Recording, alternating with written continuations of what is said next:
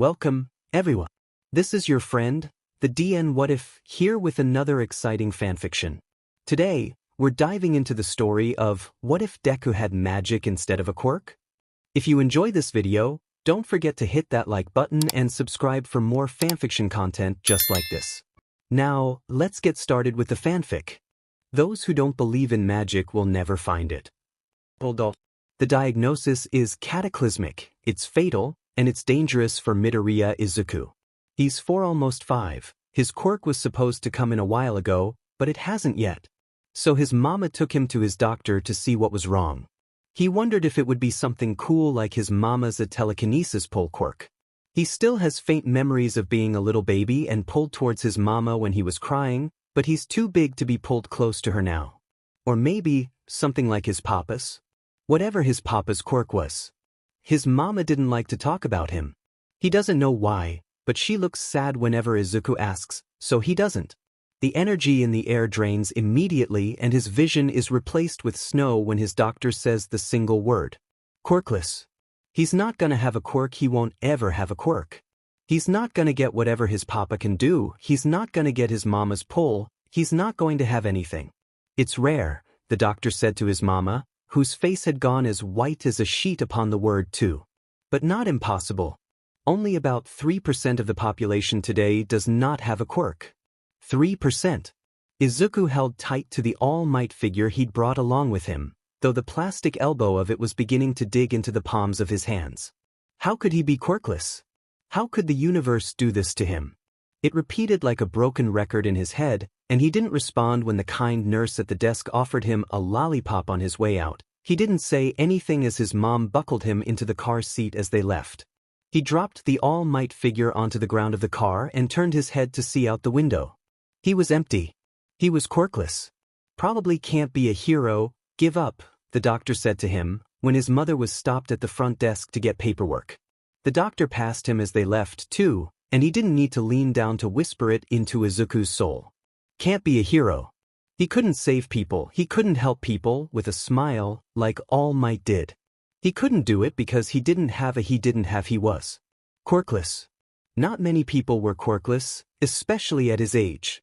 Izuku couldn't think of anyone quirkless except for their neighbor, who was in his late 60s and definitely couldn't play heroes with him. He couldn't think of anyone on the TV who was quirkless. There were no quirkless heroes. There was nobody like him at his age. He was probably the only kid in the neighborhood, maybe the only kid in his school to be quirkless. Izuku was alone. You're not alone, the universe whispered to him, but he could barely hear it. What if his papa was quirkless? What if that's why his mama didn't talk about him? Was she going to leave him cause he's quirkless too? I'm not going to leave you, Izuku, his mother consoled him weeks later. She didn't say anything about his papa, about who the man was or what he did. But being held by his mama close, assured Izuku that she was not going to leave him like everyone else did. Not all men are created equal, whispered the universe. But you are made extraordinary, Izuku. Izuku is almost 6 now. It's strange how fast everything can change in almost a year, from his diagnosis as quirkless. But Izuku thinks he's handling it pretty darn well. Pretty darn well is a lie. Izuku didn't have any friends, and any time his classmates wanted to play heroes and villains with him, he's always made the villain who can make people quirkless. It's not fun to play the villain all the time, plus, what kind of villain is that? He wanted to be a hero too. He wanted to show his classmates that a quirkless person can be a hero too. But he can't be.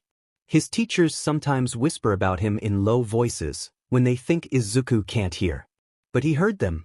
His classmates are more vocal about everything, especially his supposed best friend/cousin but not blood-related. Kaken was the most vocal of all his classmates. It's how he got the name Deku. It's his name, but read as useless. Useless.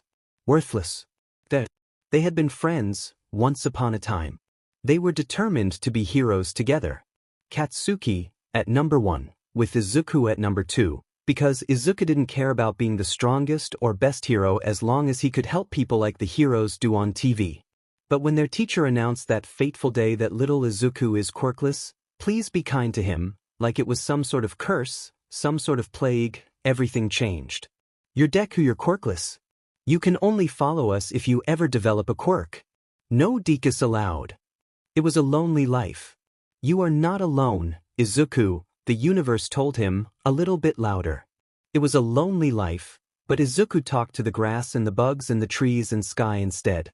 Trees and bugs and clouds didn't judge him for being quirkless. They listened to his incoherent talk about heroes and their quirks and how cool they are. They didn't make fun of him for not having one. They also weren't encouraging, they never responded to his questions, but the weird hum that they gave off was comforting enough. Instead of playing with the neighborhood kids, Kaken and Tsubasa and Marina and the others, he's left alone, usually. Which is fine, it's not really. Izuku can spend more time reading and watching heroes and writing about their quirk and talking to the trees and sky. He's tried to play with them, but he's come home with far too many bruises and scrapes and burns under his clothes. He stood up from the bench he was sitting at. The roar of laughter from the playground is nearby, but it isn't welcoming.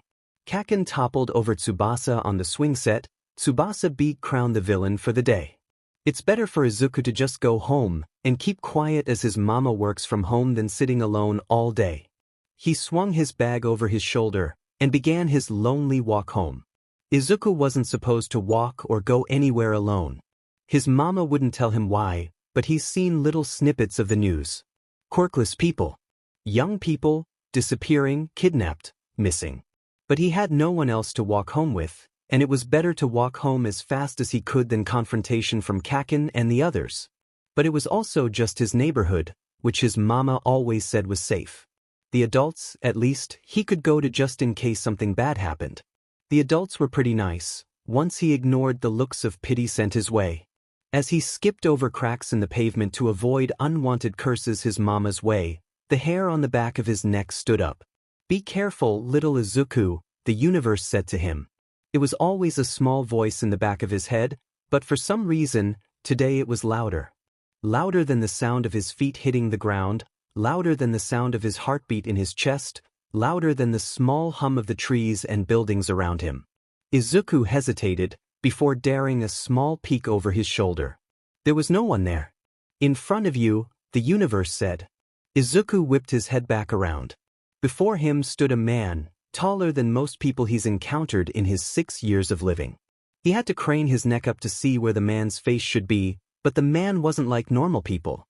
His body was replaced by some sort of cloud, some sort of nighttime sky that was entrancing and terrifying all at the same time. "Oh, hello there," the man said. Izuku knew he shouldn't talk to strangers. He blinked, nervously, taking a step back. "I think I've gotten a bit lost. Do you think you could take me?" The name of the specific place was lost as Izuku's heart beat too loudly to hear. Run, he wanted to run, but the man in front of him was too tall. If the man wanted to do him harm, running wouldn't do anything. If the man wanted him, the man would be able to catch him, with whatever his quirk was, or without it. "I dunno where that is," Izuku stammered out quietly, not meeting the yellow eyes of the man that barely poked out from the mist. "Oh, I'm sure you can just point me in the right direction, can't you?" The man rested a hand on Izuku's right shoulder and squeezed. This can't be happening to Izuku. It felt like the man was a vortex behind him, a black hole, like Space Hero 13 was behind them, sking up whatever was nearby. But it was only Izuku, and he heard the stranger man villain say calmly, "Come with me quietly." Izuku's mouth was deciding to not work with him, and he couldn't speak. Fear? Anger? If he had a quirk, he could get out of this. He could just blink and be gone. Teleportation would be nice, to get out of this stranger's grasp. Or maybe some sort of touch-based freezing quirk. Or maybe. "I am with you," the universe said. "Say these words with me, Izuku." The black hole seemed to be consuming and spreading, and even as Izuku backed up and tried to run, it would catch him. But the universe was with him, and he listened, and said the words that it whispered to him. "Sway Iktu." Izuku remembered tripping over something as the black hole spread to his foot, and he landed roughly on his back. His ears popped. Everything seemed to be much colder all of a sudden, and he closed his eyes, not wanting to look around, to see where he was, wherever the man had taken him away from his mama and his home. Nothing happened. "What the?" the man's voice echoed, but it sounded faint and distorted. Intel must have been wrong. The boy was not Quirkless. Izuku cracked open an eye and saw the tall man standing right next to him. Except, the tall man wasn't quite there. It looked like an old photo, one that his mama showed him of his great-great-great-something grandpa from so long ago, a family treasure. There was no color in the man whatsoever, and there was no color whatsoever anywhere around Izuku. He glanced at his hands, which were still the warm color he knew them as. But everything else did not have color, and the man walked through Izuku like he wasn't there, sending a shiver down Izuku's spine. Maybe. Was it impossible? No, not entirely. There was a small chance that people born Quirkless, diagnosed as Quirkless, were misdiagnosed. He knew the statistics. He'd read books with numbers and words that made his head spin, that the librarian said might be too big for him to understand, but he read it anyway.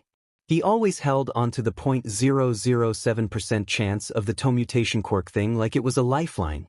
A 0.007% chance was so low, a number Izuku couldn't understand, but it was something, and it was better than nothing. Something told him that this wasn't a quirk. Not the whispers he's had since he could remember of another warm person standing with him, but something else. Something deep down inside of him told him it wasn't a quirk. But then, what could it be? By the looks of it, he was the impossible. He was the 0.007% chance.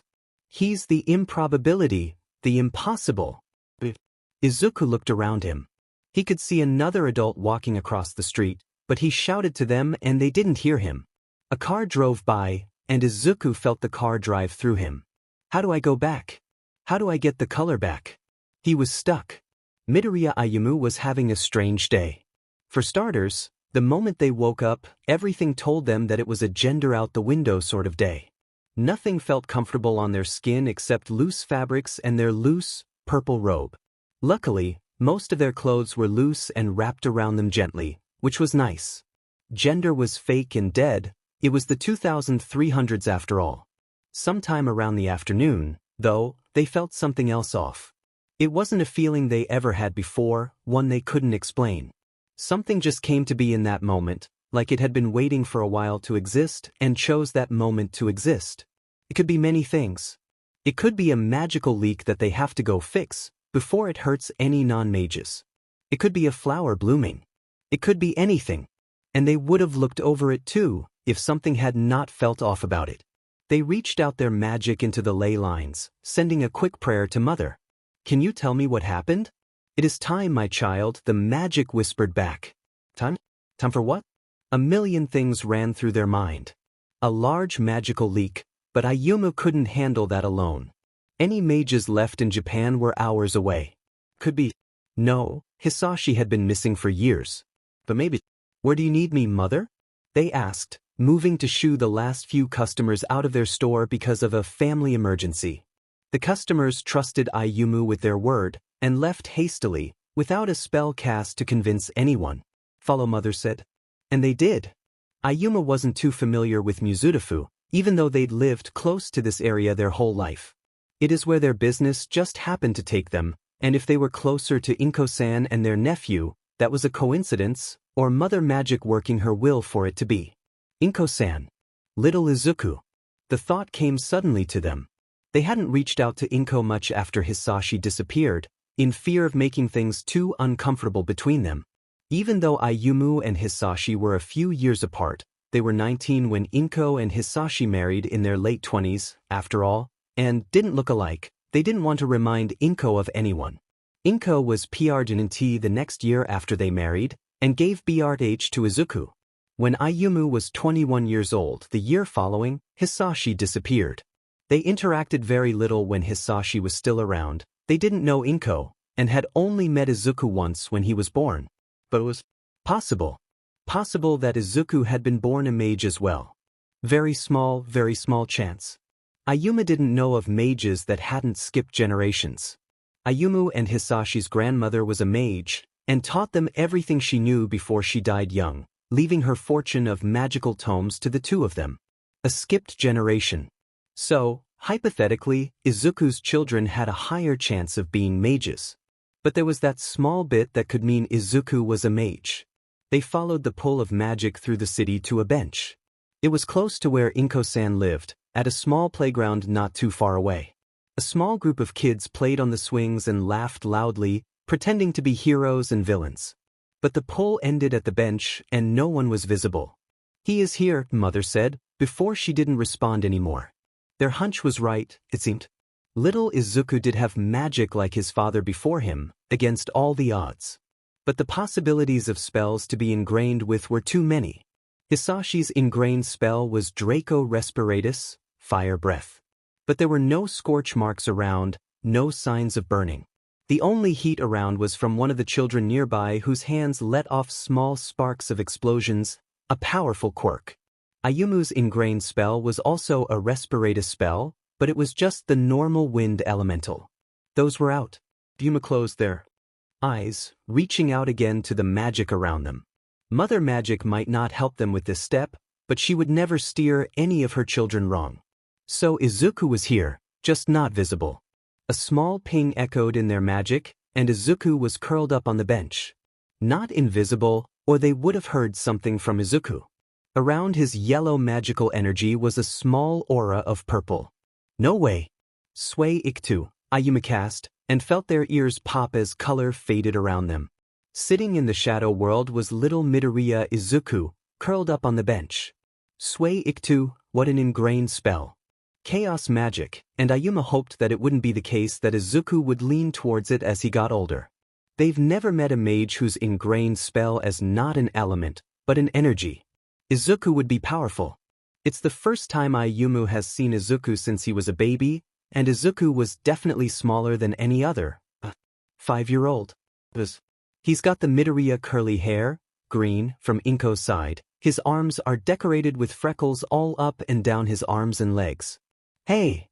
Izuku looked up. His green eyes from his mother, again were wide and red from crying, but in the green irises, Ayuma could see the stars, a galaxy, shimmering in them with magical energy. Definitely magic. Before Ayumu can even say anything else, Izuku jumped up from the bench and ran into them. "You're in color," he cried out. They've never been good with kids. Kids are snotty, are messy and wild. An energy that cannot be matched by quirk or by magic. But Izuku runs into him immediately, and Ayuma feels it that Izuku is magic and one of them, and doesn't mind the snotty, crying kid. "I want to go home, but Mama won't see me and I don't know how to get out of here," Izuku cried. Nedu slowly moved one arm around Izuku and then another, awkwardly leaning down and hugging the boy. They're probably the only warm, solid thing in the ether that he's encountered, and Ayuma doesn't know how long Izuku has been here. The sun is beginning to set, and Izuku buries his face in a stranger's tunic. The group of kids at the playground are beginning to head back to their respective homes for dinner. Ayumu let Izuku cry for a minute. Whatever Izuku needed to get out, even if it was a bunch of snot and tears on their tunic, he let him. Magic and emotions mixed a little too well, and Ayuma didn't want to overload Izuku at once. They move so that both of them are sitting back on the bench. "There you go," Ayuma said. "Better." Izuku had spent however long crying, and he nodded, rubbing the tears away from his eyes. "All right, how did you get here?" "Tita was a strange man, and he tried to take me away." The words sent immediate chills down Ayumu's spine, but they let Izuku continue. I tried to run away, and then someone told me to say these words I don't remember, and then I ended up here. I just want to see my mama." The younger boy got more sniffly as he kept talking, and Ayuma quickly rested a hand on Izuku's left shoulder. "It's okay, Izuku." The name rolled off their tongue quickly, but the child didn't catch it. "Here, stand up. I'll help you get home."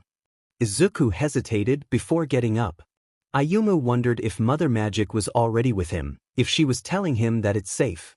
"Can you repeat these words with me?" Ayuma felt magic flow through them, but held it back. "Iktusue." Izuku nodded. He grabbed the hand that Ayuma held out and repeated them together. "Iktusue." Spells backwards have the opposite effect that they normally do. For one to blink into the shadows, it is a one-way trip until they reverse it to get out. Their ears pop, and color washes over everything. Izuku kept his eyes squeezed shut, and opened them a moment later. I'm back. Ayumu nodded. Yes. We should get you home now. Izuku nodded. The bag on his back seemed too big for him, it encompassed half of his body, but the boy was strong. Being back into this world gave him newfound energy too. Is that your quirk? What's your name? Why am I trusting you so easily? Why do you look like a wizard? It's as if Pandora's box opened on Ayumu. It wasn't something they expected, so suddenly, but they couldn't help but chuckle at it. I will answer those questions for you soon. First, let's get you safely home. Inko-san never moved out of the apartment Izuku was born in. By the time they get to the door, Izuku doesn't hesitate to open the door with the hidden key hidden under the mat. The sun has set by now, and Inko was looking stressed, talking to someone over the phone. Izuku suddenly bursting through the door and crashing into her pulled her out of the conversation she was having. Mama! Oh, Izuku! She quickly turned back to the phone. Mitsuki, I'll call you back soon, he just came in, and she dropped the phone to hug her son. Izuku, what happened? I saw Katsuki and your friends walk by the window but you weren't anywhere to be seen, and I was so worried. There was a strange man and he tried to take me, Mama. And then everything got weird and gray and I don't know if it was my quirk or something else. It was really scary, I don't want to go back. Izuku replied. They were both crying already. Ayumu felt awkward standing in the doorframe, but they didn't move or say anything.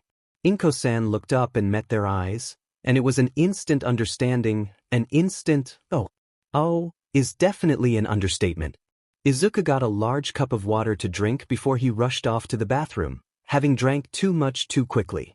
Instead of reprimanding her son for running down the hall and almost into the wall, she let him. Inko-san turned to Ayumu. It's great to see you again, You too. An awkward beat of silence. Izuku is a mage. Ayumu said, breaking it awkwardly, as one does.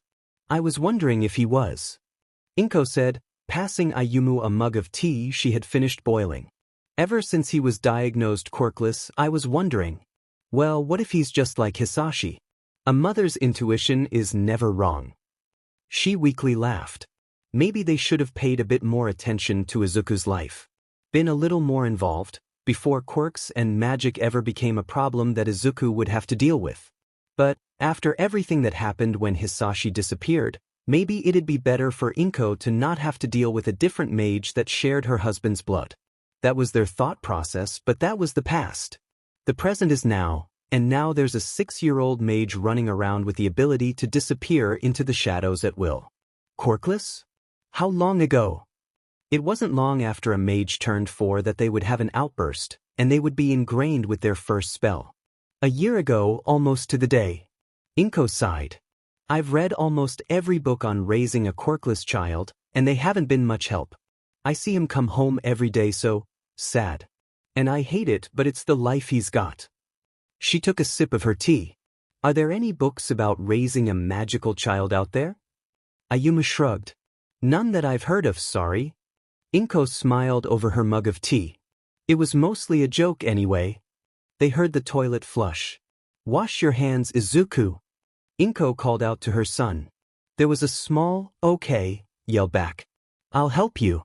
Ayumu said. I'll teach Izuku whatever he wants to know about magic. I'll help him control it. As of that day, they're the only adult mage in all of Japan.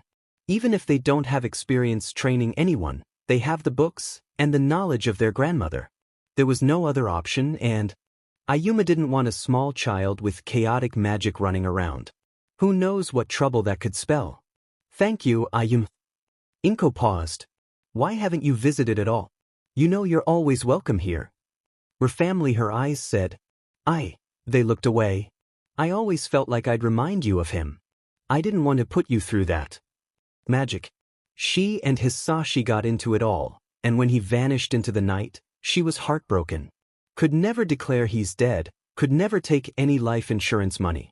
There was still the smallest ember of hope deep in her soul, it seemed. Maybe during the first year it would hurt. Inko-san said, brutally honest. But you're always welcome here. You're part of the family too, Ayu. Izuku ran back into the kitchen, full of even more energy. Magic and energy was a dangerous duo, but as long as Izuku had no intent to harm, for now it would be fine. Mama, I think I got my quirk. Inko gave Ayumu a look. Ayumu, you're the mage, help me explain this to him, is exactly what her glance says, and Ayumu sighed. Looks like they have to give the talk. Ayumu cleared their throat. Not entirely. Izuku turns his head, eyes wide, then back to his mother, confused. Ah, Izuku, this is Iu-san. Your dad's sibling, Inko introduced. My dad has a sibling? Ayumu nodded. Yes. Do you remember anything about your dad? Izuku was younger when his dad disappeared, maybe too young to remember. He shook his head, and it's lucky that he's turned away from his mom, because Ayumu watched her heart crack. Well, he's like me. He's like you. Ayumu outstretched their hands, allowing the magic to flow through them. They felt the energy, and Izuku's eyes sparkled with the energy as well.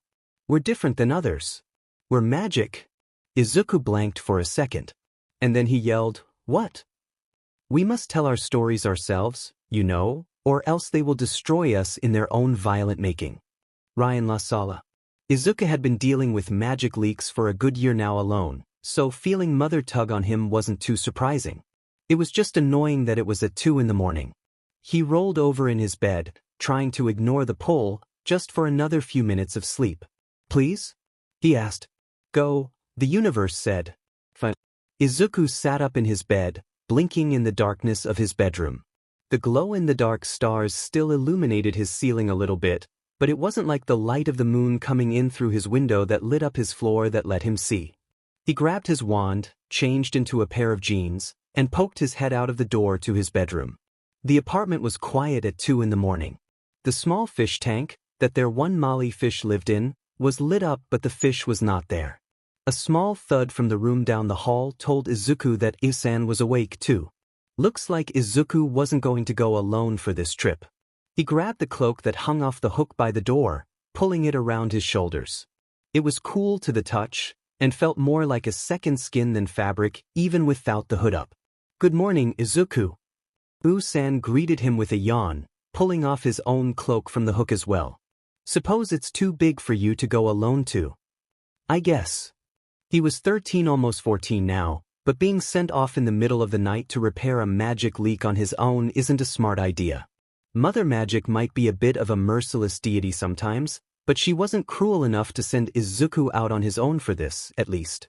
Sen checked his reflection in the mirror nearby, making sure his own conduit, an intricate eye amulet, was sealed around his neck, before nodding. Let's go. They're quiet as they leave through the stairs and out through the back of the shop.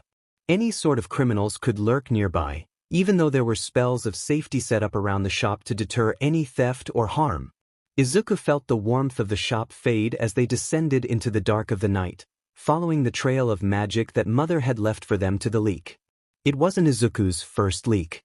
He remembers that too clearly. Magical energy exploding out of a fountain, creating strange illusions that terrified other non-mages. Usan took care of it quickly. It was blamed on a rogue villain with an illusion quirk that was causing trouble nearby. The villain was probably the cause of the leak, as sometimes quirks do tear open the ley lines, but not always. Sometimes it burst like an old pipe, and Izuku was the humble plumber. The leak isn't too far away. They both get there within 10 minutes. And it looks like it's one of those times that it's caused by a villain attack, unfortunately. Usan quickly pulled Izuku out of the sight of the fight. Ugh, heroes. He mumbled, Izuku barely catching it.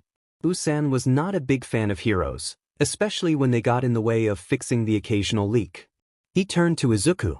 You remember the invisibility spell, right? Izuku nodded. See Kaylee, he casted, feeling the magic well up inside of him, probably aided by the leak nearby. Usan followed and casted the same spell, and reached out to grab Izuku's hand so that they could both see each other. It was pretty much a normal night, except for the villain fight. Fixing up leaks, making sure non-mages weren't hurt. Izuku has done a few on his own lately, but not much, and having Usan's presence as they walk by an alley fight between an underground hero and a villain was comforting. Izuku recognized the hero immediately, Eraserhead. A hero that had some sort of respect in Usan's mind was one he had to remember. The villain wasn't one he did, probably a one-off criminal that was up to no good, with what seemed to be a quirk that made them a large, walking tiger. A furry, accursed part of Izuku's mind whispered, and he bit his lip to avoid the laughter coming out.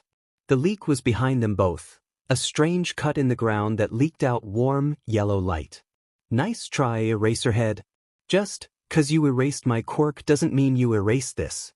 The villain shouted from behind.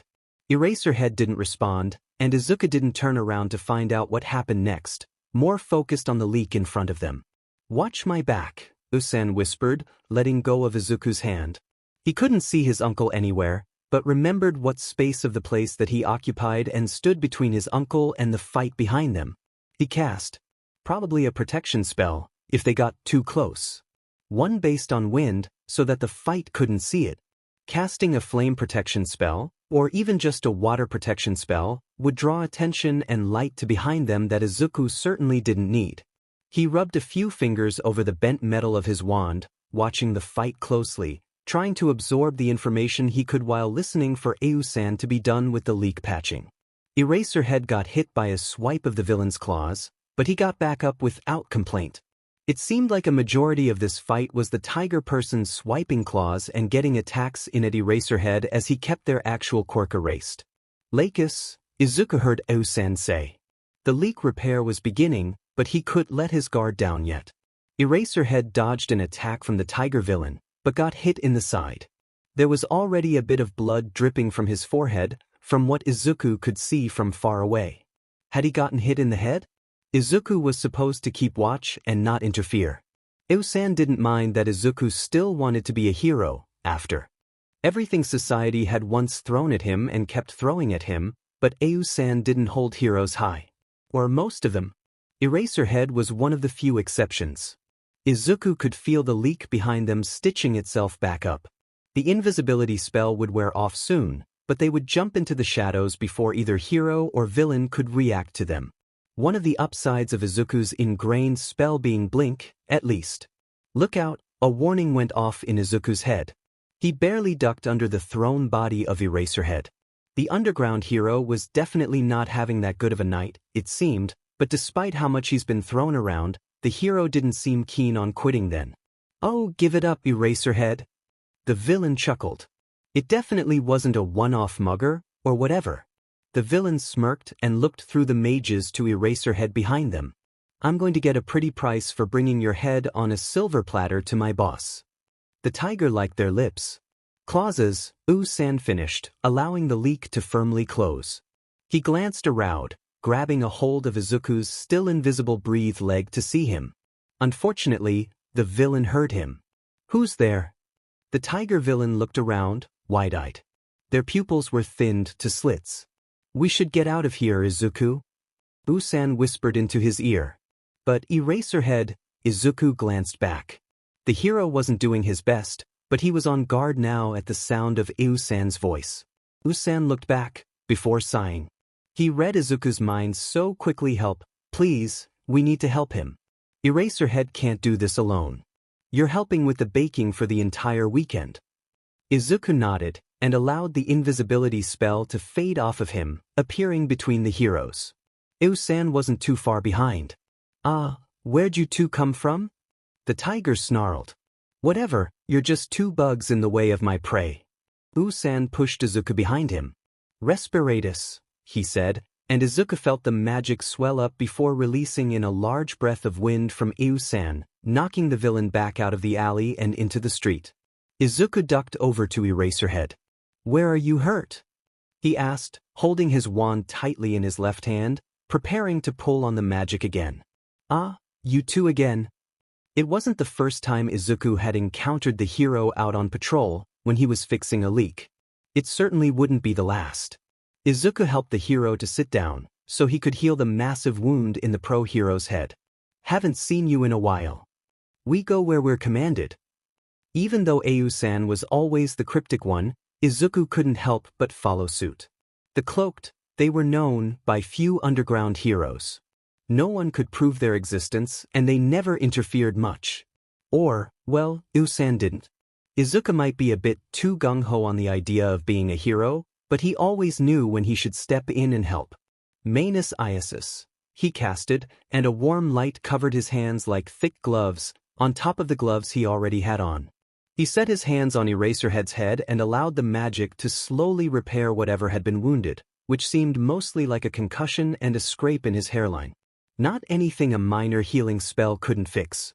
Izuku never could have imagined that this would be his life after he discovered his magic when he was 6. When he and his mom moved into his uncle, Eusan's apartment, above the cafe and bookshop they owned, Izuku thought his life was going to be a little better. After all, now he had something to his name. Not a quirk, but magic, which was more than what other kids had, but he wasn't quirkless and useless anymore. That's what he thought, at least. But the reality of it was grim. Magic was marked down on quirk forms, just to protect his true, quirkless identity from anyone wishing to do him harm, even though cases of missing quirkless people had gone down in the area after that. But it didn't bring him the instant adoration of his peers, the broken friendships back. It only brought more drama onto him. The first day after filling out the forms, the teacher doesn't say anything about it. But when he's asked why he was missing for a week, he answers excitedly. The word spreads to the playground too quickly. Is it true, Deku? Do you have a quirk now, or what? Kakin asked, spitting the unfortunate nickname, glaring at him over a book. His fists clenched tight enough for his knuckles to turn white, and the two boys who always follow him, a winged boy and a boy with long fingernails, have the same expression, almost. I bet it's as shitty as he is. They were at the age that they were discovering the joy of using curse words when they weren't supposed to and getting the thrill out of it. It's supposed to be a quirk, Izuku remembered, and he nods. He nodded like his life depends on it, because maybe if he impressed these kids, he can be one of them. Yeah, but I can't do it right now. Why not? Is it that bad? It's not bad. Izuku flinched as Kakin sent off a ripple of explosions in his hand. I'm not good at it yet. He did only find out about his quirk 2 weeks ago at this point. Eusan wasn't teaching him any spells, only how to control his magic so that he doesn't accidentally cause a leak of it. I think he just has a bad one and doesn't want anyone to know. One of the other boys snickered. No, that's not it. Izuku doesn't have enough time to rebuke him when Kakin leaned in close and sent off an explosion in his ear. It isn't too loud, but his ear does pop. Izuku shrunk back down. Even if it's a good quirk, it'd be a waste on someone like you. So don't try anything, okay? He smiled, but not the kind of smile that he gets when he sees Eusan or his mom, but a smile that a villain would have. Izuku nodded, shrinking in on himself even more. Keeping it quiet was probably for the best for everyone here. Eusan would teach him how to control the magic, how to connect to it, and then how to cast spells. And if all Izuku's classmates thought of his quirk was that he could disappear and reappear at will, then so be it. He was still going to be a hero, no matter what. I'm going to give you some rules to magic, Izuku. Eusan tells him when he's finally ready to start learning spells. Once he starts on the basics, everything will grow exponentially, so Eusan is getting at him early, Izuku's uncle explains. They're not the official rules, but they are things you need to keep in mind when you start learning spells. Izuku nodded, looking up from his notebook, ready to write everything down. They were shuffled into the storage room of the White Feather, the cafe bookstore Ayuma ran and worked in, and one Izuku would start helping in when he got a bit older, too. The back room is cluttered with old tomes of magic, of spells that Izuku can feel hidden between their pages. Izuku sunk a bit into the ratty old couch in the back room, so he sat on the floor with the small little coffee table to use as a makeshift desk. You already know how fickle magic is. We may be able to bend it and control it, but it is up to Mother Magic in the end to let us do what we please with it, Eusan explained. It's one of her female days, too, and she's used some spell that Izuku doesn't particularly care to learn in the future that changed the length of her hair a little bit longer, past her shoulders. She brings out her conduit, the intricate amulet. We have conduits. You found something for now, right? Izuku nodded, pulling his bag up. Before pulling out the stick he'd found at the playground the other day. It called out to him to be his first conduit. But a humble conduit you started out with. Eusan giggled. You know, your father chose a rock for his first conduit. Learning magic also led to more truths about who his papa was. He was a mage, too. Aosan didn't know what happened to him either, but now Izuku was learning more about his father from both his uncle and his mama, and he couldn't complain about it. Izuku giggled too.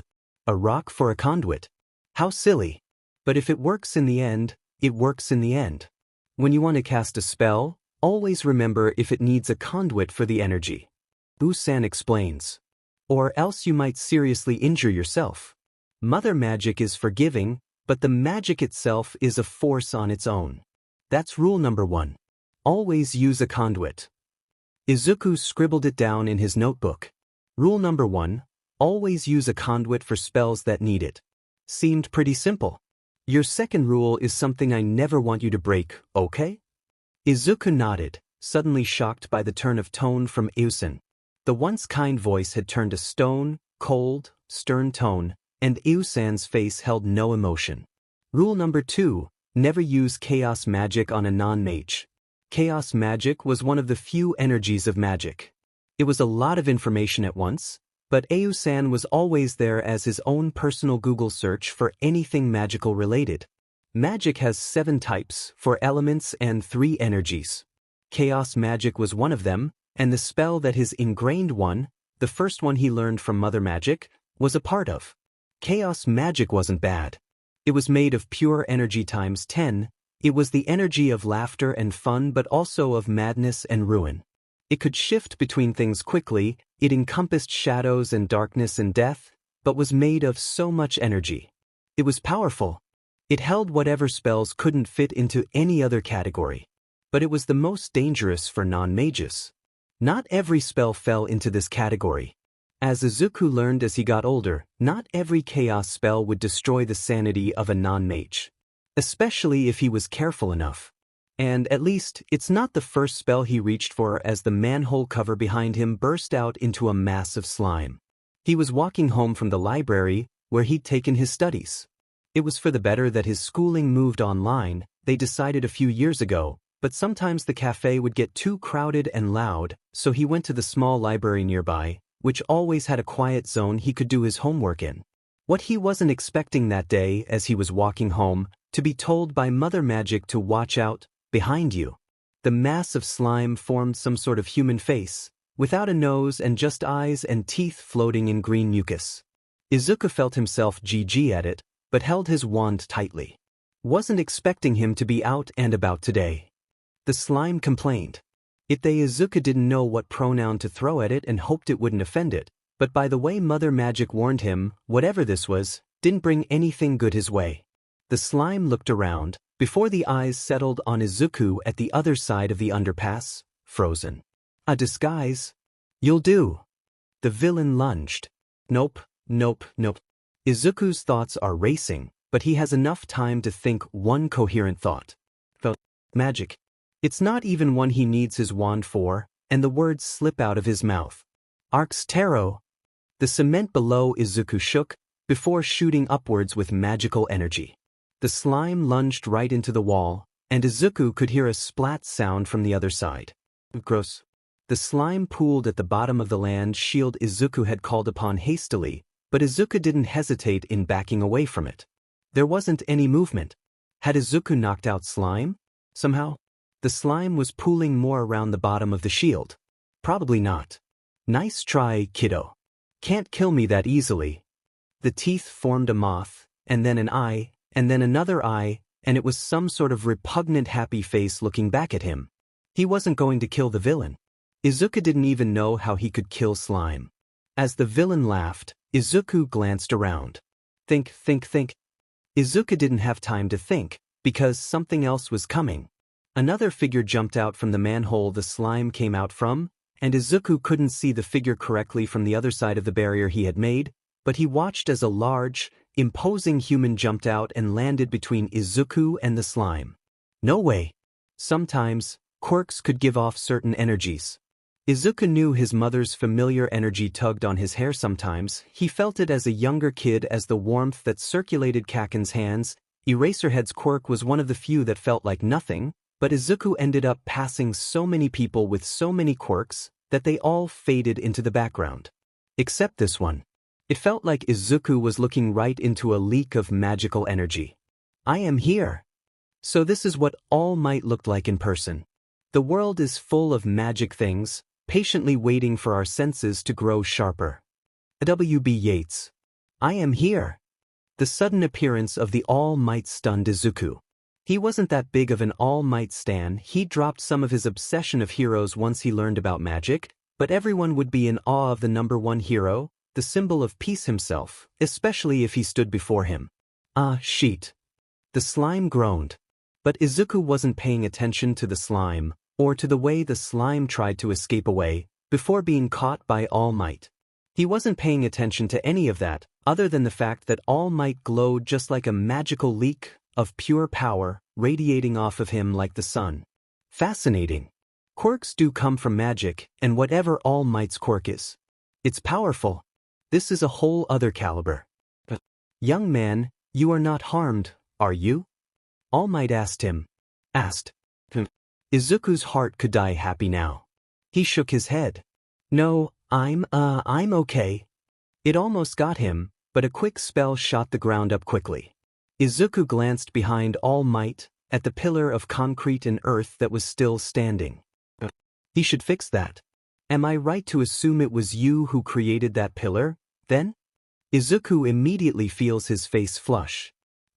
Yeah, but I can fix it. Being caught for illegal quirk use. Even though it's not technically a quirk, it's magic, but All Might doesn't know about that, is not what Izuku wanted to happen to him today. Even if it was legal in self-defense, he didn't want to get caught accidentally destroying public property.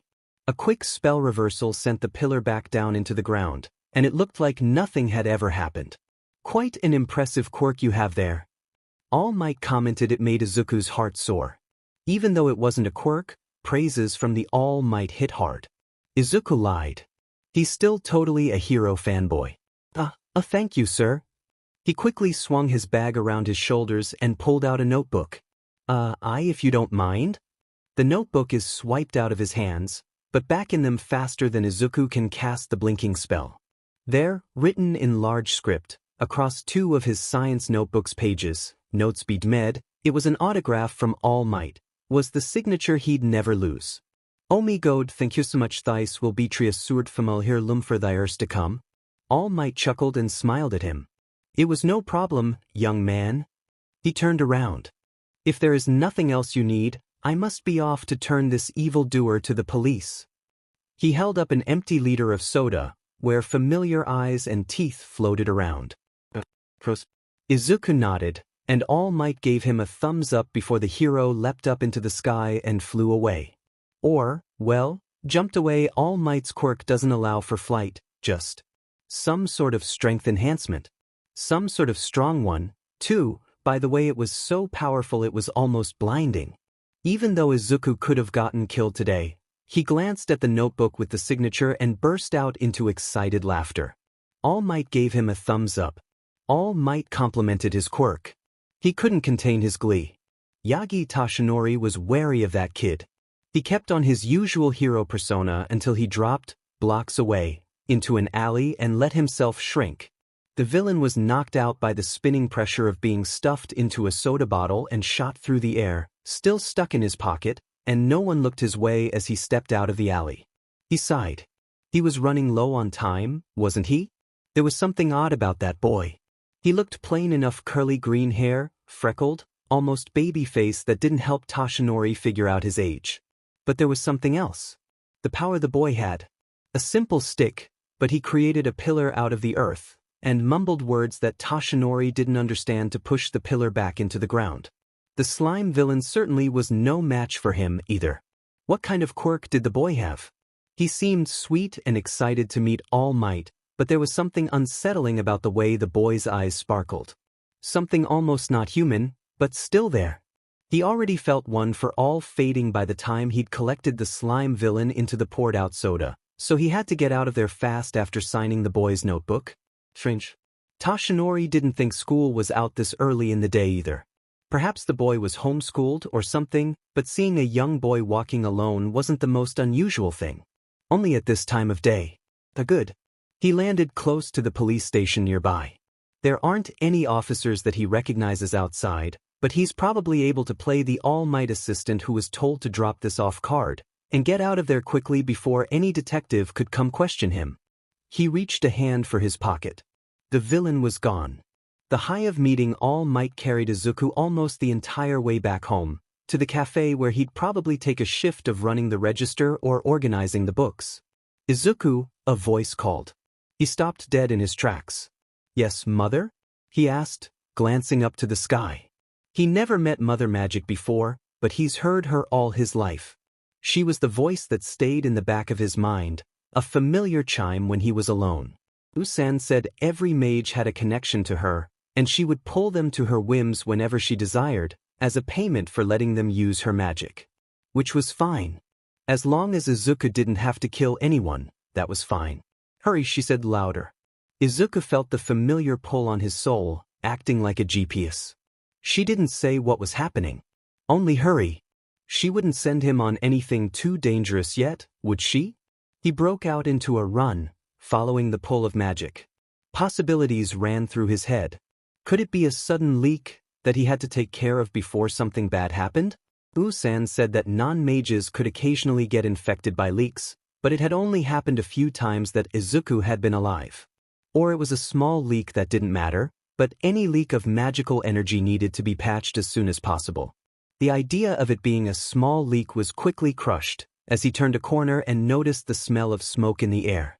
Something burning. Which, clearly wasn't good. You're not throwing me straight into danger, are you? Izuku sent a quick message out. She didn't respond. He turned another corner and saw a crowd gathering at the other end of the street. There was clearly some villain-hero battle happening, and it was a big one, by the size of the crowd. But that couldn't be it, could it? She wouldn't just send him out into danger unless she knew he'd be okay, right? Mother will never lead you astray, Usan's comforting words come to mind. It might not make sense to him, but she has a plan for all of her children. He reached out to feel the direction of the magic, slowing down as he approached the crowd. Wow, poor kid. Why aren't any of the heroes intervening? A stranger in the crowd asked, craning their neck to see the fight. Izuku took a quick look at all the heroes around. Kamui Woods. Death Arms. Emulating all heroes he recognized in one way or another, but neither were approaching the actual fight. Backdraft was there too, trying to focus on putting out the fires that were being set. It doesn't look like any of them can. Another stranger remarked. They turned to the first stranger, shrugging. We can only hope a hero comes along who can help. Izuku tried to see over the crowd, but there were too many people and he was just a little too short. The magic was pulling him that way, though, and he groaned, trying to squeeze himself through the crowd. It wasn't just pulling him, it was tugging him, almost to the point he could let it just move him through the crowd itself. An explosion went off. A too familiar explosion. Izuku felt his blood run cold. He finally made it to the front of the crowd to look out, and he saw a horrifying sight. Whatever shops were on the street were evacuated, a few of them up in flames that heroes were trying to stop. No other people seemed to be in the way, at least, and Kamui Woods stood between the fires and the villain and the crowd to protect them. The slime was there. In the slime's clutches, held hostage, was Kaken. Bakugo Katsuki. A face Izuku didn't expect to see for a while. If his blood ran cold before, then now it felt like ice. No heroes were even trying to reach out and he lady couldn't fight in closed spaces, it was too hot for Kamui Woods. The villain was probably too fluid for Death Arm's strength. Their limits, it seemed, but what would a hero be if they didn't try to stretch past their limits to help someone who needed it? Izuku felt his feet move before he was even thinking, his wand at ready. Kamui Woods tried to reach out and stop him, but Izuku was just fast enough to get out of his grip. There was some sound of kid, wait, stop. Behind him, but he wasn't going to stop. He had to help. He had to help. Mother Magic might have pulled him here, but it was his body that moved without thinking, his body that pulled upon the magic below, pooling into his hand and his conduit. The good thing about being a mage, at least, his brain ran a little bit faster. And that small bit gave him enough time to throw out a spell. There wasn't a lot of water in the air, so Izuku went for the next best thing he could think of that could hit the villain without hurting its hostage. Furio Ventu. The words slipped out too easily, and so did the gust of wind that exploded from the tip of his wand. It could have been strong enough to be a gale, but he wasn't strong enough to pull off one of those yet. His will and his intent were balanced, and it hit the target of the villain. It didn't blow it off Kaken completely, but it loosened the villain enough so that Izuku could grab the boy's arm and pull. Deku, what the hell? He was still pretty recognizable, it seemed. It had only been a few years, not much had changed. I don't need your help. Kaken was coughing up some slime for the villain, gasping for breaths in between. He needed someone's help, and if the heroes wouldn't help, Izuku would. I'm not going to leave you and let you die. Izuku cried, pulling as hard as he could, but the slime villain is like quicksand and tight around Kaken's body. He's getting him out slowly, but not quickly enough. What the hell, you again? The slime villain also shouted, recognizing Izuku immediately. I don't need to deal with you too. Izuku saw one of the eyes swim in the slime before looking directly at him, and he ignored the bile in the back of his throat. But he's not afraid. He's enough of a distraction. Kaken was almost free, and he was coughing less and fighting a bit more. One more explosion in the slime, even though it didn't do much, loosened him enough that Izuku could pull him out. Izuku felt it come up from behind him, the same familiar energy from not even an hour ago. A burst of energy, a light, warm and heroic and powerful, and he recognizes it immediately. I am here. All Might took the villain out in one punch. He punched so hard that it began to rain, which put out most of the fires on the street. It was easy to find the remains of the slime villain, and the police packed bits of it up into different plastic containers. Which, Izuku would totally have loved to watch. Cleanups after villain fights are important for heroes to help with, too. But he was a bit distracted. That was extremely reckless, young man. Death Arms scolded. You were lucky that All Might was there, but what if no one had been able to help you? You could have gotten yourself and the other boy killed. Bold choice to scold Izuku. He still felt himself shrink down under not just the glare of one hero, but many heroes, all angry at him for helping someone else. Kamui Woods couldn't deal with heat very well, but the hero could have helped pull Kaken out of the slime easily. Surely tree branches were strong enough, if the villain was caught off guard. And the lady could have shrunk herself down to her normal height and taken on the fight that way, fought Quirkless, if she wanted to help. The hero who was really scolding him glanced around. They needed someone to pick up some rubble somewhere. We have to take you to the police station to get a statement from you still, so don't go running anywhere. Death Arms finished, before turning to one of the people who arrived at the scene as soon as the heroes had left. Stay with him? The person nodded, and Izuku turned his head to see who his new babysitter was. The person looked like their body was being held together by a string and had a sunken-in face. They wore large clothes that devoured their entire body, adding to the illusion of being frail. Or maybe they actually were frail. What was most peculiar about this person was the fact they had the same light as All Might. Or, at least, something similar and weaker about them. Are you all right, young man? The person asked. Izuku nodded. I'm okay. A bit thirsty, but the EMTs who had arrived on scene had given him a blanket over his shoulders and a water bottle.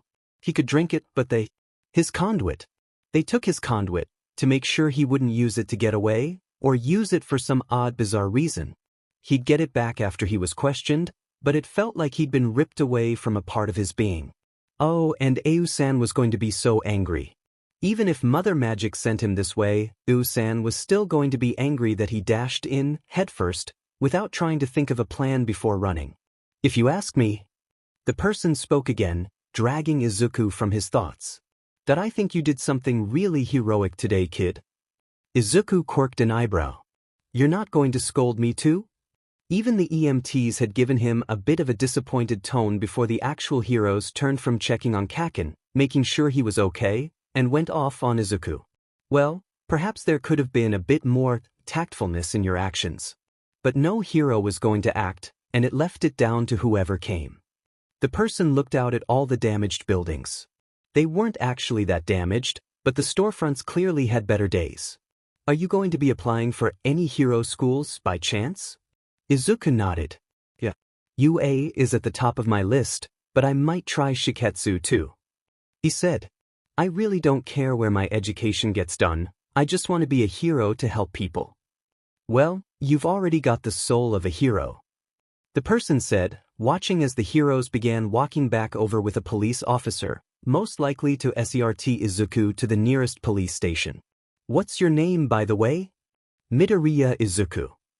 Well, Midoriya, best of luck on being a hero. The person nodded, before turning the other way, already gone by the time Death Arms and the police officer arrived. Of all the things Ayumu expected that afternoon, it was not a call from Inko asking her to go to the local police station to be with Izuku for something. Izuku wasn't a troublemaker.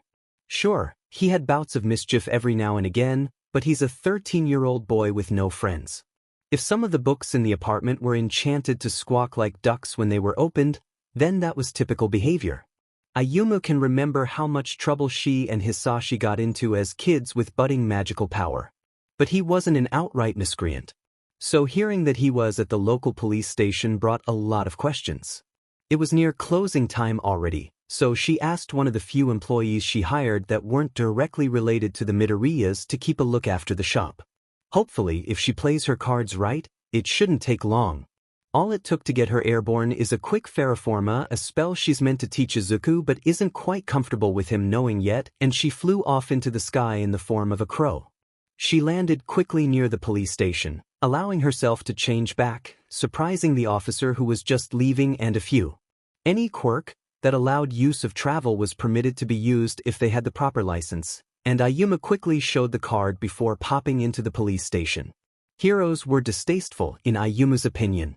Few could win her over, and it heavily leaned more towards underground heroes during the times she's had to fix up a magical leak on her own. They were usually more lenient.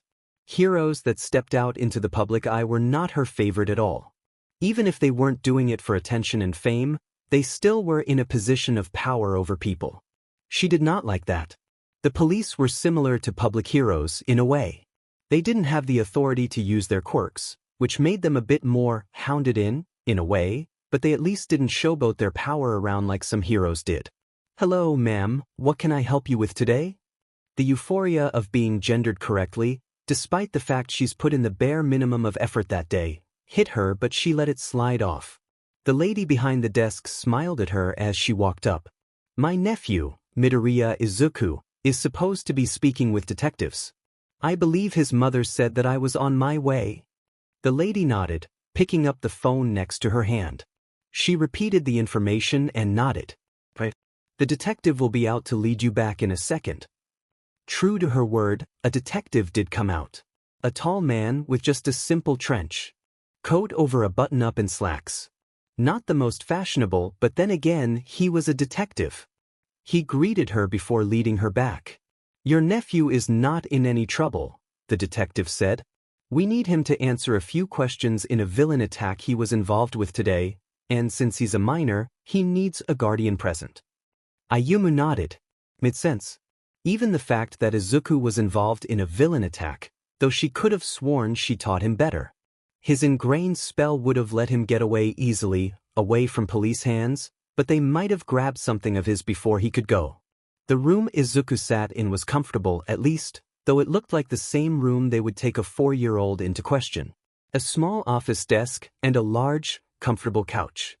He was fiddling with the strings of his hoodie as Ayuma entered with the detective, and he brightened up upon seeing her.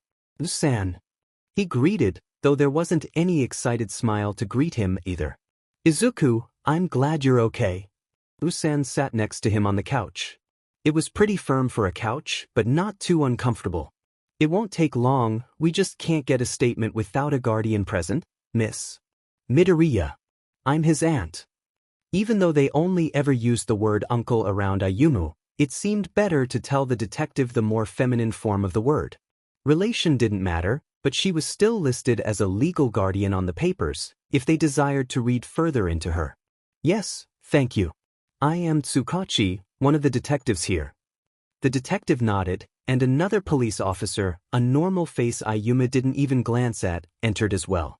Midoriya here was involved in a villain attack today, as I'm sure you heard. He was not physically harmed, however. He stepped in and used his quirk illegally against the villain, which could have put not only himself at risk, but a hostage at risk. As the detective spoke, Izuku shrunk down on himself. We do not wish to charge him on illegal quirk usage as long as he gives us a statement against the villain. Tsukachi explained, and looked at Izuku. Izuku cleared his throat. I was just walking home from the library, and I noticed there was a big crowd forming around something. I wanted to check it out, and when I saw there was someone who needed help, my legs moved before I could think. And I used my quirk, and then All Might came, and yeah, that's it. The other officer wrote furious notes down. Were you familiar with the villain? You appeared to know how to counter the villain pretty easily with your quirk. I don't know the villain. Ayumu watched as her nephew's statement made the detective's eyebrow twitch. If this was going to take any longer, Ayumu would just use a spell to get them both out of there, but they clearly have something of Izuku's. They took his conduit. There's nothing worse a person can do to a mage, taking their conduit. Sure, mages can make new conduits easily, use whatever they can find if they desperately need something, but having one taken definitely leaves them feeling defenseless and wrong. Detective, if I may, Ayumu said, getting the attention of both officers. She pulled immediately on her magic. Swadia Grazia. A spell she hadn't taught Izuku yet, but one he was surely going to question her on for months. The magic slipped off her tongue like venom, and she felt it seep into the minds of the detective and the officer. Give Izuku back what you took, and let us go. He's had enough. The officer nodded, standing up to go retrieve Izuku's conduit. Yes, ma'am. I apologize if this caused any inconvenience to you. Tsukachi said, standing up as well. I'll lead you both out, and I hope you both have a nice evening. Thank you. She didn't want to slip up and let the charm backfire, so she held it as tightly as she could. The other officer returned quickly with Izuku's bag and his conduit, which he took as soon as he could get his hands on it. The detective led them out, and before they knew it, they were standing in front of the police station. Once they were in the clear, Ayumu let the charm go. Hopefully the detective and officer wouldn't notice for a bit that they had been duped. Ayumu turned to Izuku, and she spoke before he could. You have a little bit of explaining to do. Anyone who has loved has been touched by magic. It is such a simple and such an extraordinary part of the lives we live. Denora Roberts.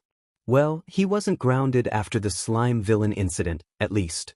He was given a lot more work to do at the White Feather, but he wasn't grounded by either his mom or Ayu-san.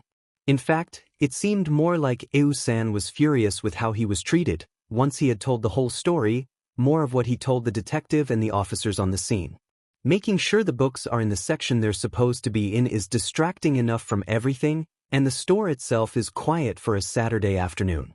The employees that work for Ayu-san tended to avoid Izuku, so he was by himself, doing what he knew he had to do. Izuku gave off that energy just like Ayu-san. Weird, unsettling, strange. His classmates would point it out at school and made fun of him for it. Whatever.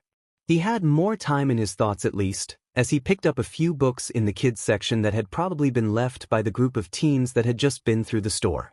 Everything is quiet, but his mind is racing. The UA entrance exam is in 9 months.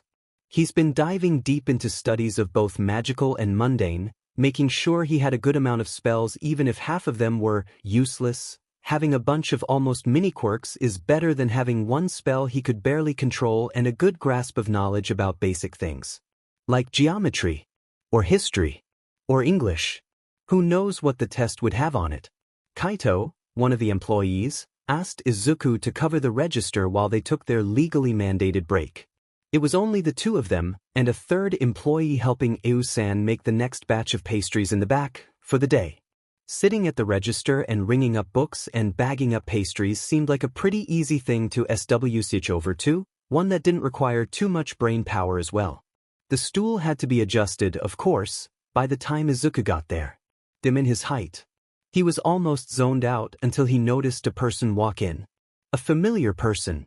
Oh, he should get Ayu-san out here. It isn't often that the Eraserhead walks around during the day. He was only able to recognize the hero because the hero had the same shirt on that he's worn out on patrols, even though it clashed with the hot pink sweatpants. Eraserhead is a person too, and was probably drawn to the white feather from hearing about it elsewhere. Coworkers, maybe? Do underground heroes even have coworkers? Or maybe he has a day job. He did come in with a bag, probably to take a seat at the cafe to do some sort of paperwork. The hero wandered a few aisles of the books before coming to the front, where the pastries were located. He looked at the croissants, the cannels and the macaroons, before looking up at Izuku and catching his eye. Hopefully there would be no recognition the other way around either. Izuku didn't help Au-san much with leaks at night either, but Eraserhead was the most familiar with the kind of vigilantes that were the cloaks. Even if there was a faint look of familiarity, it flickered away without comment. The chocolate croissants just came out a few minutes ago, they're pretty fresh. Izuku stammered out. Or, if you're not in a chocolate mood, we have lemon, pistachio, vanilla, coffee, and matcha-flavored macarons as well. French? Eraserhead asked. Yes. We change out our selection here every few weeks. A while ago we had a lot of German pastries that I could barely pronounce. Our next selection will be American pastries. Izuku's got the whole spiel memorized from hearing Au-san sell it so often.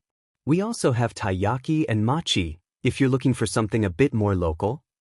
Eraserhead hummed, looking Izuku up and down. Aren't you a little young to be working? This is my family's business that I help out with. In payment for lessons, sometimes, Izuku thought, but it isn't said aloud. My uncle runs it. Eraserhead nodded, again, glancing up at the menu behind Izuku, which read most of their drinks. Mostly teas and coffee, but there was lemonade, milk and water available as well. I'll have an espresso and one of those chocolate croissants, please. Izuku nodded, already hitting the keys on the cash register. Can I get a name for the order? He asked instinctually. And then, oh shit, am I actually going to get Eraserhead's name? He's been trying to hold in the excitement because Eraserhead is supposed to be an underground hero, and sure, he's popped up a few times for being an instructor at UA, maybe that's his day job, so he's not completely out of public view. But Izuku can sit up late and scroll through hero forums until the early hours of the morning, so he can dig deep into stuff. Aizawa, the hero said, and Izuku wrote it down on the order. Thank you, sir. He ducked down quickly to pull out a fresh croissant, still warm. Maybe Au-san adds enhancements to the pastries that keep them warmer, because they're still fresh but shouldn't be this warm. Your coffee will be right out. Holy shit, I have his name, is Izuku's thought. He has the name of one of the few heroes Au-san respected. He has the name of one of the heroes he's encountered before, and a teacher at UA, if he remembers right. Holy shit. When Hisashi suggested he head to this place called the White Feather, to work on the papers for classes he has to grade, a punishment for kicking out his last class, it seemed, Shota definitely wasn't expecting, well, it felt too peaceful inside. There was a pleasant aroma, and it felt like one could get lost in books for hours before finding what you're looking for, even if you came in not looking for anything. It was tranquil, almost too tranquil. It was a whimsical little shop, a bit bigger on the inside than it seemed. His stomach growled at the thought of a chocolate croissant, something he's never had before. He's never been too far out of Japan to try pastries from where he's been with his coffee sounded delightful, and a nice distraction from hunching over papers for the next couple of hours. But the boy at the register seemed a bit familiar. Shota couldn't place it exactly, but there was something familiar about the weird feeling he felt in the pit of his stomach when he looked at the boy. He looked a little too young to be working anything, but if this was a family business, it could just be his chores to help out at the shop. So Shota didn't budge. The espresso was delivered to the table he'd taken rather quickly. It was in a little mug that had 2 cat ears on the side, and the handle curled out into a tail. Glancing at the dish rack, it seemed all the mugs and cups were of an odd arrangement. It was strange to feel so welcomed at a cafe so immediately, even if the vibes of the boy who was working was off. It was only 100 yen to refill it too, and if these papers are as bad as Hisashi described, he'd be needing more than one refill. It was good that Au-san could train Izuku in spells, but he was missing a bit of that combat experience, which he never should have mentioned to his uncle, or they wouldn't be out at this beach in the early hours of the morning to practice magic in combat. I'm not going to throw things at you all crazy, Izuku. Usan explained, though he explained it with a certain smile on his face that made Izuku slightly worried. You still have how many months? 6. Izuku's still a bit groggy, but the upside of having online school aside from the fact he can just get ahead whenever he wants is that as long as his assigned work for the day is done before 7 in the evening, he can take as many naps as he wants. 6. It'll be a bit more of a crash course, but they can train you at school for the more hero-related combat stuff.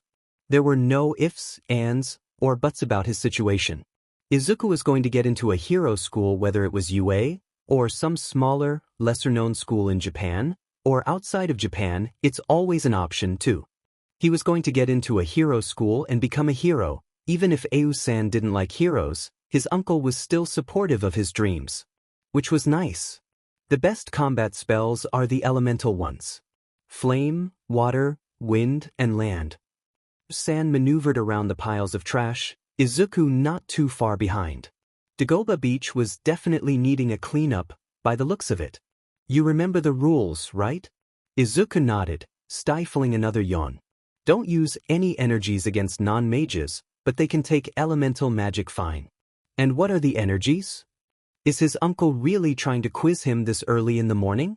Chaos, order, and time. Good. Usan stopped. There was a small clearing between the trash, where it looked like an old car used to live before probably being ripped apart for value, or taken elsewhere to trade in for money. Both magic you can use with and without conduits are both good for combat. It depends on how close you are to the person you're fighting. He lifted his hands, and a white light surrounded them. It surrounded a few objects on top of a nearby trash pile, and they floated through the air to land in front of Izuku. A headless remains of a mannequin, with 2 tube televisions wedged on either side to prop it up. Let's see how you attack first. The older mage walked around, to be behind Izuku. What spell do you go for first? Izuku juggled his wand in his hand for a minute, thinking. Don't think. Just cast. Usan even gave him a little nudge closer to the dummy that he had created. He nodded, pulling on his magic, before casting the first spell that came to mind. Furio Igni. At his cry, a small flame ignited at the end of his conduit, hitting the dummy that Usan had set up. It hit the target, but it probably helped that he was standing right in front of it. Good, Izuku. His uncle said, looking at the damage that had been done. It wasn't hot enough to melt the plastic of the mannequin, but it definitely charred it. But what about a moving target? Izuku gulped. This wasn't going to go well, was it? He was right in that belief. His uncle casted a new spell Izuku hadn't known existed, hitting the mannequin as well. It shimmered in pure, white light, before moving on its own. Izuku had many questions about Ayu-san's method of teaching, but it was better that he fought and destroyed garbage than risking his magic cast on another living being, mage or not.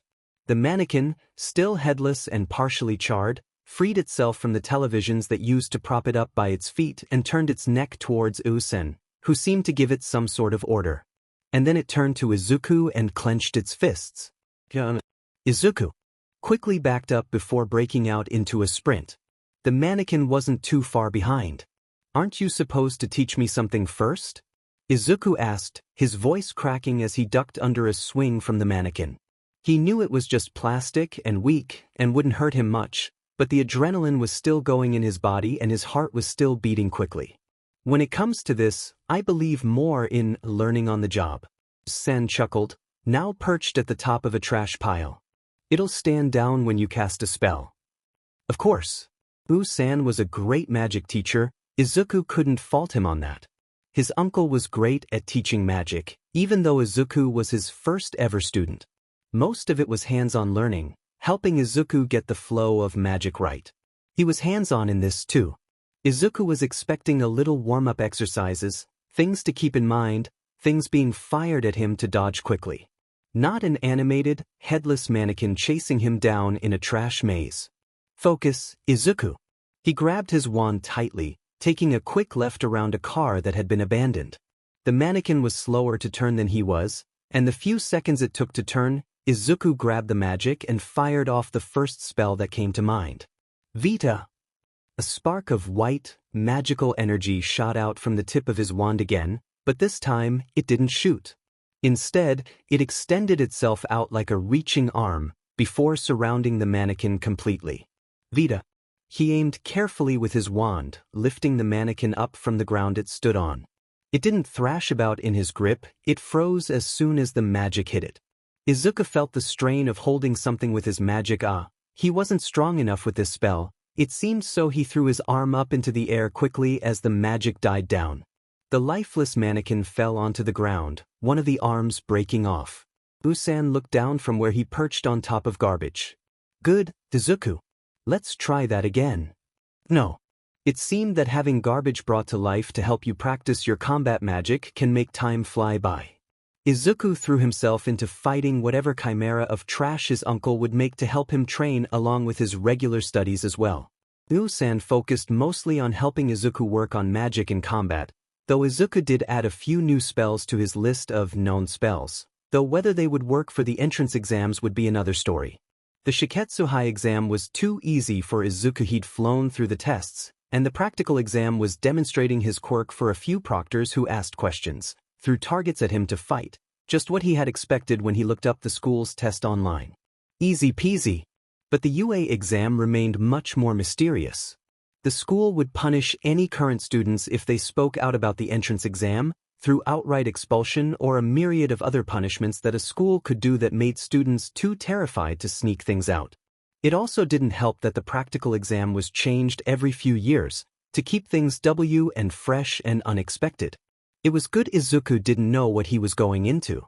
That's what he told himself, at least, even as he stood in front of the gates to UA. The building was massive, even he could see from so far away. He juggled his conduit in his hand anxiously. It had been approved as a support item, which was good, because without it he could seriously harm himself if he tried any magic that required it.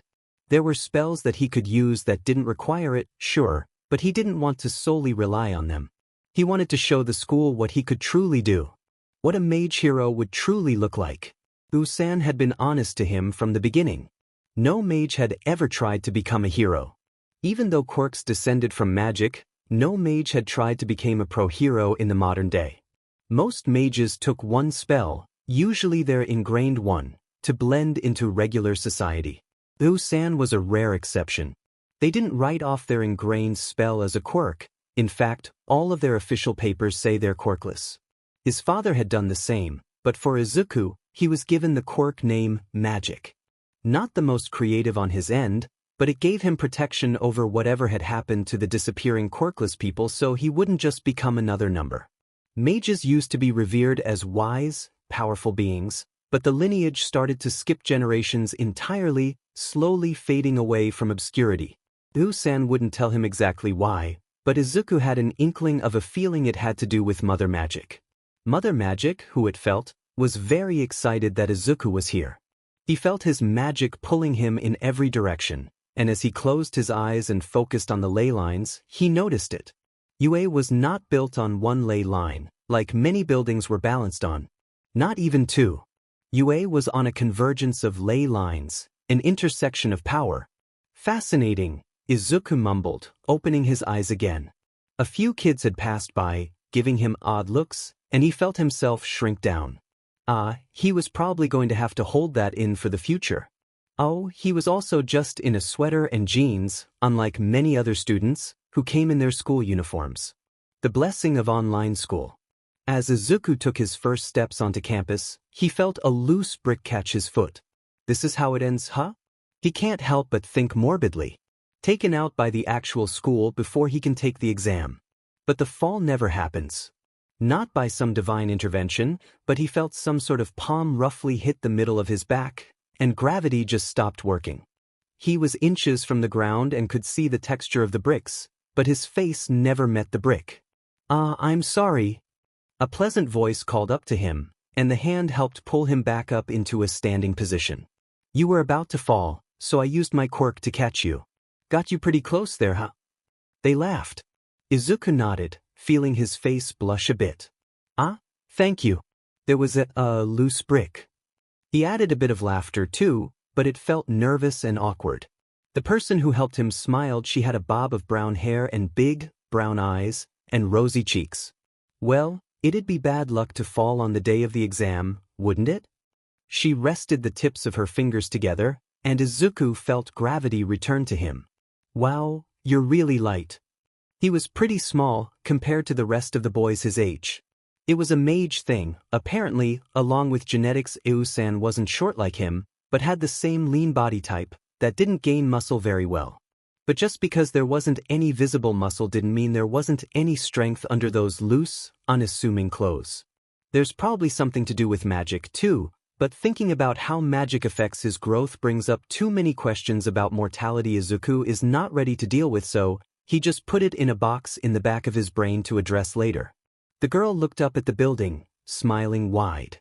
Izuku didn't know someone could radiate such energy until he met All Might, but this was a different kind of energy, feeling like a candy his uncle brought back from a trip a few years ago that was light and bubbly in the center. It's nerve-wracking, isn't it? The girl asked. Izuku nodded. She looked back at him and gave him the same smile. Well, good luck in there. You too. He had done it. He had talked to someone new. Being homeschooled left him a bit of a social recluse, but he still had a bit of social skills left in him. Izuku felt his heart swell with pride, and with no other distractions, followed the crowd of prospective students into the big building that was UA. Nedu is smart. He knows that. He wouldn't be where he was, the principal of the most prestigious hero school in all of Japan, if he wasn't smart. He might still be back with them, or he might be like any other animal, if he wasn't smart. Humans were funny to underestimate him, but Nedu is smart. So as he's looking over the files of the students who had passed the practical exam for the hero course, sorting them out into class ideas that he would later discuss with the homeroom teachers, one quirk in particular caught his eye. He glanced up at the name of the file. Midoriya Izuku.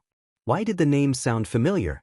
The picture that came with the file brought back recognition to the boy who had taken down the zero-pointer in one of the areas, with a strange burst of unfamiliar, dark energy. His arm had been pretty badly bruised and broken after he had used his quirk. Clearly it was something he needed his support item for. Homeschooled. Midoriya had passed all his classes with flying colors a month before the entrance exam took place, graduating from junior high the moment he submitted his last paper. He was ordinary but shy from the picture and what a note from his online teacher sent to the school. But the name stood out. Nedu put a pin on that thought, before his eyes flickered back down to the quirk. Magic. A peculiar name, and the description of it was rather vague. Taking energy from the world and making what he determines out of it. It was rare to see a vague quirk, but the small description could lead to so many possibilities and maybe even. Nedu chuckled at the thought. Too smart. He knows more than quirks exist in the world. He's encountered quite a few of the beings in this world who aren't defined by quirk factors and powers and rules, but instead, by a different sort of energy. Mages. But their kind has slowly been dying out. He didn't know the full details. It had been a passing conversation from two brothers, Nedu remembered. A passing thought, they didn't even know he was there. He had a very good memory. Why the name Midoriya seemed familiar should come to him soon enough. But a mage, becoming a hero? Oh, Nedu had to keep an eye on this student. Midoriya Izuku. He marked the file with a red marker, putting it in the pile for class 1A. That's the thing about magic. You've got to know it's still here, all around us, or it just stays invisible for you. Charles DeLint. Izuku felt magic ebb and flow like a tide at sea. He'd never used magic without a conduit before, and aside from the dull throb of a healed broken arm, there was another thing happening. Usan said it was a magic fever. Mages were immune to most human diseases, but every now and then magic could get caught up in their system like it would in the ley lines. If they overdid it, displeased Mother Magic, or, well, anything rude. Everything was really bright. Izuku couldn't look anywhere but at the ceiling of his bedroom, which was the only empty space that was not full of hero memorabilia or magical notes, spread out for easier studying. His head pounded and his magic churned like a sea during a storm. It could have been worse. It could have been a magic cold, the opposite of what he was having when there would be no magic at all. Even though every time he sneezed he had to make sure he wasn't setting anything on fire or freezing anything with ice, and had to wear gloves to prevent his hands from leaking raw magic on everything, he would much rather have this than be completely without magic. It's only temporary, he told himself, though he still wanted to just hide under the covers and sleep more, but one could only eat and sleep so much until their mind went stir-crazy. I'll be better soon, right? Mother Magic did not respond. Yeah, she was probably angry at Izuku for attempting something so foolish, but Izuku had to think quickly to save the girl Uraraka from being crushed under that zero-pointer, and he dropped his wand at some point during the third wave of robots. He got it back at the end, but he was a bit out of it after Recovery Girl patched him up. His phone buzzed again. Izuku sneezed, again, but nothing came out this time. He sat up, trying to blink the brightness away, even though all the lights were off and the curtains were closed, before reaching over to his phone. It was bright, but the blue light overtook the warm, yellow brightness that was everywhere, so it was nice. Uraraka texted him again. Uravity, I got my letter today. The text immediately sent Izuku's heart soaring. They didn't talk much over the phone, but it was easier to text, and from what they'd been talking about for the week since the entrance exam, except for updates on Izuku's health, was how anxious it felt waiting for their letters. Midoriya. Did you get in? Uravity, yes. I got in.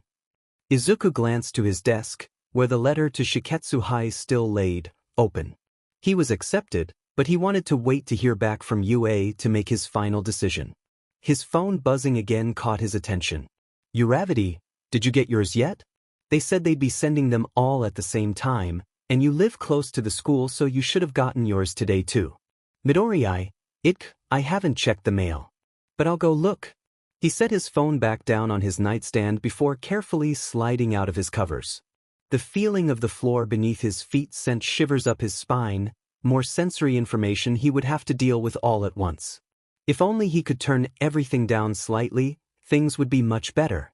Just in case, Izuku grabbed his weighted blanket and wrapped it around him like his cloak.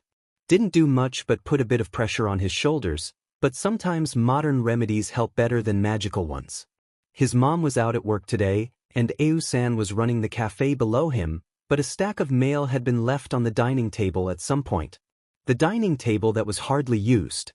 He carefully walked over, feeling his heart beating out of his chest. Anxiety filled his thoughts. What if he didn't get it?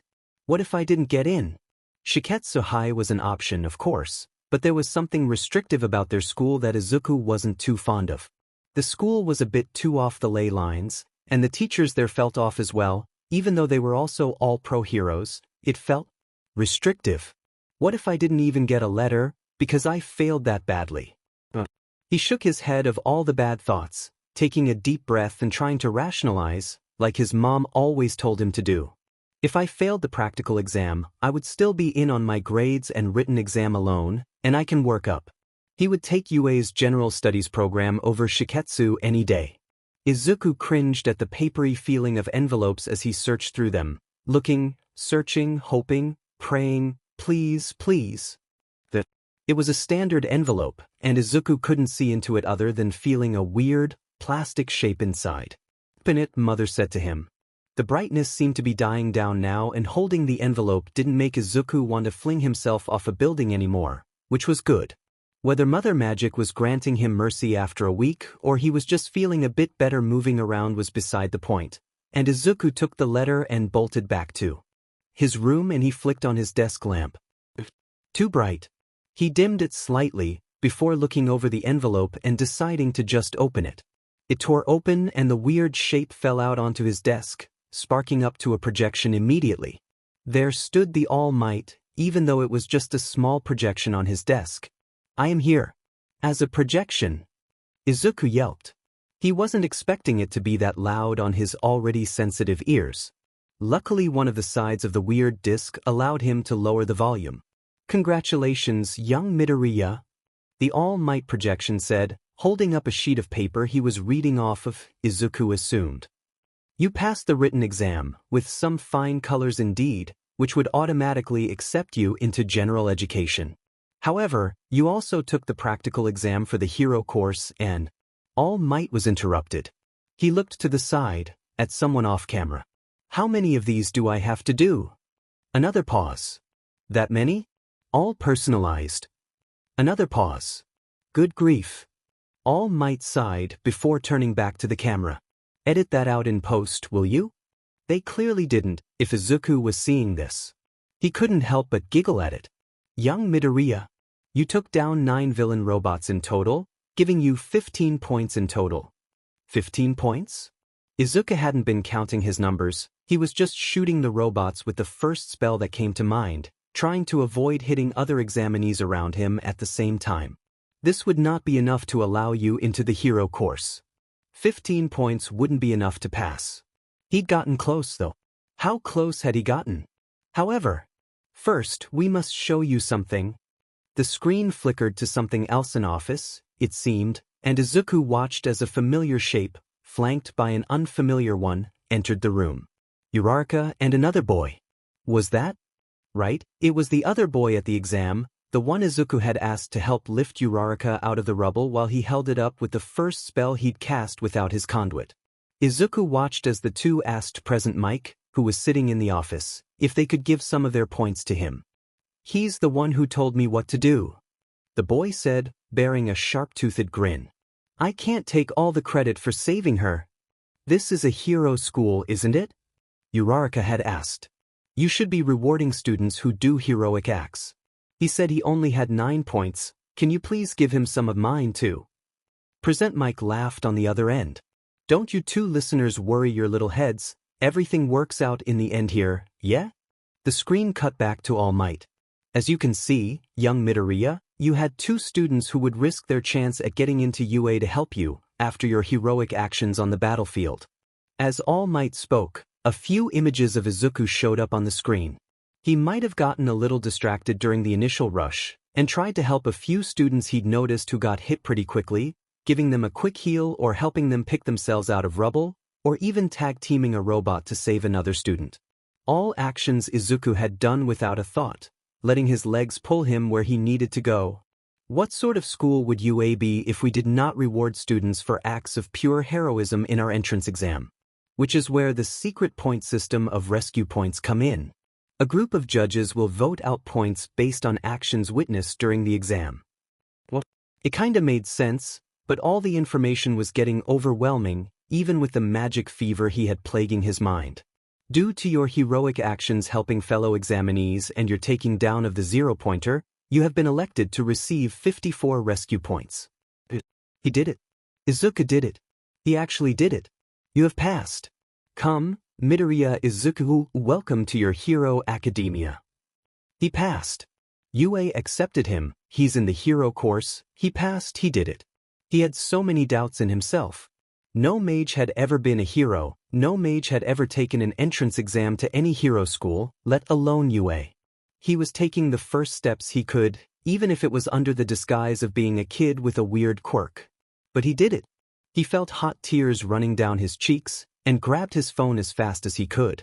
Brightness be d'med, sensitivity and magic be d'med, he reached for his phone and immediately called his mom, before running down the stairs to the shop, even just in his pajamas, that he got in. He did it. I am proud of you, my child, Mother Magic whispered in his ear. Izuku was going to UA. Midoriya, I can't believe we're going to be in the same class together. Uravity? Iker? Everything feels so unreal, and it all starts tomorrow. Uravity, also. You gotta meet Kiri tomorrow. He's the guy you asked for help during the entrance exam. Midoriya, oh, the boy who went with you to try and give me points? Uravity, I still can't believe they showed you that fool. Uravity, but yeah. He's in the same class as us. Midoriya, wow cool. Midoriya, I promised I would go help my uncle with cleaning, I'll see you tomorrow. Uravity, good night. See you tomorrow morning. Izuku couldn't help but be awake early that morning. The first day of the rest of his life, where he's gonna be a hero. He's going to UA, he's going to be a hero. And he has a friend already. Maybe too. Uraraka had mentioned she talked to the boy Izuku roped into helping him during the entrance exam, but Izuku doesn't know much else than a face and a name. Part of a name. The rest of his family is up early too, and they're all buzzing with energy. Izuku, do you have the pack of tissues I got you? And your handkerchief? And the money for the ticket home? Oh, Ayu, we need to get him a train pass. His mom definitely had the most energy of it all, and Izuku could understand. He hadn't been to school physically in a few years, not to mention he was going to UA, of all places. Inko, Usan sighed. They rested a hand on Inko's shoulder to reassure her. He's got everything, he's going to be okay. Right, Izuku? Izuku nodded, nervous, fiddling with the cap to his thermos. Usan's specific green tea, though it tasted more like a matcha blend, despite the fact it was just pure green tea. It was a special tea that Ayu-san made for their big trips when they were out of Japan that helped strengthen connections to magic. It also gave the drinker a nice energy kick that would wear off mostly naturally. In his studying, Izuku might have gotten a bit addicted to it, but he can't help it. The flavor is good, the energy boost is good, it's basically coffee at this point. Oh, and your wand, don't forget. I have it, Mom.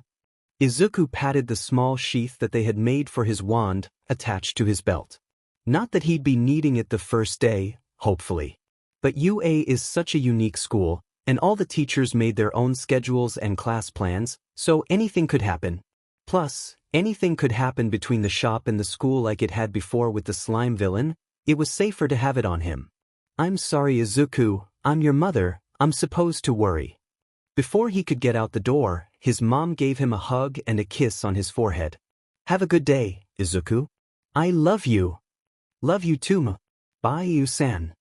Don't forget you're on cleaning duty tonight. Usan didn't wish him a good day or good luck or even have fun, but Izuku could feel it. He could feel the warmth coming from his uncle in the magic they both shared. Just like that, Izuku was out the door. If he didn't hurry it up, he might miss his train, and even though Ayu-san is going to start teaching Izuku spells that'll help him get around easier, something about an animal form, but that's something that'll probably take Izuku years to MSTR, but the idea was too exciting. He was still stuck relying on his own 2 feet.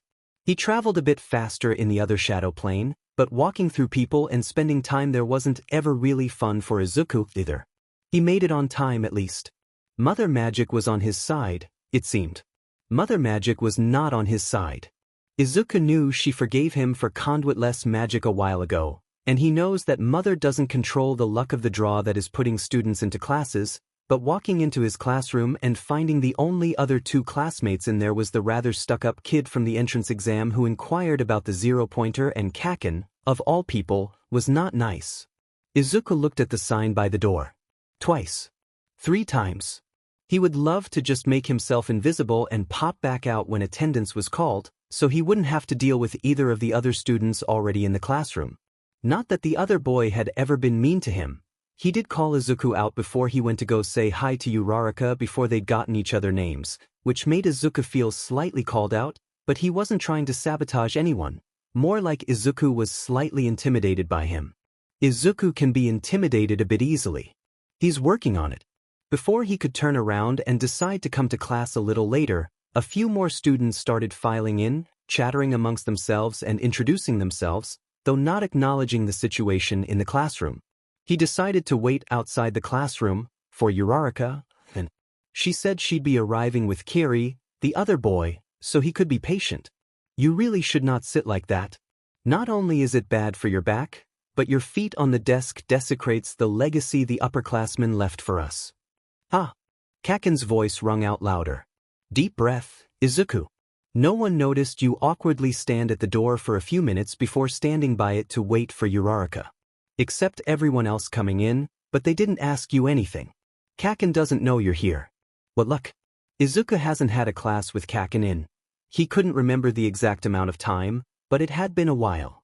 Bakugo, his brain yelled at him to say, to think, to recognize his ex-friend and bully by, but it felt too foreign and weird in his brain.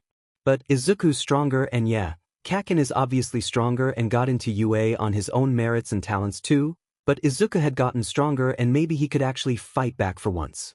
Only if it called for it. He didn't want to storm in and immediately declare Kaken his rival, like some sort of anime. Where'd you come from, eh? My name is Ida Tenya and I came from Sumai Academy, but I don't see why. Ah, a DMN elite, are ya? Kaken sneered. Izuku didn't have to turn his head around to know the exact face that he was making at the other boy Ida. Ida. the name is familiar. Izuku doesn't have much more time to ponder and take deep breaths outside the door, because he glanced up at the sound of his name. Uraraka and another boy rounded the corner, but it didn't look like the boy who he had enlisted to help them during the entrance exam, except he could feel the similar energy, so it had to be him. Midoriya. It's good to see you again. Uraraka lived on the other side of the city, which made it harder for her to travel to UA, but she had managed to sneak in a quick visit to the cafe when she was in the area, and she said that the mochi was the best mochi she's ever had. You remember Kirishima, don't you? Hey man. Kirishima greeted, giving him a big handshake. He didn't look the same. It was the hair. He must have dyed it and spiked it up to stick out more, Izuku assumed. It definitely stood out and showed a small scar above his eye. It's Kirishima Ejiro. Nice to formally meet you. Ah, you too. He felt awkward introducing himself, already sure that Uraraka had done her fair share of introductions at some point. Thank you for trying to give me your points, by the way. What? Kirishima's face flushed immediately. Ah, he hadn't been told yet, had he? Uraraka giggled. Ah, they told you about that? Izuku nodded. Yeah. They showed me. That was really nice of you. You didn't have to. I don't know how I lucked out with rescue points. Anyway, is something Izuku wanted to add but it went unsaid. Well, you totally would have deserved them. It was so manly, dude. Izuku glanced at Uraraka. She shrugged. Everyone has both quirks and quirks, Izuku supposed. Uraraka asked Kirishima a question, but Izuku didn't catch it, because another unsettling, familiar energy slowly crept up behind him. He turned around and looked down. There was a sleeping bag with a man inside of it by his feet. Izuku locked eyes with the man inside the sleeping bag, whose face let off the smallest bit of shock, if Izuku's ever seen it. He recognized the man. What was Eraserhead doing here? Us. They hadn't been told their homeroom teachers' names, in case students wanted to go search them up on the internet, some sort of privacy protection. Just their class name and the room their class was in, and supplies they should bring the first day. No names of any teachers. Izuku freezing caught the attention of Uraraka, who squeaked at the sight of the man on the floor. Kirishima jumped a little bit too. Eraserhead no. Izuku remembered his name, Aizawa. He became a bit of a regular at the cafe after their first meeting. Stood up, unzipping himself from the rather plush sleeping bag. A few packets of those applesauce treats made for little kids, the ones that they could just SCK up instead of dealing with the mess of having a spoon, also tumbled out with him. A few too many, but every hero has to have some sort of snack, Izuku supposed. It took you 10 seconds to notice, Aizawa said, but it was directed at Kirishima and Uraraka more than Izuku. A villain could sneak up on you and disable you in half that time. Uraraka and Kirishima said nothing, only stared at the man who was their homeroom teacher. He picked up his sleeping bag, rolling it up, before walking into the classroom. Izuku had the sudden urge that maybe they should go into the classroom now, too, and the three of them quietly padded into the otherwise noisy classroom and took their seats before Aizawa cleared his voice. All the students fell quiet and looked to the front of the room. A few whispered to their friends around them, and Izuku barely caught a few of the whispers. Is this really a hero? He looks like a homeless person to me. Heroes can look however they want, Karo. Maybe he's underground? Aizawa definitely had a presence in the classroom, Izuku noticed immediately. Even if his entrance was rather comic, either he rolled down the hallway in the sleeping bag or inched like a worm down it, he couldn't tell, because Aizawa was just the all of a sudden. It took you 20 seconds to quiet down. Aizawa pinched the bridge of his nose. He sighed. My name is Aizawa Shoda. I will be your homeroom teacher for your years at UA. Find your gym clothes in the lockers in the back of the room and meet me out on Field Alpha in 10 minutes. Izuku felt his stomach drop. Oh no, this wasn't going to be.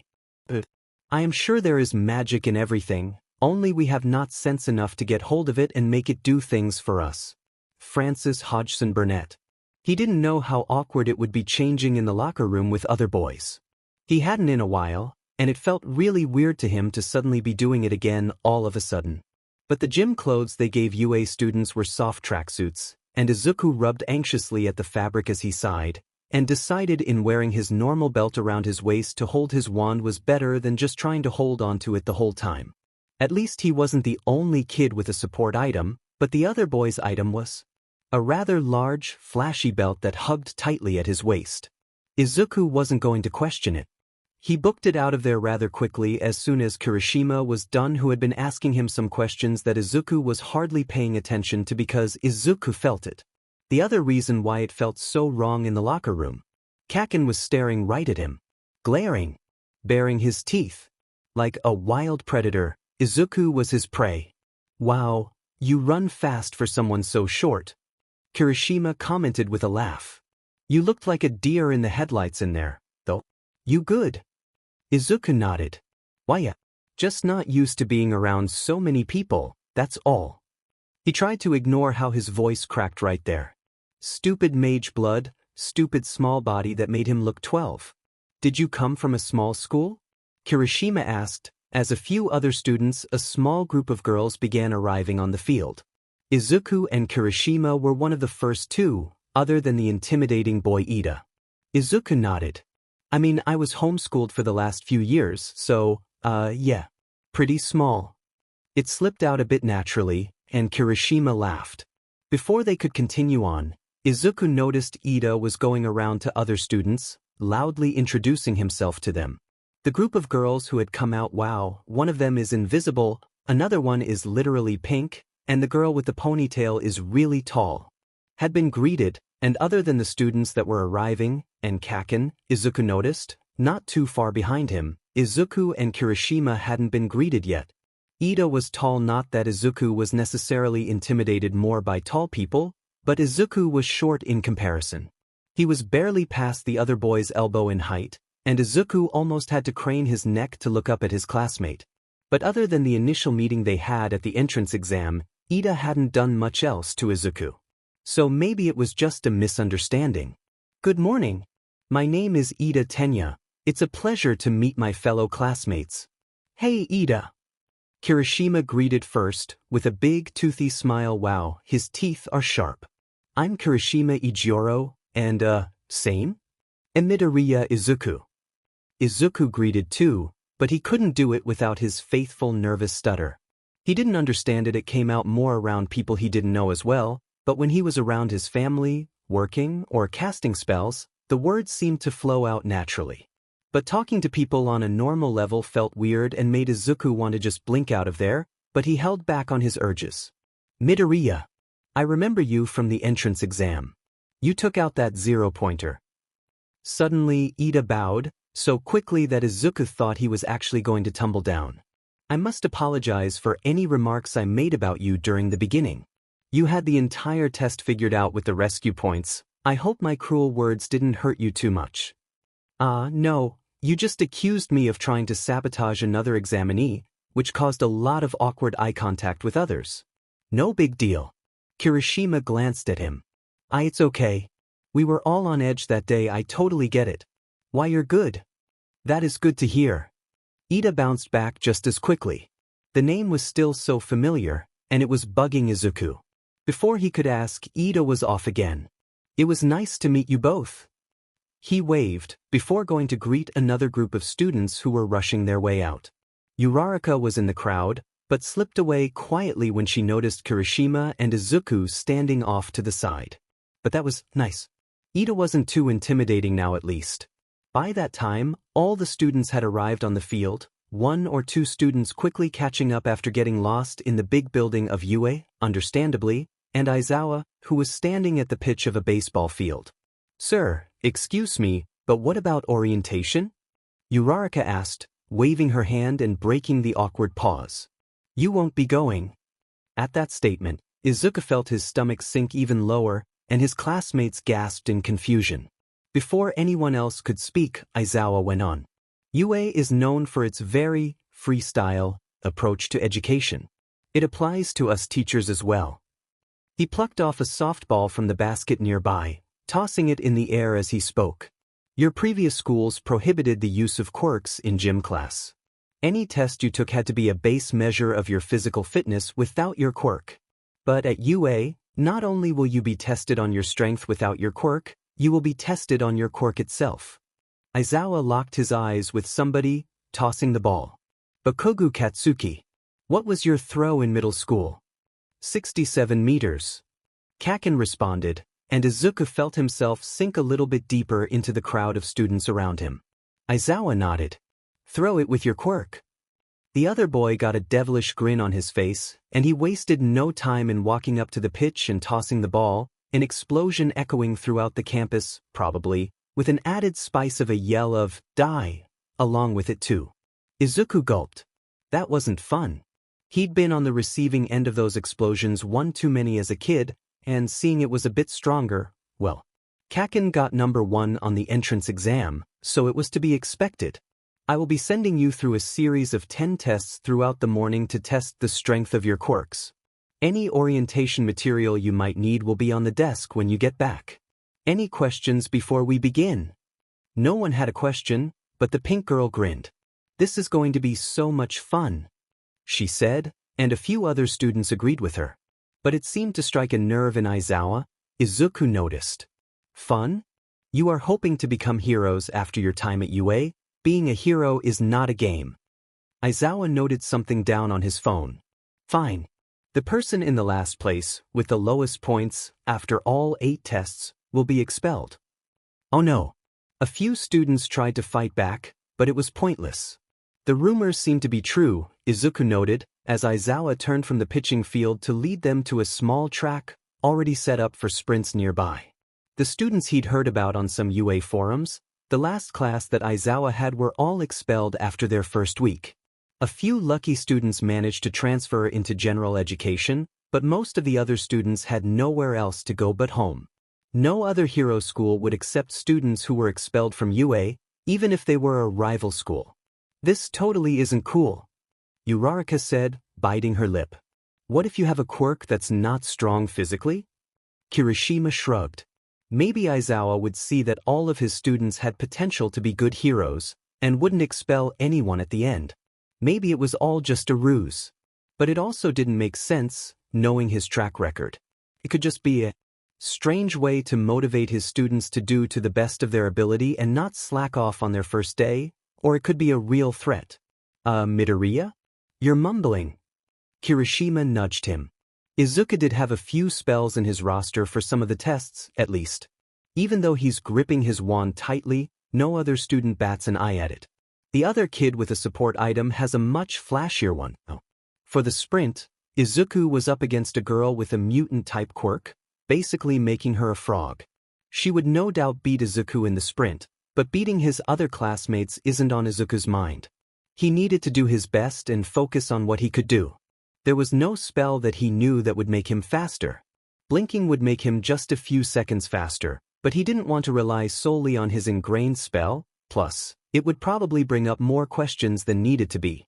Izuku set his eyes on the timer at the other side of the line on his side, and he got an idea.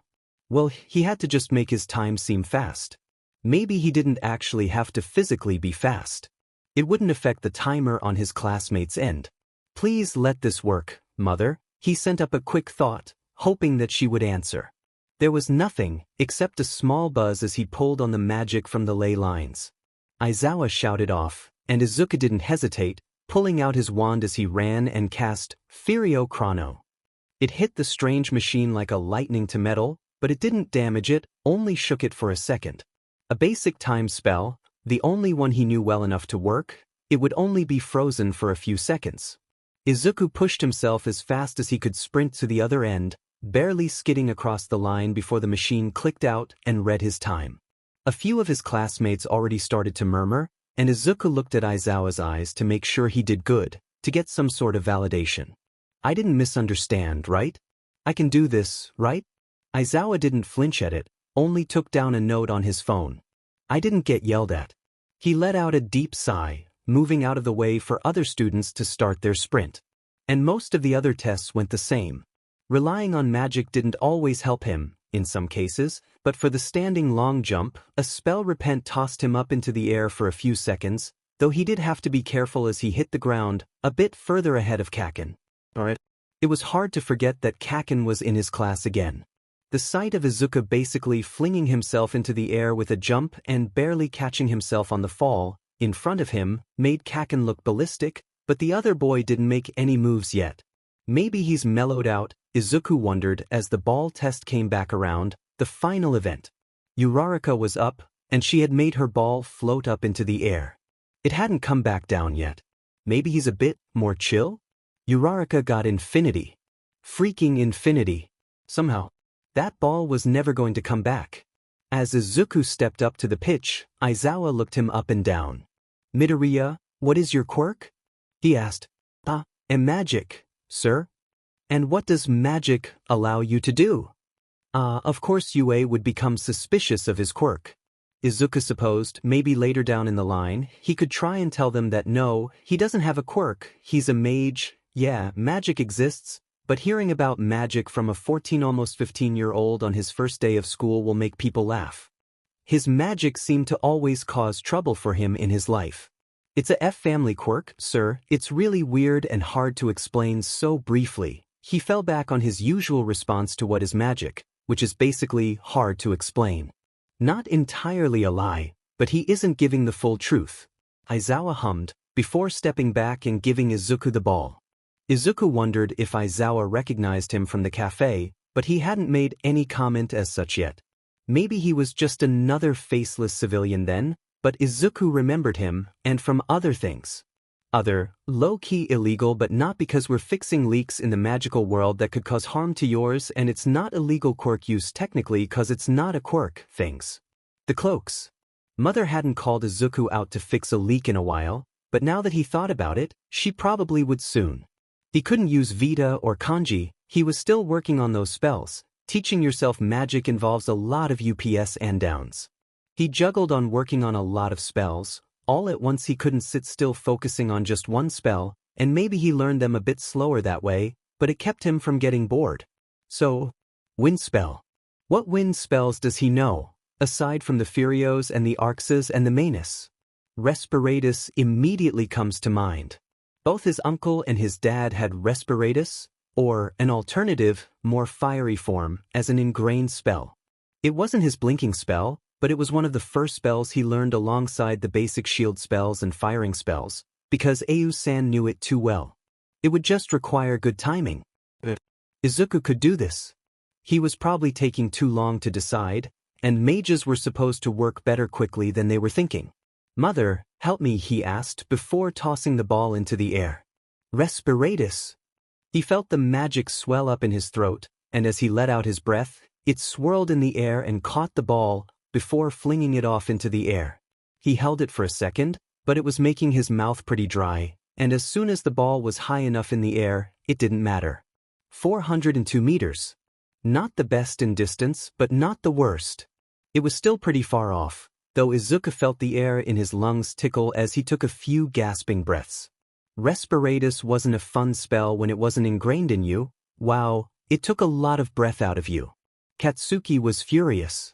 He'd never thought he would see Deku anywhere again, after what had happened those few years ago.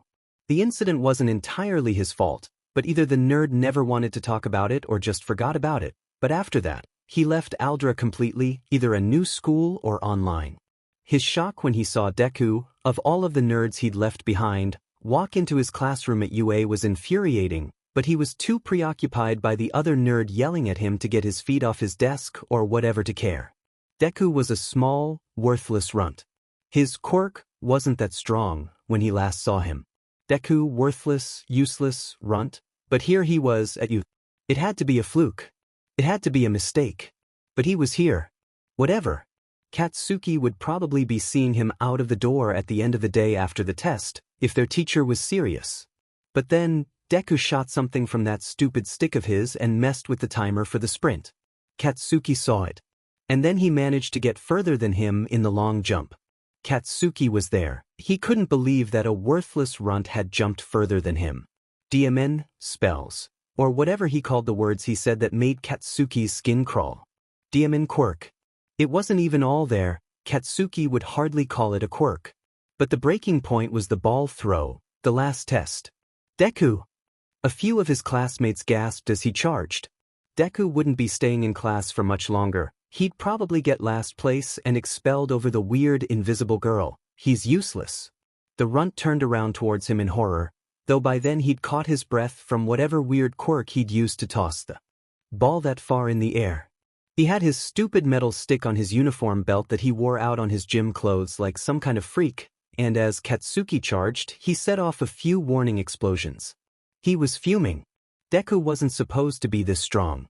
He was supposed to be a pebble in Katsuki's path to glory, one he thought he'd walked over years ago. But now Deku was back. It felt more like he was a boulder in the way. Katsuki's quirk is, at the very least, good at breaking boulders. Deku took a step back, disappearing from view. That Med runt. He's such a coward. Before Katsuki felt something wrap up his arms. The familiar buzz of explosions under his palm cut off suddenly, and he struggled against the strange new cloth bonds. It was made of some seriously tough stuff. His teacher's eyes are glowing. Is it his quirk? The weird cloth or the no quirk? Katsuki couldn't tell. He struggled against the cloth, but couldn't break it with the force of his own body, and his quirk wasn't accessible.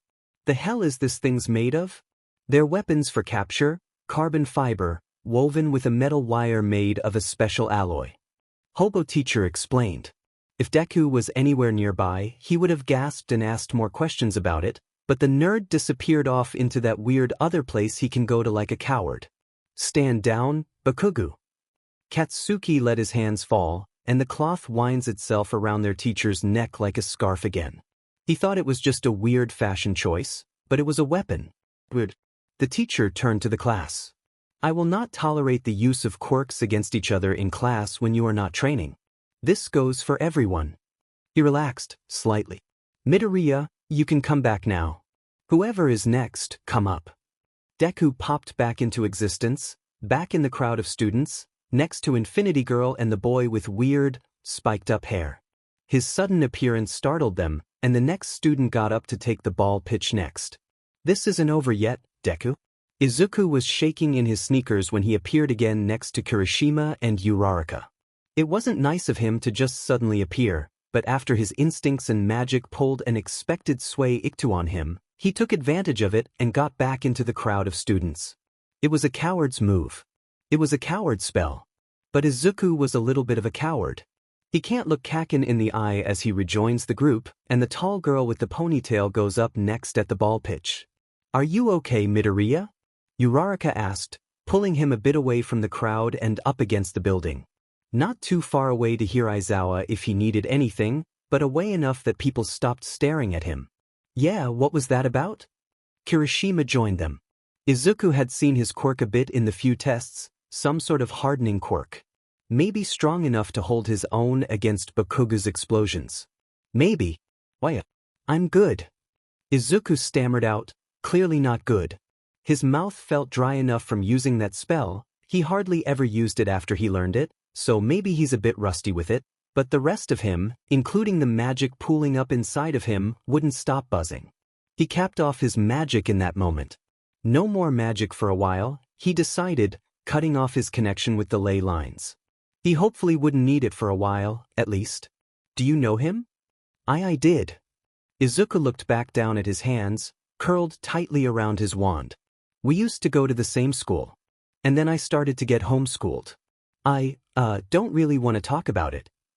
Uraraka nodded, resting a reassuring hand on his shoulder. If there's something you want to tell Aizawa-sensei, I'm sure we can catch him after school. Izuku shook his head. No, Kaken might be a bit of a bully, but he's strong. He's passionate. Kaken is going to be an amazing hero.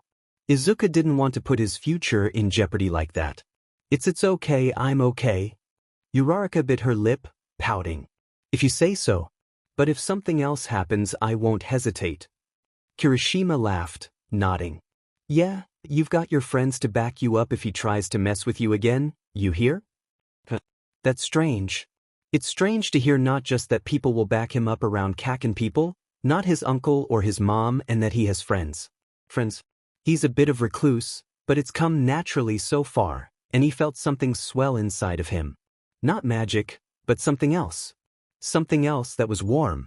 What an utter disgrace it would be to find something truly magic and spend any time at all pretending and trying to convince yourself it is all just an unbelievably orchestrated and beautifully choreographed illusion.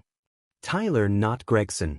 Ayumu was not surprised that they felt the pull of mother magic in the middle of the night again.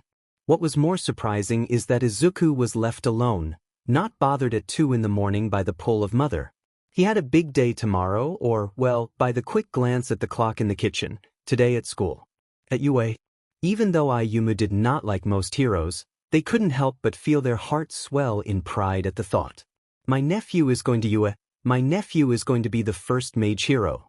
Izuku had been through so many hardships in life, from being diagnosed as quirkless, bullied, almost kidnapped by a mysterious man, too many things for a child to go through.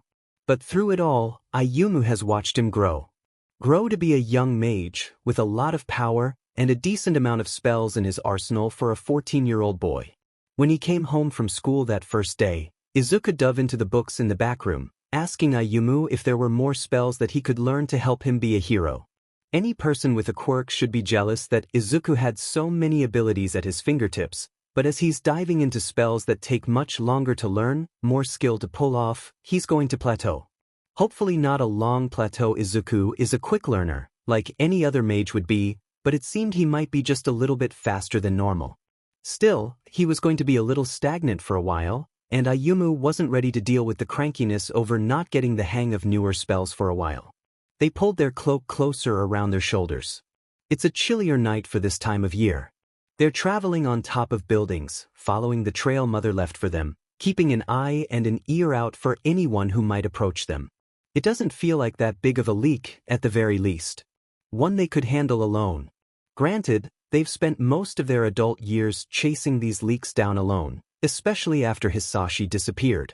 They no longer had the crutch of their older brother, and with all other family gone, sans Inko and little Izuku, for a brief time, they had been alone.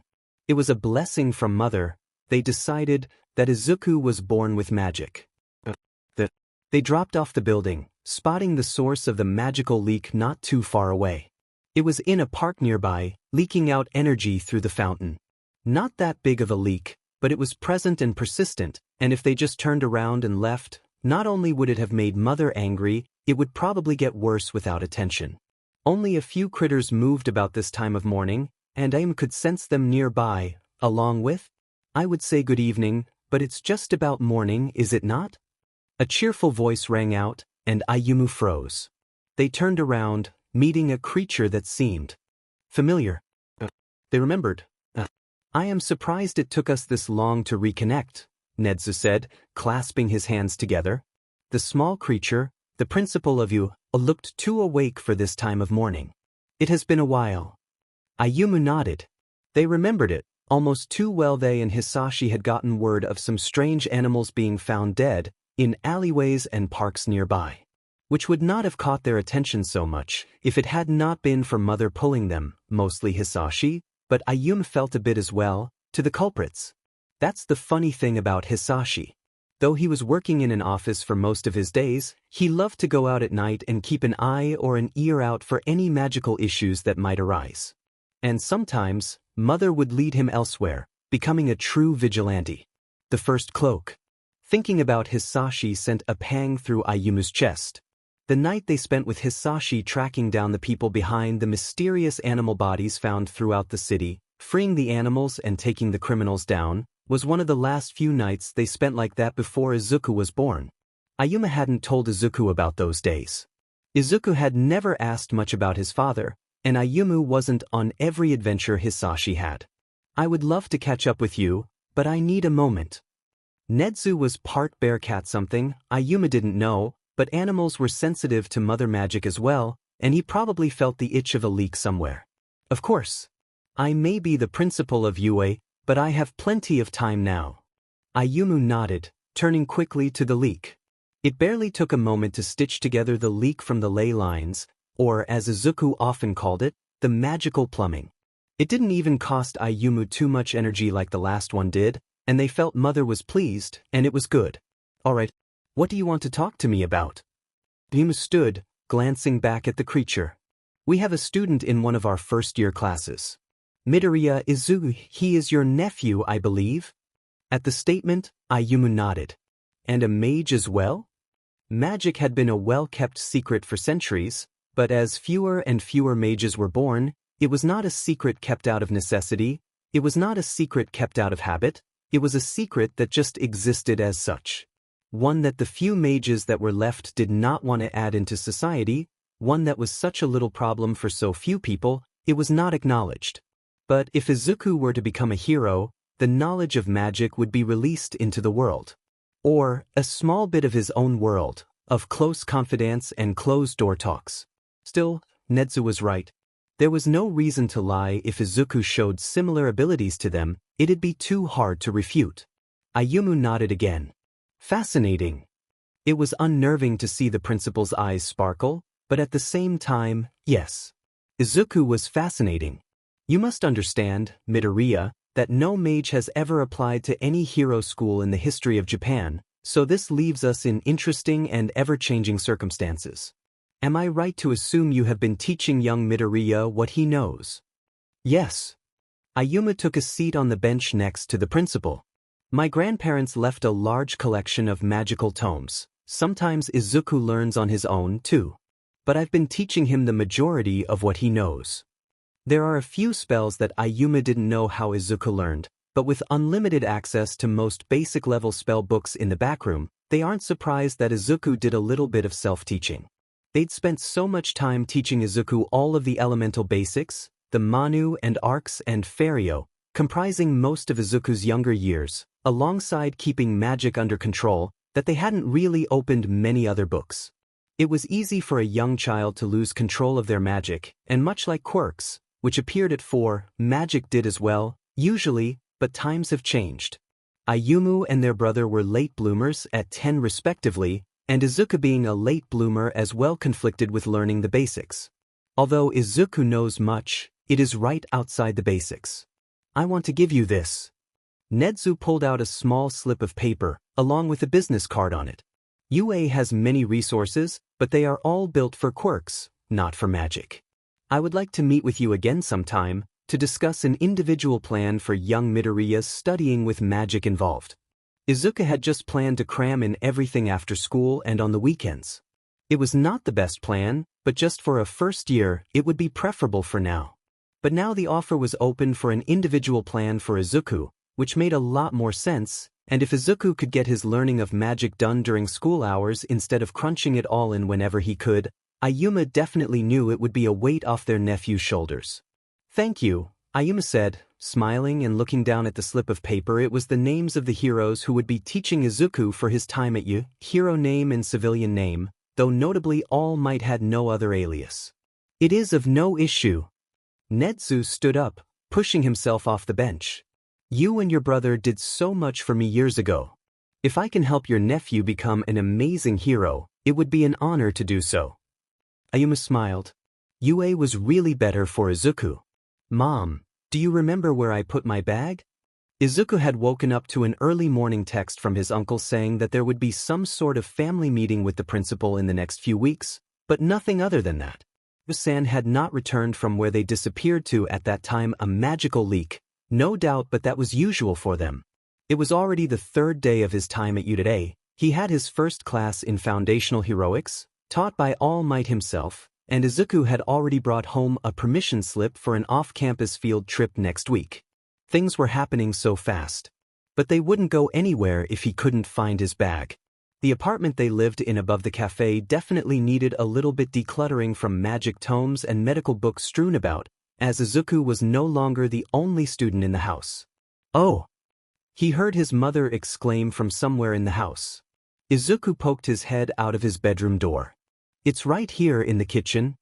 Thanks, Mom. He grabbed it as quickly as possible. It was heavier than normal today, but that's just because he held his hero costume in it now. His hero costume. It wasn't supplied by the support department at school, because he and his mother decided to sit down for a whole weekend and design and make it together with the old sewing machine that his mom's mom had owned so long ago. It still worked by a miracle. A few things were designed by the support department, like Izuku's boots and some guards for his arms and legs, which he would hide under his costume, But those weren't what he was excited about. The robe and tunic he and his mother had created were much more exciting. And after all, when you have access to magic, why not try and add a bit of it to your hero costume? Ah, Izuku, before you go. His mom barely caught him before he got out the door, thermos in hand and still struggling to slip into his other sneaker. He glanced over his shoulder, and his mother was holding a rather oblong box in her arms. Ayumu told me to give this to you if they weren't home in the morning. Izuku glanced at his watch. He had a few extra minutes before he absolutely had to go, so he took the box, gently, setting his thermos down on the floor to open the box. What was inside made him tear up, and maybe actually almost cry. It was a traditional mage hat, one that many would think of when they think of witches and wizards, wide-brimmed and a deep green color. A small note rested on top of it, written in the handwriting that Izuku could only recognize as his uncle's chicken scratch.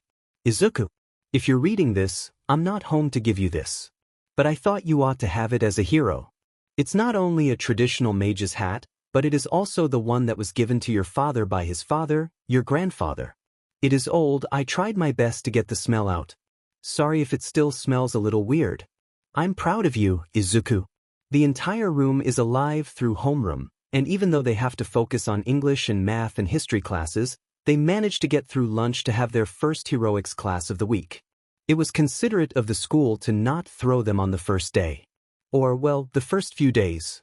It allowed the students to get used to being UA students and the classwork that, while Izuku felt it was just as easy as any other homework he'd been given, did increase in the load of it. And then, the time came. He was here. He being All Might, of course. When Izuku learned that All Might, of all the pro heroes in Japan, would be returning to his alma mater to teach at UA, well, Izuku was ecstatic. The hero would be a new addition to the UA staff and would be teaching foundational heroics as a first-year class for the hero department. He felt the energy before it even hit the room, with All Might entering the room like a normal person, which was the exact opposite of what he did, but Izuku felt himself get all starry-eyed about being so close to his hero again. Would All Might remember him from the slime villain incident? Only time would tell. Alright, you zygotes. Get your costumes on and meet me in ground beta for your class today. Izuku barely caught the end of the introduction All Might had given, too fascinated in thought with All Might there. He probably didn't miss too much. Most of the other class was as starstruck as he was, no doubt. What is it going to be today? Izuku's mind began to wander. There's the possibility that they would have just basic training, if that, or perhaps some sort of syllabus or lesson plan to go over. Basic training would be the more reasonable bet, especially with All Might as the teacher, but what sort of basic training could he think of to throw their class in? Something to do with costumes, obviously, or he wouldn't have had to carry half of his school books today to make room for his. Midoriya, you're mumbling again, Ashido Mina groaned, stunning him out. She was getting her costume from near Izuku's feet, where they'd been pulled out from compartments below the windows. Sorry. His face flushed immediately, and he got up and out of the way of his classmates squeezing their way by to get their costumes from the support department. Izuku found the braces and boots he'd requested, and moved what he'd brought from home, sans the hat. It wouldn't fit, whatever, he could still carry it in the box. It was really light. The only thing that weighed down the case, even with his costume uncomfortably stuffed in it, were the braces and boots from the support department, and it was good that those were heavy. Kirishima was waiting for him, right outside the classroom door. Surprisingly next to him is Ida, who was proving every day that he was not as intimidating as Izuku once thought. In fact, Ida was a bit nerdy, but cool, and Izuku found his friend group growing by the day. There you are, dude. Kirishima grinned.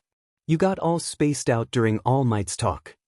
Right? Kirishima's desk was on his right, and if Izuku had been muttering to himself about anything before he'd been snapped out of it, Kirishima probably heard it all. He thought he got that stupid habit under control, but maybe since it was a new environment he was falling back a bit on old habits. It is all right to be in awe of our teachers, as many of them are pro-heroes.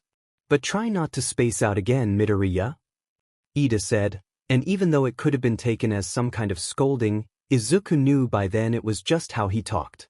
I won't, Izuku said, though he heard his voice crack a little bit and cringed on himself. Ew, gross. But still, he felt like he was riding straight on magic through the locker room. The tunic and robe fit perfectly, breathes were just repurposed slacks that they had found around the house. The braces fit well under his sleeves, bringing more cushion to his wrists. The worst part about being a mage is serious carpal tunnel, if you don't get hit with any sort of magic sickness first, and his ankles and knees. The boots fit a little snug, he could probably bring it up with the support department to make them half a size bigger, but other than that, his costume was complete. Except the hat. Izuku glanced at the box he'd brought in with him, the very same mage hat that his father had given to him that morning. Bu-san had done their best to get the old smell out of it, but it still had a bit of it stuck in the fabric that would probably wear off the more time it spent out of whatever box in the attic it had been hidden in. Wow, Midoriya. Kirishima's voice cut through his thoughts and admiration of the hat. You look like you just came out of some fantasy story. His own costume was lacking in the upper department, leaving his chest and arms bare, with strange armor pieces circling his shoulders. It was all red like his hair. Was red his favorite color? Thanks. That's the look I was going for. He nervously rubbed the back of his own neck, before deciding it was enough attention on him and took another look at Kirishima's costume. You look really cool, T2. Kirishima looked down at his costume. By that point, the two of them had made it speedily out of the changing room, or, well, Izuku had, and Kirishima had decided to tag along, and were walking calmly towards the open gate of ground beta, where other classmates would no doubt be waiting. Thanks, dude. It came out super manly, I love it. Izuku nodded, thought did seem familiar to him. Not the design itself, but the general vibe of the costume, and the color looked really familiar. Had he seen it somewhere before? Whether or not he had, was not what he was trying to focus on at that point.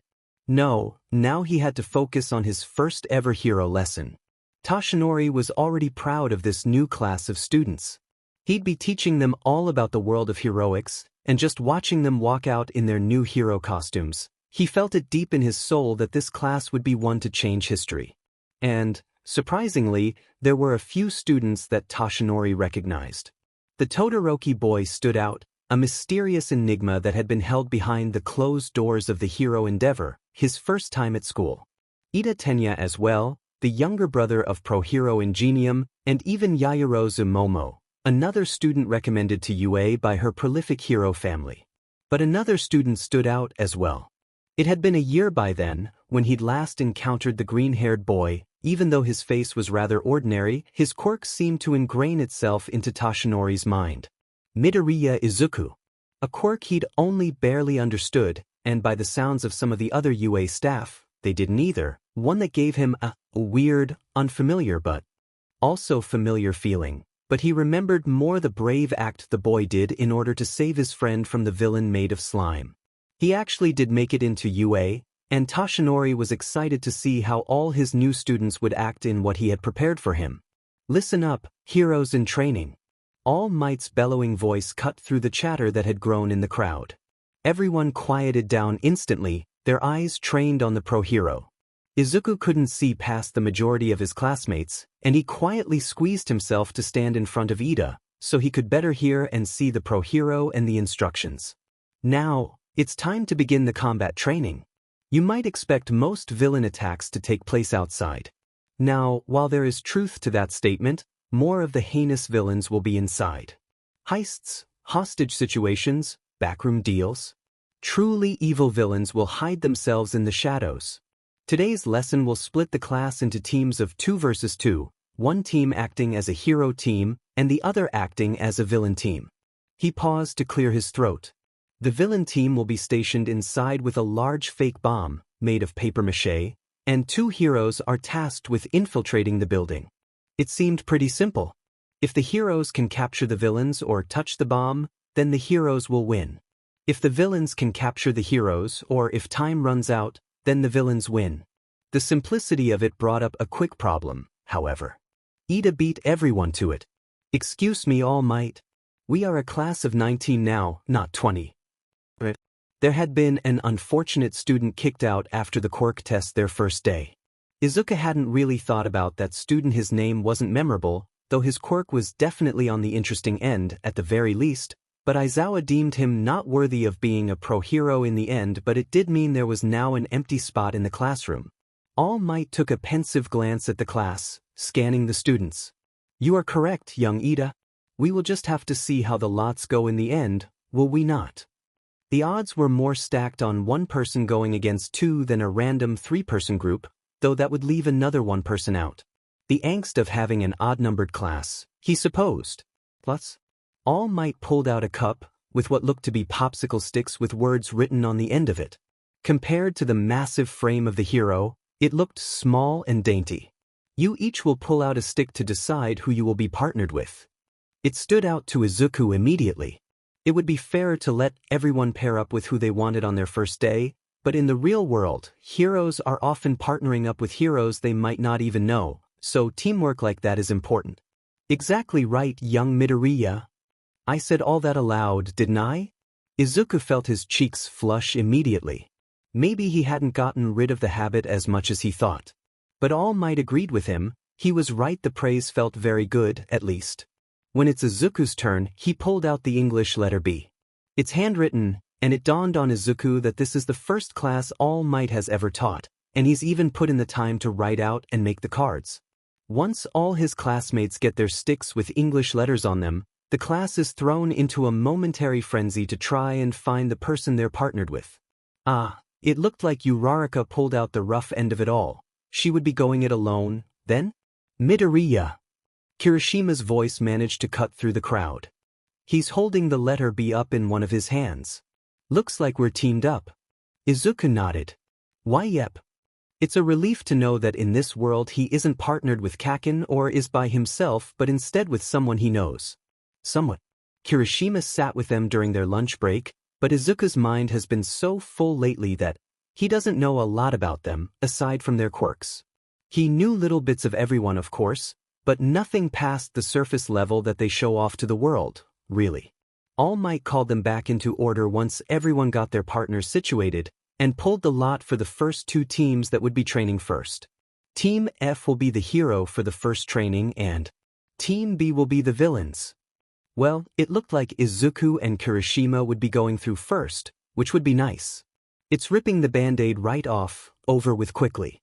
He scanned the crowd for Team F, and he felt his blood run cold. Kaken was staring at him, red eyes lit with an uncomfortable familiar ire. There's something that Izuku can't stand about the look he's given. It feels like a million little bugs are crawling up his arms, and he glanced away, trying to avoid more eye contact. So why not live with the magic? Be a kid again and believe in the fantastical. Life is more fun with a little smoke and mirrors. LH Causeway. The building is awfully empty, but other than that, completely free of damage. Damage Izuku immediately predicted, knowing that Kaken is involved in this fight. He knew that he was going to go for him immediately. There will be bloodshed. There will be pain. Izuku could still, sometimes, feel the crackle of his explosions right before they went off. He's surprised that his hearing is still intact, after all those years of being around his old childhood friend. Deep breath. It wasn't from mother magic, but the thought radiated with her warmth. Deep breaths and he could do it. He could do it. The papier-mâché bomb, that looked like it had been built carefully by an amateur artist, most likely All Might, sat tucked into the top floor of the building. It looked like some sort of anti-flammable substance was also poured over it, recognizing the smell immediately from when Izuku was first learning fire elemental spells. Ugh, he and Eusen couldn't get the stench out of the back room for weeks after that. But other than that, the villains had the advantage in the situation, given 10 minutes to strategize and plan to combat the heroes. The heroes were coming onto their turf, a building that varied with rooms that were simple, office-style rooms, to a few designed to be more like labyrinths, to rooms that were fairly empty, like the top floor, the one they were immediately at. So, have any plans yet? Kirishima asked, pulling him out of his thoughts. Have I been mumbling again? Nope. For emphasis, the redhead popped the P. You did look really deep in thought, though. He paused. Are you sure you're okay going up against Bakugo? Well, the first day and all, you were pretty shaken by him. And yeah, he has been an a-hole to pretty much everyone, sure, but especially to you. Kirishima glanced at the door. The mics that they had been given by All Might to communicate with each other if they ever got separated were muted, but they could still hear it when the exercise was going to start. I mean, if you ask All Might? No, not that he didn't trust the hero within an inch of his life. He had once saved Izuku, literally, so he did trust the hero with everything, but the idea of magic Izuku didn't really trust teachers that much. Or, at the very least, their position of power. They never listened to me then, why now? UA was a different school, but there was a little bit of fear still balled up inside Izuku. Even though Mother was always with him, he still felt afraid and lonely. Online school had been a temporary blessing, and if he ended up coming to UA, he at least hoped he wouldn't be around Kaken or he would be better. But that wasn't the case. I'll be okay. Izuku faked a smile for Kirishima, the biggest one he could muster up. Try and make his friend feel better about it. If anything, it might prove to him that I'm... He trailed off. Kirishima didn't ask for him to clarify, but he did beam. Yeah, shove it to him. Prove it that you're strong. That's manly, dude, but if he gets too violent, All Might will stop him. Izuku nodded.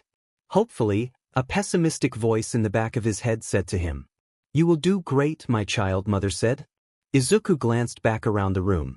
He went through his spells, added Kirishima's quirk to it, thinking of a plan, of anything, and it started falling together in his head. It was a grand puzzle and Izuku was putting together the pieces. Alright, here's the plan. Maybe being bait wasn't that good of an idea, but he could get Kaken Bakugo to chase after him immediately. It was like holding a piece of meat in front of the face of a wild dog and then throwing it. Ito would be thrown off as well too. Nothing in him doubted that Ito was trying to play by the rules All Might had set up, rules, existing more as in things to do so you don't kill each other on my first day of teaching than anything else, and that when Kaken was thrown off, so would be Ida. Ida might try and take on Kirishima, but he trusted that his partner could hold Ida off enough, stall him. Izuku had cast a few arcs terrae around the fake bomb. The ground stretched and bent to his will, creating a careful cocoon of solid rock, and a few other small shields, like he had used on the day of the slime villain, as shields for Kirishima to duck between. He couldn't cast too many, he had 5 minutes to do it all after creating the careful barrier for the bomb, but there were a few that, if Ida wasn't careful enough, he would run into. He never wanted to directly use a spell on his classmates unless he had to.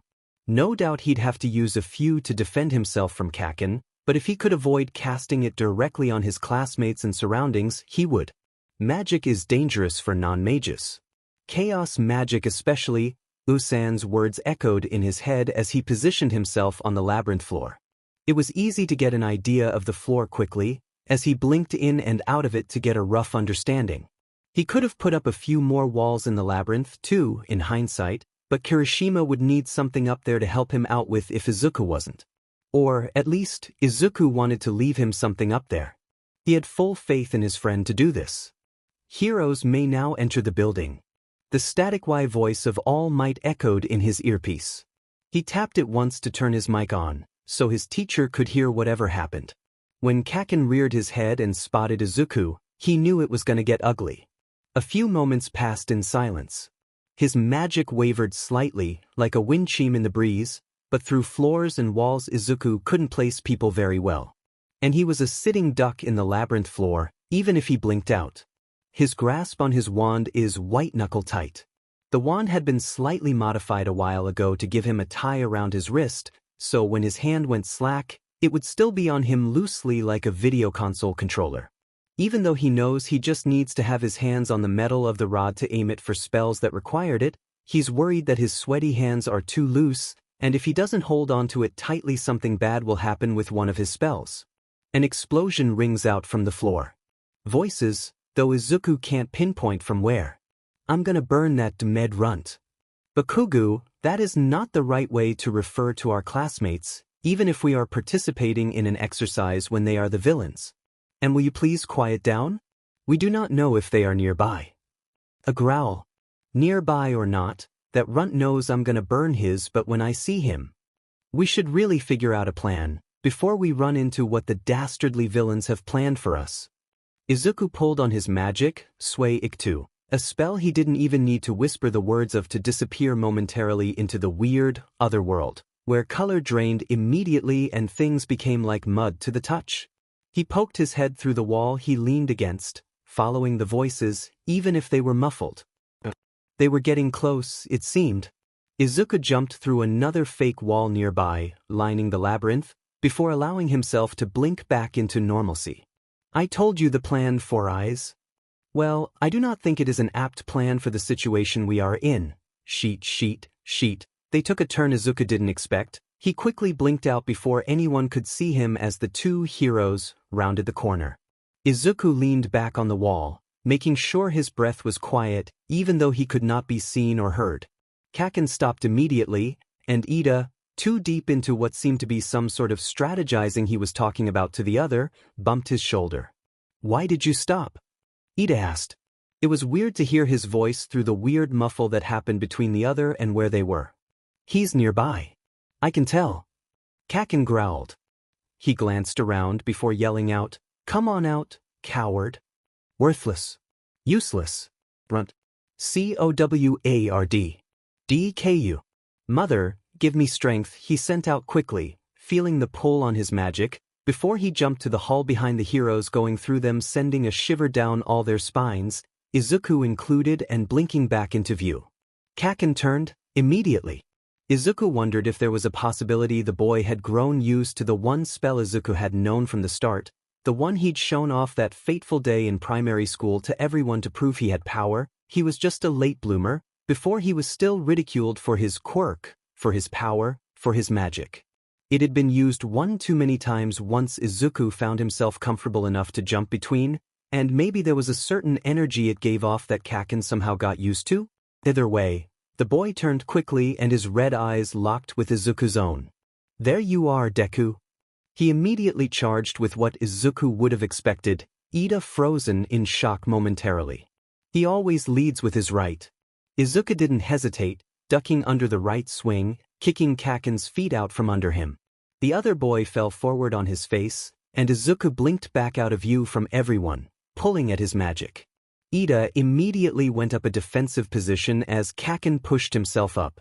Izuku paused for a moment, taking in the costume designs that his two other classmates had submitted. Ida's costume resembled a knight in shining armor, but a futuristic knight as it exposed the engines on his legs. He's related to Ingenium, isn't he? The thought came and passed as he glanced at Kaken's costume. Two large grenade-shaped gauntlets covered his arms. Even if he didn't use his explosives, he could still swing those around and cause damage, and by the looks of them, they were more than just an aesthetic. Demon Deku. Four Eyes, get moving. I'll take on the fucking nerd. Ida didn't protest this time, and booked it back the way they had come. Izuku was hanging around a dead end. Hopefully the labyrinth would confuse Ida for just a little while longer. There were only a few other floors between them and the bomb. Get out here and fight. Me. Kaken screamed. His nose was turning a dark gray, probably bent or broke from the force of Izuku kicking him down to the ground, but he seemed unharmed other than that. Izuku felt his hand tighten around his wand. It wasn't fair that he had always been treated this way by who should have been his childhood friend. One of his best friends, once upon a time, before quirks came into his world and not Izuku's. The smell of nitroglycerin and sound of the sparks before an explosion haunted Izuku's memories. But if he was ever going to become the great hero he's always dreamed of being, there are fights he just can't ignore. Izuku blinked back again, between where Ida used to stand and Kaken. He felt the capture tape he'd been given as he and Kirishima entered the building on his belt, and swung his wand into its holster. He just had to outrun Kaken. Or get him in with the capture tape. Either works. Fine. If you want to fight me, you're gonna have to catch me first. Izuku yelled back, and Kaken turned on his heel again, baring his teeth at him. Izuku took off immediately after his words. The labyrinth was a little confusing, but he could lead Kaken the wrong way, away from the other end. He might run into Ida, but he was only picking up faint traces of his energy, which meant he was either too far, or had found his way up to the next floor. Get back here, Deku. Izuku nearly clipped his shoulder on a sudden turn, opening to the widest hall he'd found on the floor. Think Izuku? No, Don't think, go with what your instincts say. Izuku pulled out his wand again and aimed for the floor. There wasn't a lot of moisture in the room, but the spell would hopefully work the way he planned, and before Kaken turned the corner himself, the words left Izuku's mouth. Furio undo. A blue light shot out from the tip of his conduit, hitting the floor. He put more will into it, freezing the water that spilled out of the light.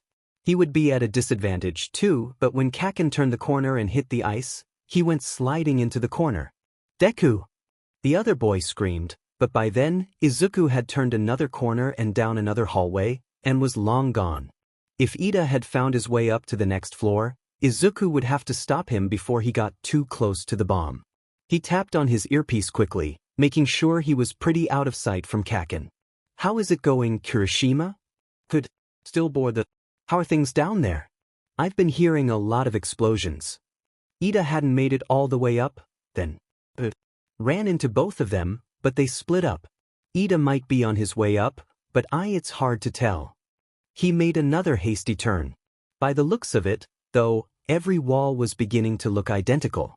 What was his greatest ally, the strange maze floor that had been oddly added to the building, probably for training purposes, like this was slowly becoming his greatest weakness.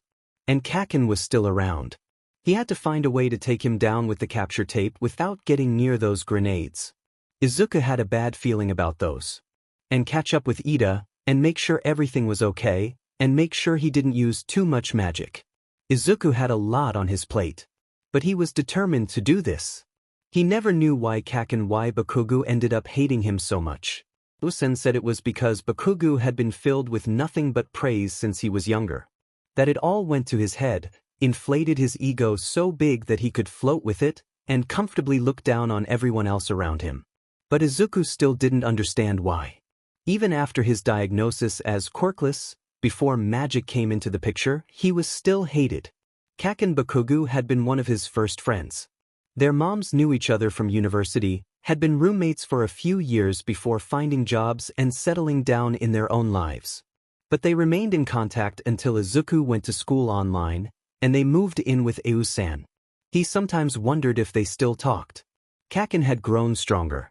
Izuku could tell, not just because he looked physically fit, but his quirk from the assessment had blown all the tests out of the park. It enough for him to get first place in that. He had gotten first place in everything else he's ever done, from even the DMN entrance exam at UA, to even something as small as a pop quiz in present mixed English class. Izuku got second that time, even though they were rightfully tied. Thus are the woes of alphabetical sorting, he supposed. But Izuku never wanted to strive for number one, or the best, of anything. It would be cool to be in the top 10 heroes, but over time, it felt too chauvinistic to aim for the top 10 in Japan. He'd be cool if he ended up in it on his own, but he didn't want to aim for it. He just wanted to help people. Maybe that's where the divide first began. Where Kaken always strived for first, and little Deku didn't seem to mind much where he landed, as long as he did good. The echo of footsteps brought Izuku out of his thoughts. It wasn't the time to be reminiscing on bad memories, but it had come up as a thought, plaguing his mind, since he'd first managed to get away from his old friend. He was nearby, wasn't he? An explosion near his ears caught him off guard. Kaken had managed to spot him around the corner he'd ducked into. Izuku had thought he had more time, but that's where it ended. He thought, too lost in his own head, he thought. Izuku's ears rang, but he could still hear Kaken's rather jovial laughter over them. He backed away slowly as the explosion faded in his ears, and Kaken Bakugo slowly followed, cornering him into a dead end. Fuck, Izuku cursed in his head. A strange ring echoed too, different from what had faded in his ears, and the grooves of Kaken's gauntlet lit up. Izuku knew that wasn't good. One look to Kaken's face, it cemented the fact. There wasn't any sort of grin on his face, it was low and serious, a face Izuku recognized and never wanted to see again. His hand went to his wand, immediately. Deku! Kaken growled. You have power. Why don't you use it? Do you think I'm not worth it? Power. The words stood out in Izuku's brain for a brief second. Did Kaken know there was something off about Izuku's supposed quirk? They were probably running low on time, now. A check-in moments before had shown that Ida had found Kirishima, But the barriers Izuku put up were being put to good use. All they had to do was stall a little bit more, and the heroes would lose the exercise. Heh! Bakugo grinned, aiming his gauntlet at Izuku. You remember my quirk, right, nerd? How my palms secrete nitroglycerin and make my explosions. Izuku took a few more cautious steps back. This wasn't good. If they made it the way I asked, then these gauntlets store the nitroglycerin. He set his feet down firmly, aiming it at Izuku. Every fabric in Izuku's being, and maybe beyond, was yelling at him to move, move, move, but he was frozen, like a deer in the headlights. There was no spell he could think of that could counter anything like what Bakugo was expecting. All Might's voice rang out in their ears, cutting through the static. Young Bakugo, if you release that, he will die. Stop this now. He won't die if I don't hit him. Kaken pulled on the gauntlet. The explosion charged up and fired, and that was what magic did. It revealed the heart of who you'd been before life took away your belief in the possible. It gave back the world all lonely children longed for. Lee Bardugo. Shota groaned, watching the tape over again. All Might's voice had not been saved in the recording, but he could recognize the response that Bakugo gave to his teacher. He noted it down. Circled it in a red pen once, then twice. Talk to Bakugo. The behavior in the mock battle was unacceptable. Bakugo was a phenomenal student, acing everything that came his way, and with that powerful of a quirk, he'd be quite the hero. Now only if he'd act like a DMN hero. Midoriya is lucky he escaped that fight without any serious burns. Whatever power he had, the one that allowed him to disappear for a moment, he barely got out of using it as the explosion hit him. A slow-motion, frame-by-frame look showed that it grazed his skin. He'd been sent to Recovery Girl to treat his burns, but he'd been able to make it back to the class to see the rest of the Midoriya and Kirishima won, but it was still reckless of them to try and split up. Reckless genius, Shota would describe more accurately, but Kirishima would have been a better defense against Bakugo than Midoriya, looking at quirks. Whatever there was between the two, it was probably ignited by 10 by now. He pinched the bridge of his nose. It was still late, but it wasn't a patrol night. Hizashi was asleep, having finished his grading of English tests and given up on begging Shota to go to bed. He was correct in assuming, after the first day, that the two would have some sort of tense relationship. The way that Bakugo reacted to Midoriya's quirk said enough about their relationship, but Shoyuta hoped it would stay a heated rivalry. While they're not encouraged at UA, they could happen from time to time between students, usually of different classes, not within the same class. UA boasted rivalry and competition as necessary to get students to do their best, but sometimes it can bring more heat than necessary into relationships. Sometimes literally. But what he saw in those tapes sent chills down Shota's spine. Sent his stomach spiraling. He'd heard a bit of it, but he didn't know what their relationship was, other than tense and bad and any other negative adjective he could add before it. Strike 1.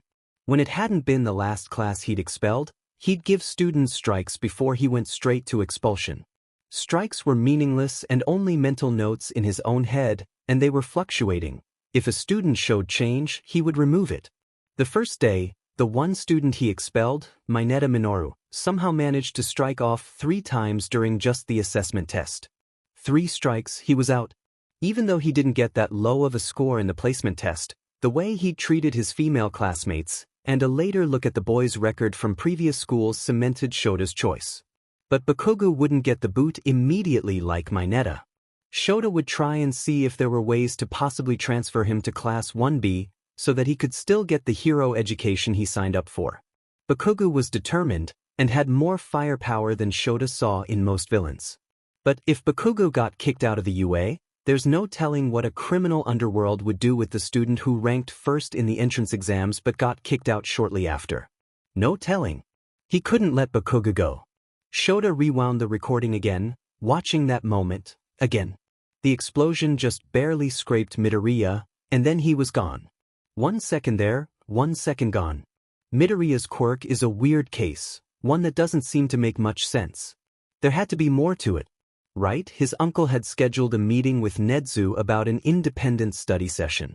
The uncle seemed to have the same quirk, a rarity to be passed down perfectly through generations. There was something different about the quirk, too, Nedu told him, that he'd learn at the meeting. Just keep an open mind, Aizawa. That's all I ask of you. Strange request, but it's the principle of UA, a talking animal. So Strange was just normal in his life. There were 3 other recordings he had to go over, he noted, leaning back in the stiff desk chair. A quick reprise, a quick catnap wouldn't hurt between then. He needed a refresher, after what Bakugo and Midoriya had just put him through. The ceiling fan in Izuku's room is on low, but it's got just enough strength to gently breeze over the repairing fabric of his hero costume. Had he been a second slower, he would have seriously gotten burned from Kaken from Bakugo's quirk. It could have seriously hurt him. His dreams of a hero could have ended there, for all he knew. But they wouldn't. They would stay as an annoying thorn in his side forever, wouldn't they? The green of his robe is highlighted with golden threads, slowly repairing and regenerating. When Izuku asked how this fabric worked, he'd gotten a pretty interesting response. When the fabric is broken, torn, burned, destroyed, a magical enchantment activates in it that slowly takes in magic from the ley lines to repair. Bigger damages seem to take forever. He added a small note in his notebook to look for more magical fabric, to make a backup costume. His robe would be done by the time their field trip next week would come around, but if this happened when he was in active duty, that'd be kinda bad to be without part of your costume. Of course, Aizawa fought just in a black sweater and joggers. So just the loose tunic and his rough breathes to cover up the light as air braces he wore to protect more vulnerable parts of his body. He took a glance at the clock by his bed. It was ticking slowly to 1 in the morning, and he sighed, allowing his body to fall back on the bed. It had been only that day that they had their first mock trial as heroes in training, to establish some sort of baseline for their heroic skill. Or whatever reason All Might explained at the end of their lesson, Izuku's ears were still ringing from that explosion Bakugo sent his way. Maybe he could request some sort of ear protection? Or ask Au-san about enchantments, figure out if something exists for his mage hat to add a little more protection, not just from sound-based attacks, but maybe just protection overall? Something like that had to exist in enchantments, and Izuku wasn't quite on that level yet. He scribbled it down in his notebook, before setting his pen in the crease of it and shutting it. Tomorrow was an average day. They would have average days in between larger training days during the beginning, to get them used to the grind of UA. They'd get more constant after the sports festival good. Izuku didn't know if he could handle being thrown into everything all at once, and he's glad UA managed to give them a little time in the kiddie pool before throwing them in the deep end. The only light that lit up his room was from the street light outside, and a fitting hero-themed night light plugged into his wall. Not that he was afraid of the dark, per se, more so he'd stopped stumbling into his desk in the wee hours of the morning when he was just awake. Like this. Head full. Many thoughts, he thought to himself, checking his phone again. There were no new notifications on it, just as he'd expected, and he scrolled through a forum he had been reading earlier, seeing if there were any updates. What is All Might's quirk? Discussion. Mighty Midget, 2:10 p.m. It's gotta be some sort of emitter-type quirk, right? I mean it's some sort of jacked-out super-strength quirk? Obviously, but we can cancel out mutation, unless it's a weird mutation, and transformation type doesn't make sense. Awildle Batros, 2:11 p.m. What if it was a transformation type, though? Think about it for a second. It'd be why no one can understand it. If he transforms into the bigger silhouette we know All Might as, no one would suspect a smaller form to be his civilian identity. Think about it. Why is All Might one of the few heroes nowadays with a secret identity? Secret Nymph 001, 2:13 p.m. I mean, there are a few other heroes with secret identities, but All Might is the most well-known. At least, in Japan. At Midget it makes sense that it'd be an emitter, but what if Albatros is right in assuming it's some sort of transformation type that allows him to take on a larger, stronger form? He locked his phone up. He dabbled in quirk theory. Reading through forums on quirks was a nerdy side hobby, but he'd been around All Might not just all that day or, well, the day before. It had passed midnight already and he did notice something off about his quirk. All quirks came from magic. The fact that Izuku can feel the power, means something. All Might's quirk was almost blinding in power. He couldn't meet the hero in the eyes very often. But being around it, Izuku was able to sense it a little bit more. It felt layered. It felt old. He already jotted down all his thoughts about it in one of his other notebooks, not the personal journal he heard get kicked off his bed as he turned over, trying to will sleep to come, but it was layered, it was old. What does this mean? All will come in due time, my child. Mother's voice hummed.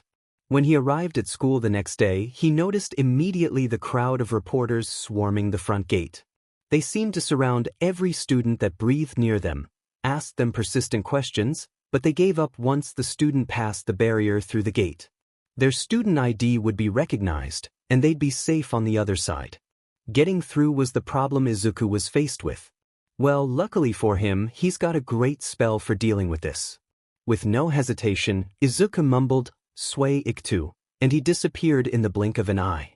No reporters would notice as he walked through them, even if they had sudden shivers pass over them, like someone walked over their grave. But he stopped right outside the crowd. There was a purple-haired boy, general education, by Izuku's best guess, who stood on the edge of the crowd of reporters, weighing his options. Be late for class once the reporters leave, or try and make his way through the crowd. Izuku was transfixed, not because of anything other than the boy seemed to glance briefly at Izuku and meet his eyes. Which was impossible. Izuku was in the shadow realm, where no one could see him. They could only briefly feel him as if he was a ghost walking over them, but he could have sworn the purple-haired boy met his eyes briefly, before deciding it was best to try and fight his way through the crowd. "Excuse me, sir, do you mind telling us what All Might is like as a teacher?" "I'm a general education student," the boy snarled in return to the teachers who hounded him. "I haven't seen him on campus." Izuku followed him through the crowd. The reporters he passed through only felt whispers of a cool breeze pass over them, and shivered as he did. The purple-haired boy stopped once he was in the gate, out of earshot from the reporters behind him. He glanced back at the reporters, looking through Izuku this time, and he sighed, before being on his way. No, Izuku had to have imagined that. Right? It seemed today was just full of oddities for Izuku. First of all, he'd gotten back results from the mock battle trial. He had witnessed Bakugo, just say it, DMN it, he had witnessed Bakugo get chewed out by Aizawa for the way he acted in the training yesterday, and Izuku got a tense, "Don't sacrifice yourself for others," Midoriya from the teacher, too, but everyone had more or less passed, even if they had failed the actual battle.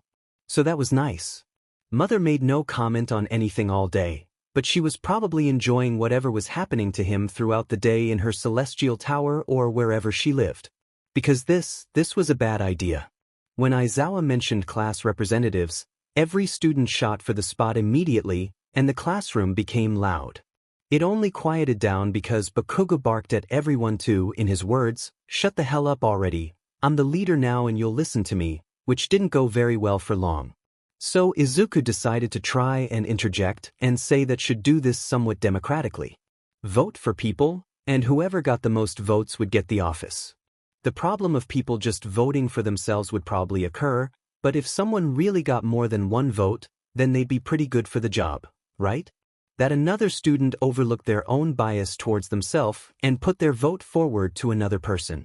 He didn't expect to be standing up at the front with Yaoyorozu Momo and win. He was the vice president of the class, sure, but he was elected into a leadership role without his consent. This was incredibly unfair. And if he wasn't paralyzed from shock from standing in front of his classmates like this, he would demand a recount. Why yeah, thank you for trusting me. I'll do my best.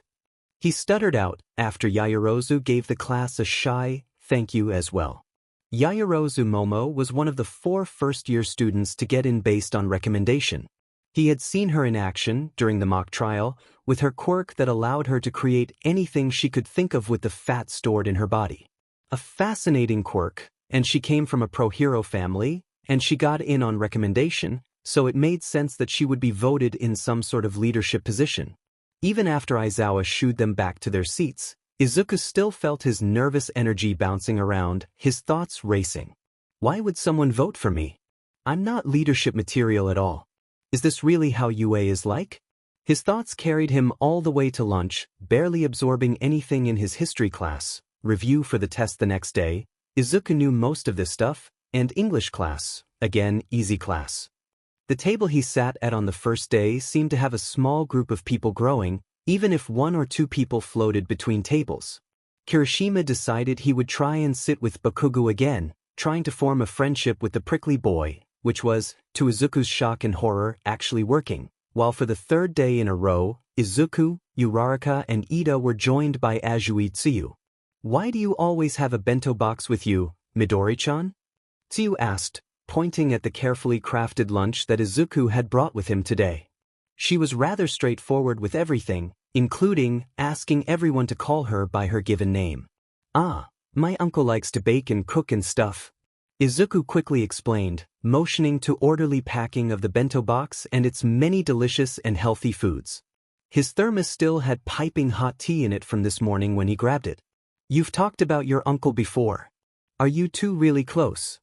Uraraka asked, pointing a chopstick at Izuku in a non-threatening manner, between gulping down large chunks of the hot lunch that the school prepared for students. Izuku nodded, feeling a faint smile form on his face. "We, have the same power. So he's basically helped me train my whole life and stuff. Magic is chaotic, magic is living. If you do not control it, it can build up and it can seriously harm you." One of his first lessons was harsh, but thus was the way of magic sometimes. "That's very interesting," Ida interjected. "It is very rare for a family to pass down the same quirk so well. You're Ingenium's younger brother, aren't you?" Izuku's mouth spoke before his brain did, and the words just tumbled out. He hadn't asked Ida the question before, but it seemed like, well, they were talking about quirks and power, why not mention his thoughts? Ida was momentarily shocked, but he nodded, trying to avoid choking on his rice. "Wow, yes. Ingenium is my older brother. I'm surprised no one has asked me yet. I suppose it is rather obvious." "Cool," Uraraka squeaked out. "So, you're another hero prodigy too, huh? Did you get in on recommendation and not say anything?" "No. I wanted to make it into UA on my own, and I wanted to test my abilities to make sure I was truly worthy of being a student here," Ida stammered. The conversation flip-flopped, then, to everyone at the table stating why they wanted to be a hero in the first place. Uraraka wanted to make more money to help her family, Ida wanted to hold up his family's legacy, Tsuyu wanted to be a hero to help her family too, and because she felt like it was morally right, and well, Izuku felt like his reason of helping anyone I can didn't fit in as well here. But he'd seen small glimpses of the true world before he had unlocked his magical potential that fateful day so many years ago. Children, taken off the streets, not to be seen again. No one ever solved the case of those missing Quirkless kids, and Izuku was almost one of them. But he wasn't, because he had mother magic on his side. But he was just lucky and an exception. He wanted to make sure that he could prevent as many people from being hurt by villains as possible. An impossible dream, to help that many people, but it would eat him up if he didn't. Then, someone mentioned something about quirks. Izuku had to hold back on his questions for everyone so he wouldn't nerd out too much, but he froze when Ida said, "Midoriya, might I ask what exactly is your quirk?" That's a tough question, Izuku's first thought was. He knew that magic wouldn't always be a secret, and Ayu-san would be having a meeting soon with the principal and his homeroom teacher about plans for individual study. Something about Ayu-san and Nedu being old friends, letting Aizawa know about magic so he understands why Izuku does weird things, but he hadn't thought about it so soon. "Yeah, your quirk is rather unusual, Midori-chan," Tsuyu added. "But it's a really cool one, still." As if it were some instinct, Izuku fell back on the white lie they had concocted when he was a child, to protect him not just from the people who tried to take him, but from others who would see a small, defenseless, quirkless kid and feel justified in causing him harm. It's complicated, really. My uncle likes to say that we're able to see quirks and copy them, in a way, but we've got to figure out the right words to do so, and it uses up a lot of energy that we kinda just get from everywhere. Everyone blinked at him. Yet it makes no sense, I know. Luckily for Izuku, the second, or third, counting if that boy did see Izuku, weird incident of the day happened right then and there, and alarms started to blare in the cafeteria. Students were immediately sent up into a frenzy. Alarms meant many things, but mostly, someone was on campus that shouldn't be. Visitors retrieved special passes at the official entrance that allowed them passage onto the grounds, but if someone had a quirk that allowed them to get through walls, or climb over them, or teleport, well, the school needed a security system for that as well. And someone had tripped the alarms, somewhere. Izuku felt his magic pull immediately, and he blinked out of there without even thinking. His classmates, too frazzled by the noise, didn't seem to notice Izuku's disappearance, or maybe they didn't comment on it, since this was something he's been known to do multiple times. Blink allowed him to pass through living people, and likewise, living people could pass through him as well.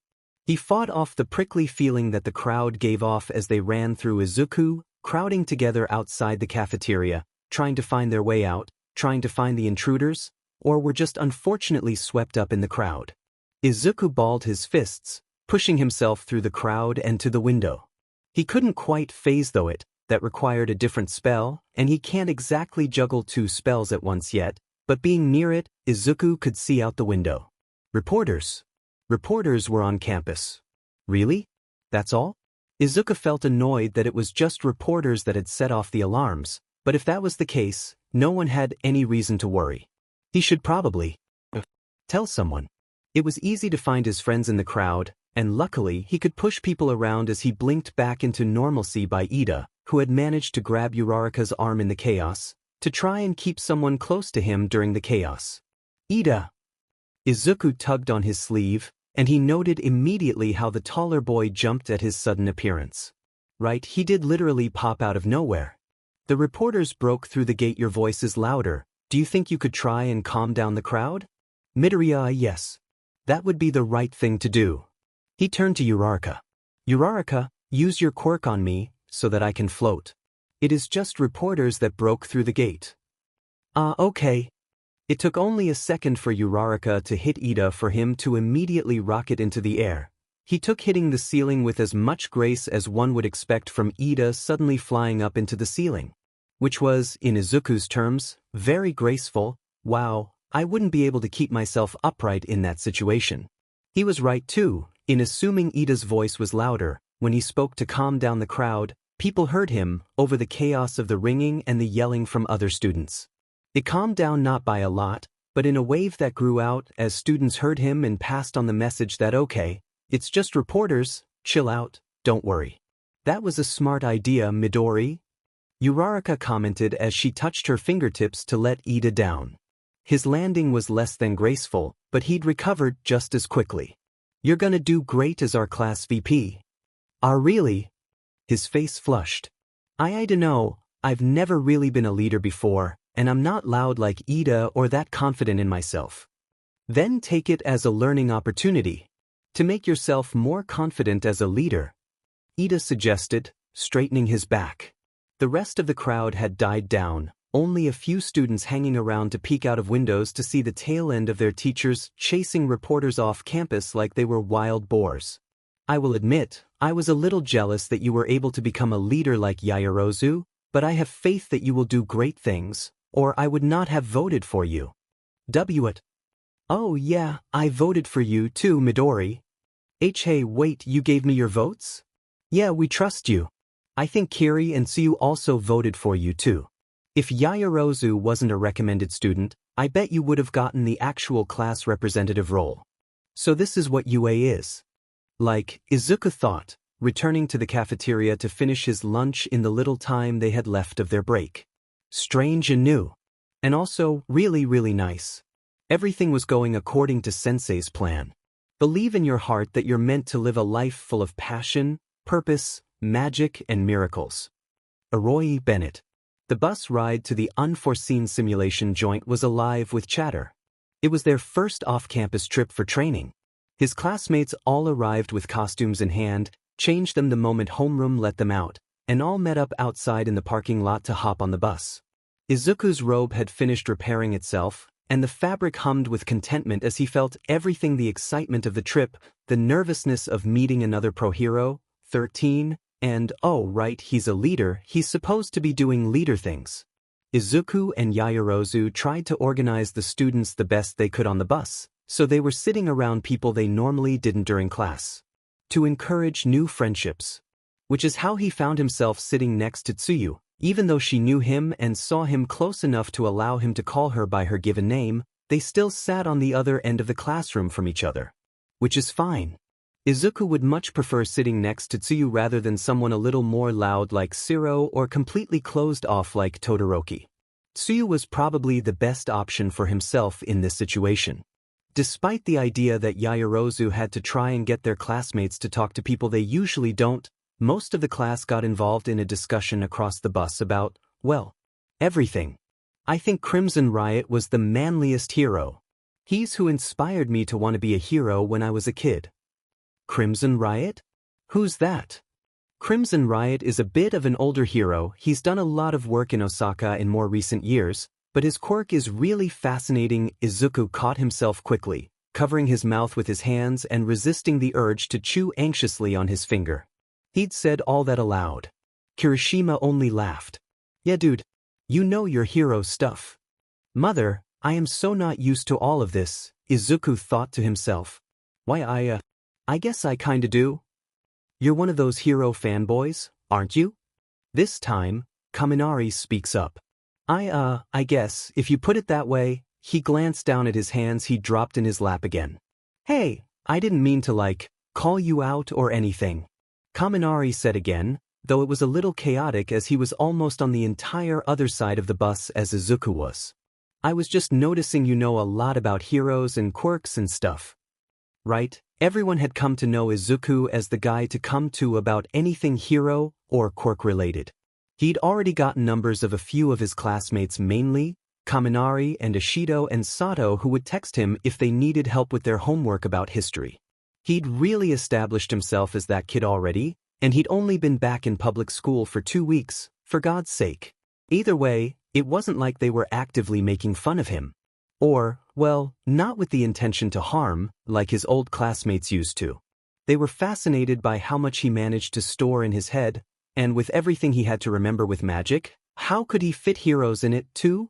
The mystery still astounded Izuku, and how much he knew about not just heroes, but quirks too. Your quirk, Midori-chan.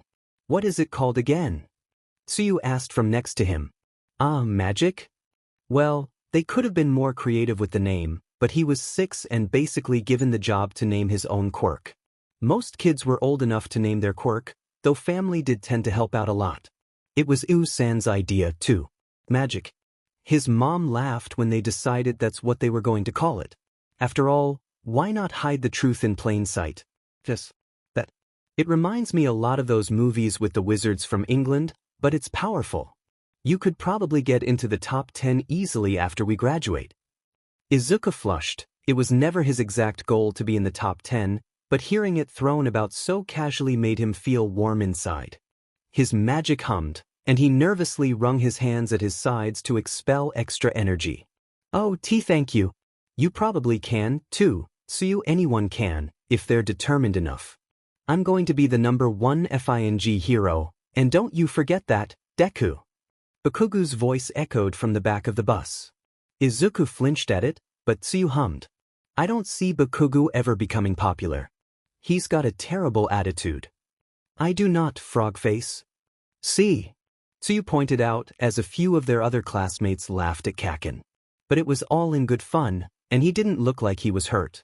Which was different. Quiet down back there.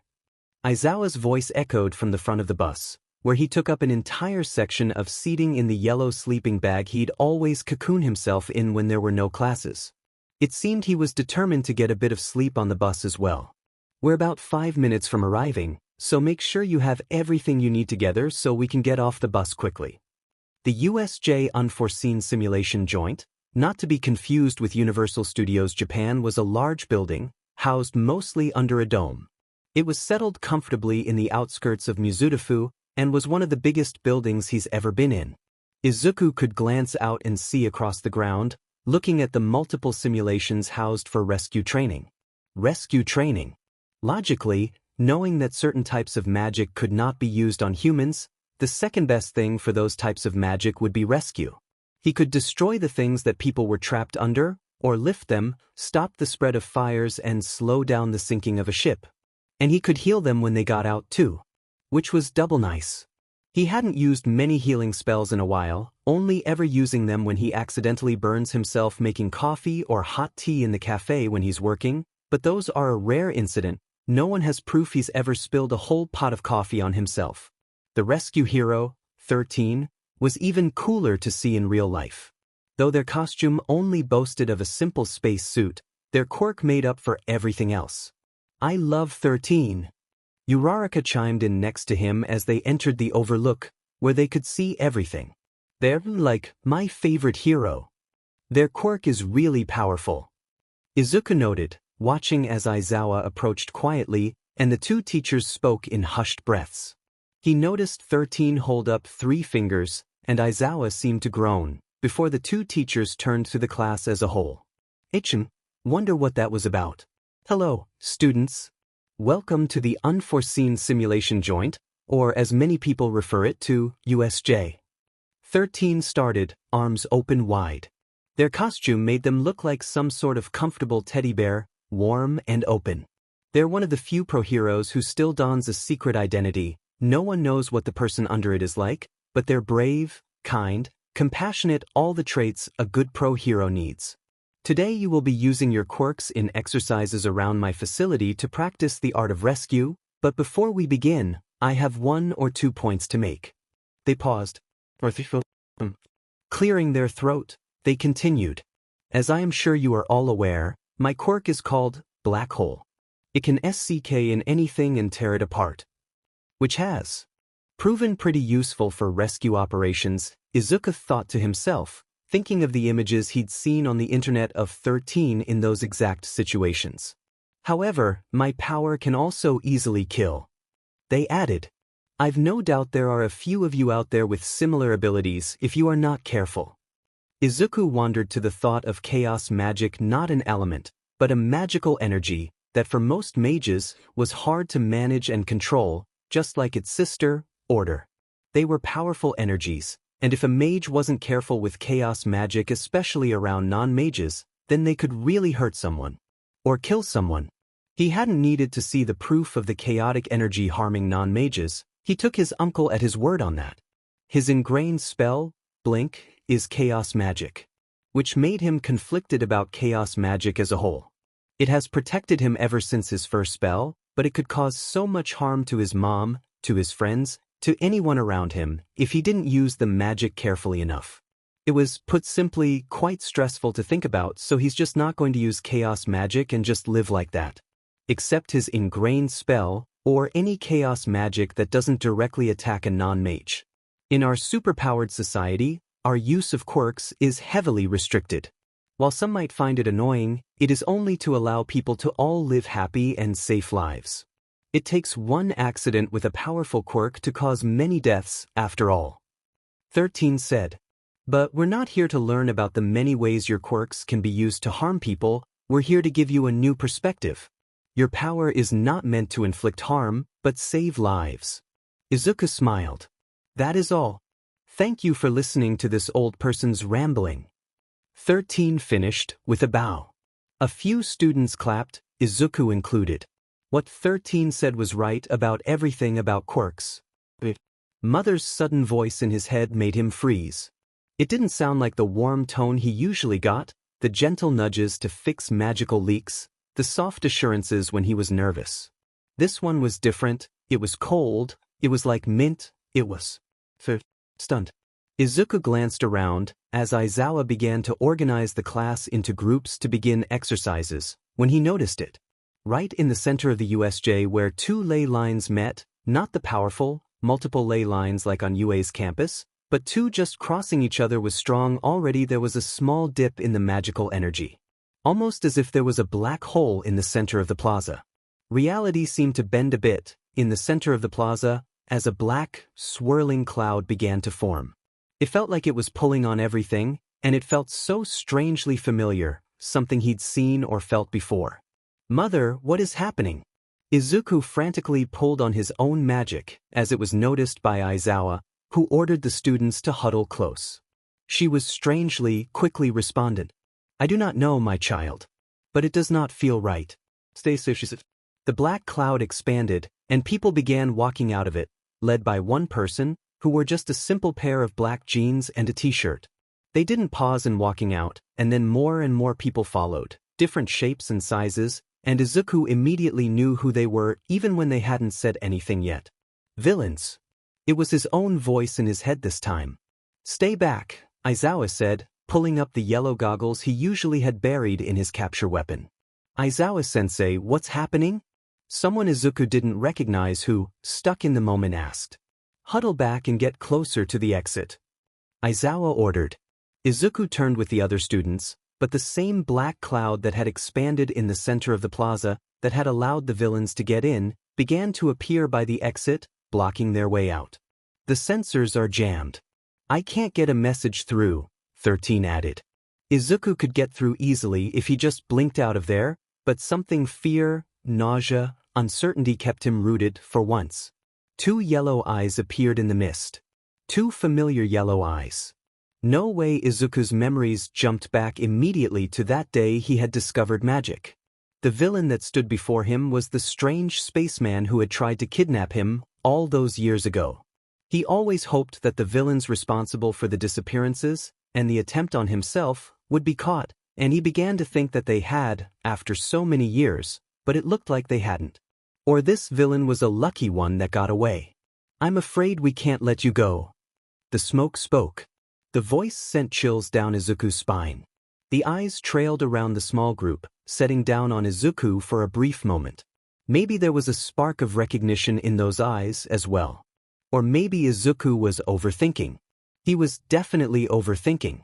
Aizawa had disappeared down into the crowd, while 13 made themselves a barricade against any villains that came near, spreading their quirk out to the stairs behind them. But Izuku could still glance over the shoulder of the pro-hero and see the chaos that his homeroom teacher was jumping into below them. He's outnumbered and outgunned, but he's still taking them all down. He noted. There was no way that Aizawa relied solely on his quirk, and after running into the pro those few nights when Mother nudged him awake to fix up magical leaks, Izuku could put his faith in his teacher to fight off the villains. For a while. Excuse our interruption, the black mist began. He began to form a head of sorts, even though his amorphous body was stretched out in front of the door. We are the League of Villains. We've come here today to end the life of All Might. Impossible. Could they even manage to kill All Might? He was the symbol of peace, he was the #1 hero. Even people outside of Japan were able to recognize his beacon, his smile, and know that with a hero like All Might in the world, they would be safe too. All Might was seemingly immortal. But if villains came in this strong, they probably can, Izuku thought to himself. Before the mist could finish, Izuku watched out of the corner of his eye as Kirishima and Bakugo charged the villain, trying to hit the smoke. He wanted to yell and scream at them to stop, but by the time he could react, the two had hit through the villain, dispelling the mist. Take that, you villain F-. Bakugo yelled. It was a pathetic attempt, the smoke said, beginning to reform again. 13's cry of get back was drowned out by the villain. Nonetheless, my job remains unchanged. The smoke began to spread, expand, covering everything in a misty, black darkness. It felt like that day, the day so long ago that Izuku would love to forget, but this time he couldn't blink away. He was frozen to the spot, and he couldn't think as the darkness swallowed him whole. He hit the water hard but not hard enough to knock him out. Izuku was able to take a deep gulp of breath when he hit it, and even though the water was dark and murky, he could still tell which way was up. Hopefully. Have I been dropped in the flood zone? He thought, trying to swim to the surface as fast as possible, but there was a faint movement in the corner of his eye. His eyes stung from the chlorinated water, and he couldn't hesitate in staying this deep in the water for too long, so he pushed forward, until something knocked into his side, and the air he held in his chest was pushed out. There were villains in the water. Of course. Izuku couldn't see much more. Then dark, blurry shapes in the water, and muffled voices. One voice he heard was much clearer, though, and he felt something long wrap around his waist, and pull him out of the water and onto the boat in the flood zone. He coughed out the water he'd accidentally swallowed. It was just him and Tsuyu, it seemed. Thanks. It was the best I could do, she said, her tongue still partially sticking out of her mouth. Oh, that's what she grabbed me with. Despite knowing it was his classmate's tongue, it didn't gross him out as much as it probably should. Tsuyu was a friend, she was just saving him. We do seem to be in a bit of trouble, she said, glancing over the railing of the ship. Yeah, he said, looking over the edge of the railing too. He hadn't lost his mage hat, thank Mother Magic and every holy god above. He'd feel awful if he'd lost his father's hat nor his wand, which was good, all things considered. Is there anyone else in the water? It was just you and me here. The I hope at the end of her sentence went unsaid. It was impossible to tell where the villains were underwater, except for the few that stuck their heads out to watch the students on the boat. But Izuku couldn't remember any other screaming from the fall moments before other than his own, so it should just be the two of them. This is bad, Izuku mumbled, taking a few steps back from the edge. He didn't care that he was mumbling again, everything was bad and stressful and not very good. They're here to kill All Might, they knew he was supposed to be here today, but he isn't. How did they get our schedules? Unless it was the media break-in the other day, could they have used that as a diversion from what they really were doing? And if they've come here all confident in killing All Might, does that mean? Nope. Izuku did not want to think about that possibility. He glanced over the edge of the ship again, then back to Tsuyu, and it felt like something sparked in his head. They don't know what our quirks are. Tsuyu pet her head to the side. Well, if they knew your quirk worked so well in water, they wouldn't have sent you to the flood zone, would they? He explained. They might have gotten the schedule, but they overlooked the quirks that everyone had. So instead, they decided to try and scatter us and overwhelm us with numbers. He glanced back out over the water. The plaza wasn't too far away, considering the position of other zones in the building, and he could still see silhouettes in the distance standing on the walkway, meaning not everyone was separated. If they could just get back over there, they could get out of here. The villains in the water, with more than a dozen heads poking out of the water, were just treading the water, looking up. They knew somewhat of what Tsuyu could do, but they didn't know what Izuku could do. They should use that for their advantage. Looks like you've already got a plan forming, Karu. Tsuyu interrupted his thoughts. If it helps, I can jump really high, stick to walls, and my tongue stretches up to 20 meters. I can also spit up my stomach to clean it, but I don't see how that would help. Or the poison, it just makes people sting a bit. Izuku nodded. That was helpful information. He felt for his conduit tucked neatly in its sheath. I have a few water spells that I can use, and I can make them ice if I need to. There's an idea. How far do you think you can get across the water, Tsuyu? She glanced out, squinting to see the edge of the land. I can probably make it. Alright, here's the plan. It was pretty easy to land on the other side, even though Izuku and Tsuyu pretty much tossed themselves into the dirt on the other side. It hadn't gone completely to Izuku's idea. He only meant to cast a Furio, just a blast, to freeze the water surface to prevent the villains from taking chase in that one area, but he might have had too much will and intent pooled into the spell, and the words spilled out from his mouth before he could think. Gale Aquis. It was similar in power to the ice attack he had seen Todoroki use during their mock trials, but it was just a thick sheet of ice over the water. The villains could break through it eventually, but it would take a while, and there were villains who couldn't survive long underwater. Hopefully they'd be more focused on that. Hopefully they wouldn't drown. But he and Tsuyu made it across the lake. They just needed to make it past the plaza, up to their other classmates, and take down the smoke villain to get out of there. Everything was much easier said than done, but they'd gotten through one thing, and they just have to take it one step at a time. But remember, just because you don't believe in something doesn't mean it isn't real. Catherine, how? Izuku. Izuku stopped at the sound of Mother's voice. She was desperately pulling at his magic, tugging at it in a way too familiar. Was there really a FING magical leak in the middle of all this mayhem? Midori-chan. Tsuyu's voice is just barely above a whisper. They're trying to make their way quietly at the edge of the plaza, between a few bushes and a concrete wall that cornered off a different zone, under renovations, according to the signs on it. Izuku, there is something you need to do. What is it? Mother pulled his vision away from Tsuyu, and towards the center of the plaza. He could see Izawa fighting, but Izawa was starting to tire and lose the fight. No hero backups had arrived, so no one at UA must have heard about it yet. The first person that came through the smoke, the villain who had a hand over his face, was standing next to a creature of gargantuan size. It wasn't a human. It wasn't someone with a strange mutation quirk. It was a monster. Izuku shivered just looking at it, but even just looking closer, he could see it. Faintly, but he could see it. The creature was wrapped together in magic.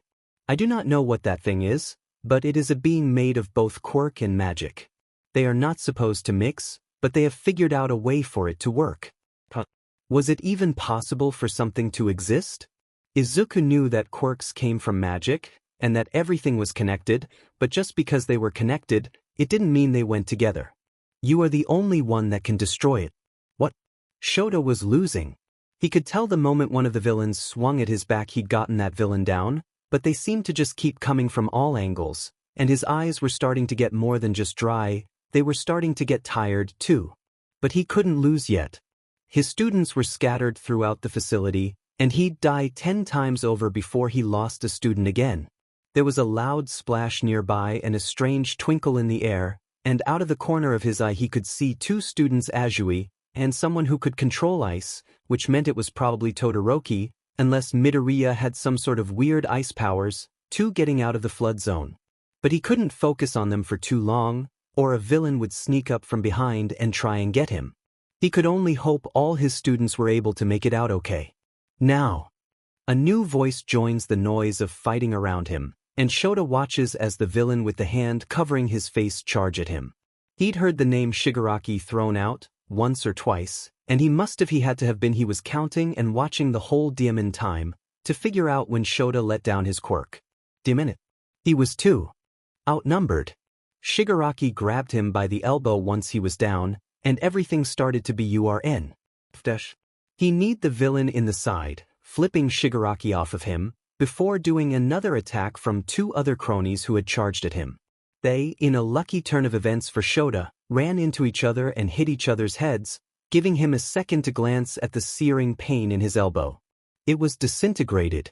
He could see his muscle underneath, most of the skin gone, and it was bleeding pretty heavily. All right. That's Shigaraki's quirk, then.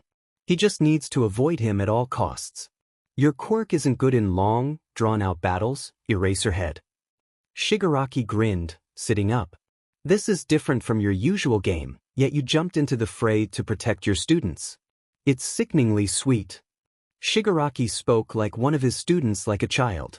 He looked like he could be an upperclassman too, but most of his face was covered in dried skin and hidden behind the strange mask hand. But you've mistaken me for the final boss. What? The creature is on him before he can think. There's a painful snap. He can't feel anything. He can't move. He's pinned under something. Meet the Nomu. Izuku can almost hear the snap from the center of the plaza. He hadn't moved from the time Mother first called on him, and Tsuyu joined him, looking towards the center in shock. There was blood. There was so much blood, and in the center of the mess was Izawa. Eraserhead. His teacher. And Mother expects him to take that thing on? She's gone silent since she said that to him, moments ago, and isn't listening to anything he sends her way. Please don't let Eraserhead die. Please don't let him die. Please don't let him die. But Mother told him he was the only one who could stop that creature. It was wrapped in magic threads, strong enough for Izuku to see over the hulking mass of muscle that made up the creature. It trailed over the body like golden string, and it felt like magic was leaking out of the creature's chest, keeping the body knit together. It's a walking leak, Izuku thought. We should go, Midori-chan. Tsuyu said, but she wasn't tearing her eyes away from the scene either. Izawa is dying. Eraserhead is dying. Izuku was tasked to help. No, he said, clenching his wand. He felt his eyes watering, but he wasn't just going to sit back. Not only was he being told he's the only thing that can defeat that creature, he's the only one what can weaken it for someone else to take down, someone else with more experience, but he can't just sit by and watch as their teacher dies. Izuku doesn't hesitate. He heard Tsuyu call his name as he dove out of the few bushes they hid behind, cheering up the first spell that came to mind. The gale he had cast earlier drained a lot more out of him than he'd like, but seeing Eraserhead hurt and prone and dying sparked new energy in him. Adrenaline. Instinct. Furio Congeria. The black energy sparked out of the tip of his wand, and it hit the creature in the side. Unlike other hits the creature seemed to take from Aizawa, this one hit and dug into it. The creature pulled back, in the shock of a sudden, new pain. Of course, now all the eyes were on Izuku. He must have looked like an interesting sight, some sort of child, soaking wet with water, holding just a metal rod at something that could kill All Might. The man with the hand over his face turned quirky to Izuku. What are you supposed to be? A magic user? The word hit too close to home, but Izuku watched as the villain scratched anxiously at his neck, and the black cloud formed again. Shigaraki, the black cloud said, pulling the villain from his stupor at Izuku. A name. 13 has been incapacitated, but a student escaped. Reinforcements will be here soon. We need to go. Kojiri, another name, Izuku took note of. We're on the winning side. So what if we don't get to kill All Might today? It's a farm of experience right now, with 13 and Eraserhead down. Shigaraki turned to the creature perched over Aizawa, who was looking very worse for wear. Nomu, deal with this brat. The creature the Nomu perked up at its name, and two beady eyes locked onto Izuku. He tried to outrun it, but it had a speed quirk. It had a strength quirk. It had a regeneration quirk. How did Izuku know all this? The Nomu picked him up like he was nothing by the neck of his robe. It didn't conveniently tear, which gave the creature a good hand on Izuku, and it threw him, tossed him, aside like he was nothing. Like he was a chew toy of a large dog. Izuku hit the ground hard. Something cracked, something broke. There was pain. There was so much pain. Everything hurt, and well, he disappointed everyone, didn't he? He wanted to be a hero. Maybe he could be born in the next life and try again. Izuku closed his eyes and opened them again to a warm, yellow light. The warm light was not like the light at the end of the tunnel he's heard of. The ringing in his ears has stopped, and he can sit up immediately like there was no pain, like he had not been dying too, a moment before, in a beat of rash stupidity, throwing himself into the fray without thinking. He was in a garden. There were a few flowers he recognized and cherry blossoms floating through the sky, but they weren't the familiar pink hue like the ones outside the school. These were a warm, golden yellow, full of magic. Where was he? Was this where mages went after they died? No, this won't do, Fate. Mother's voice echoed through the garden. Izuku stood up carefully, noticing he wasn't in the hero costume he was just wearing. He was wearing a golden sokutai, but the fabric was soft and light that it felt like he wasn't wearing anything, like he didn't have a body. And maybe he didn't. Mother's voice grew louder. No, wait. Around the corner, he saw her. She was an appealing woman with dark skin and hair braided tightly behind her head. She was an appealing woman with bright blue eyes and brown curls. She was an appealing woman with long, dark hair and amber eyes. She was Mother. She was everything. She was magic. Oh, Izuku, my child. Mother approached carefully, reaching a hand out. She was tall, even though he could not get a read on her shifting appearance. Looking at her was like looking at a kaleidoscope, but instead of random colors and shapes, it was people, her appearance changing by the second, too fast for his eyes to catch. But no matter her form, small and petite or large and strong or curvy, she was appealing. Izuku felt tears well up in his eyes, and they came out before he could stop them. He failed her.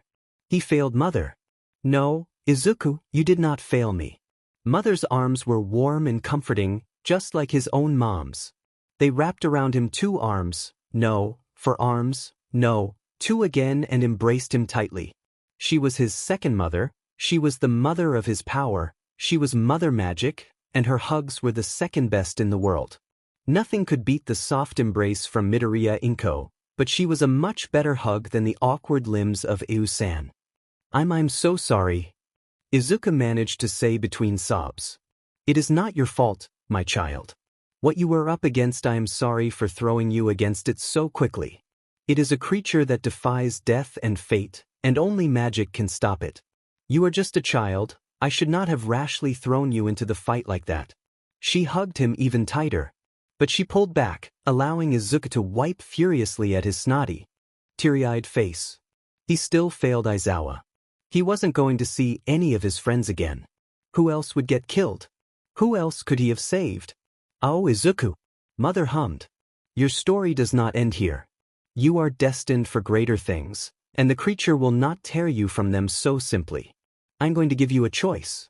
He perked up, but still tried to rub all the tears out of his eyes. I am going to send you back home, no matter what. That Nomu defies everything that it should. I do not expect you to take it down when I send you back, and you can wake up in the hospital, alive and safe. Or I will allow you back into the fight, if you so longing. I will not send you alone. For a temporary moment I will allow you to use all magic regardless of your conduit. I will be with you to take down this creature. But it might come at a cost. A cost? Magic is living. I cannot unlock it so easily for you as I would like. You might get sick with magic afterwards. But you also might not. It is the risk of being open with magic at such a young age. The cost. Everything came with a price. He could just wake up in the hospital when everything is over. He could just allow it all to pass over him and not deal with any fighting. But that would leave Aizawa, his friends, that Nomu, all to deal with itself. There would be more death if he left, and he could try and heal Aizawa. Even if it meant he'd get sick. He could take down the Nomu. He could take it down. I want to go back. Izuku said. Please. Mother smiled. I had a feeling you would want to, even if it risked your magic completely. She said, brushing a few loose hairs out of Izuku's face. I will allow you safe return, and the power you need to take down the Nomu. Thank you. Izuku closed his eyes. And Wokbakup. You have magic in your fingertips, magic in your eye, magic in the arms that hold. And tell me not to cry. There is magic in your voice. When you talk to me each day, there is magic in your smile. And in the things you say, there is magic in the way you let me be myself with you. There is magic that you teach me to be good and brave and true. I am growing older, and soon I'll go away. But the magic that you taught me will go with me every day. Coming back to the world, he hadn't even been gone a few seconds in reality. The Nomu had turned around on him, and as his vision faded back in, he could see Tiu, at the other end of the plaza, crying. He could feel so much more. He could feel Quirks, humming and singing songs, and everybody, from the chorus inside the Nomu to the violins inside of Aizawa still singing, still alive, and even the drums inside Shigaraki and the smoke man, Kurogiri. Take your conduit. Mother felt closer to him than she ever had before. His wand was just a few inches from his hands, and he felt his wounds beginning to stitch themselves back up with magic. Mother's doing. His fingers wrapped slowly around the thin metal of his conduit, pulling it closer. It was the first conduit he ever made. There were many memories buried deep within its cracks. It was a thin metal that Iu-san just had lying around, wrapped carefully around more metal, handcrafted. The first spell Iu-san taught him, before anything else, Manu Flamma.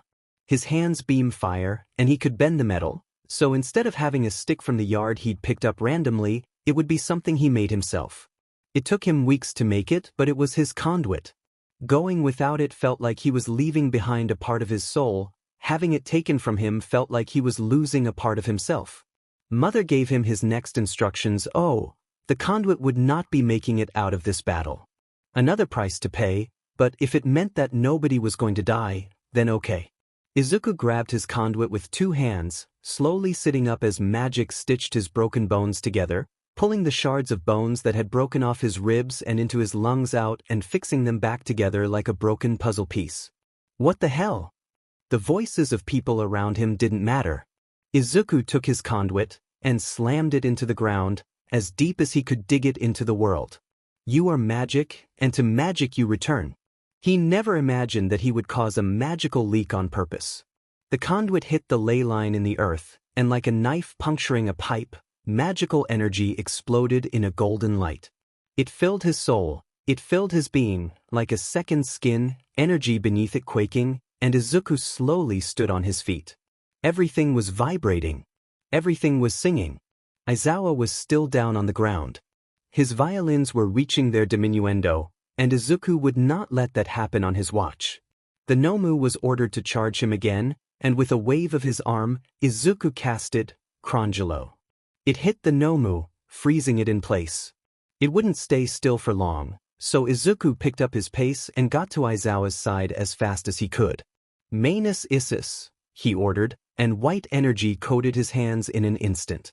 It sparkled in the light, and Izuku didn't know where or how deep the extent of Aizawa's wounds were, but he didn't have long, so he just slapped his hands down on his teacher's side and willed as much power into it as he could. Enough to keep him alive. Enough to stabilize reverse damage. The snapped arm slowly fixed itself, the disintegrated arm regenerated, even though the fabric still remained chipped and broke. The violins began to sing again, though their song quieted down, it was still there, still present in their melody. "What the hell are you doing, you hacker?" Shigaraki yelled as Izuku stood up. The Nomu freed itself from the time spell Izuku had trapped it in, and Izuku allowed himself to grab a hold of Aizawa before blinking out of there. He'd never taken a non-mage along with him through the other, but Aizawa was knocked out from quirk exhaustion, probably too much magic in his system at once, but he was alive. He was stable. Izuku felt bad dragging the knocked-out hero across the plaza as fast as he could, but he left him leaning against the stairs, blinking back in to drop him off before blinking back by the Nomu. "Dirty hacker. Undoing all my hard work. I'm just going to deal with you myself." Shigaraki threw himself at Izuku as fast as he could, forgetting any order he had barked at the Nomu moments before. Izuku was faster, luckily, and managed to duck out of the open palm that Shigaraki held open. Disintegration, some sort of contact-type quirk. Probably stronger on meaty stuff than other stuff, so I should probably use a hand spell, then Manu Taro. He felt his hands stiffen up, almost like Kirishima's quirk, but they were tough rocks. He balled them up into fists before swinging one at Shigaraki, who blocked it with his own hand, but seemed surprised when suddenly, Shigaraki was met with rock and not an actual meaty punch. "Look out." Izuku barely dodged another open palm strike thrown his way. He swatted it away with his forearm, but the palm hit for just a second, and the self-recovering fabric of his robe disappeared in a second. His spell managed to reach up to his elbows for better protection, but that bit of the sleeve was long gone. "You're like sensei." Shigaraki faltered for a moment, which gave Izuku the perfect moment to jump back, turn his attention to the Nomu. He reached out for the magic and felt it, deep within the earth, reaching out from the ley lines. Through the leak he created, it tugged at the magic, and filled his words with it as he charged the Nomu. Lakis. The spell would take time. He didn't have time. Kurogiri tried to appear at his feet, to trap him from getting at the Nomu, but Izuku was just a little bit faster on his feet. Mother was helping. Izuku reached the Nomu, and could see the leak from the center of the creature's chest. Without orders it stood around like an oaf. There was no soul in it, it was just a creature made of quirks, knit together with magic that Izuku didn't recognize. Clauses. Izuku grabbed at the magic leaking out of the Nomu's chest and pulled, quickly, to avoid the creature throwing its entire body at him. The magic leak exploded out of the creature, and the threads began to disintegrate like Shigaraki had used his quirk on it, but they faded back into the natural magic of the world. The creature couldn't stay together anymore without the magic. It stood for a few moments, before stumbling on its feet and then collapsing. Izuku felt bad. The Nomu could hardly be considered a living thing, but it had been in existence, and he had to pull the plug on it, or it would hurt his friends. His family. It hurt him, his teacher, and if he didn't stop it, who knows what would have happened. Shigaraki froze in shock at the sight of a 14-year-old boy taking down a multi-quirked creature. "You? You're not human either, are you?" he asked, his voice cold, but his fists were clenched, except his thumbs stuck out to not activate his quirk on himself. Not human. The words stung Izuku like the wounds he had before, but these ran deeper. He wasn't human, was he? Not just at that particular moment, with mother magic flowing through him and helping him like an avatar. But in general, he wasn't a human. He was a mage. He didn't have a quirk, he didn't have a quirk factor, he couldn't get sick like others, He had to watch himself to not hurt non-mages. Is this why, so long ago, mages broke themselves off from humanity, because of Mother's interference? They themselves were not human? Izuku heard them coming before they broke through backups, reinforcements. The trumpets of Ida's Quirk announced his presence first, and he hoped that when Mother left him eventually, he would still be able to listen out for the songs of other Quirks. What had once been hums had become appealing songs, and he would miss them dearly. Other heroes were there. Teachers at UA. Izuku stepped back carefully from Shigaraki, keeping his eyes on the villain as his attention was torn away. Mother was leaving him quickly, and he'd like to be at a good enough distance to not get hurt by the disintegration. Thank you very much. You did well, my child. I am proud of you. Thank you, Mother. His knees were shaking at the sight of the Nomu, collapsed on the ground, not moving. There was no blood, there was no gore, but he had felt the magic that had once sewn the creature together, and he tore at it, and it felt more invasive than what would happen if he stabbed it. Do not be afraid, I am here. All Might's Quirk is different from the other songs. Even as Mother left him, he could still hear the songs, just quieter, and he had to listen out for them more, but they weren't just hums anymore. All Might's Quirk sounded like a literal song. It had violins, it had a piano, it had a guitar. Multiple instruments wound together for his song, and it was amazing. All Might landed between Izuku and Shigaraki. Even though his song is a multitude of instruments, it is still quiet. It is somber. It is weak, though it plays strong. Leave my students alone. Izuku smiled, allowing himself to fall down. He was tired, he was seriously craving a big meal, but the heroes were here to save the day. The Nomu was defeated. His teacher was safe. That's all he wanted. A little magic can take you a long way. The beeping of the heart monitor is what stirred Shota awake first. The room he was in wasn't as bright as he had expected, but he still opened his eyes slowly, taking his surroundings in slowly as well, noticing where the pain was and where it wasn't anymore. One of his arms is wrapped up, but it isn't the twisted form he remembered. His head hurts a little bit, and he can feel stitches in his sides, and bandages wrapped around one of his legs.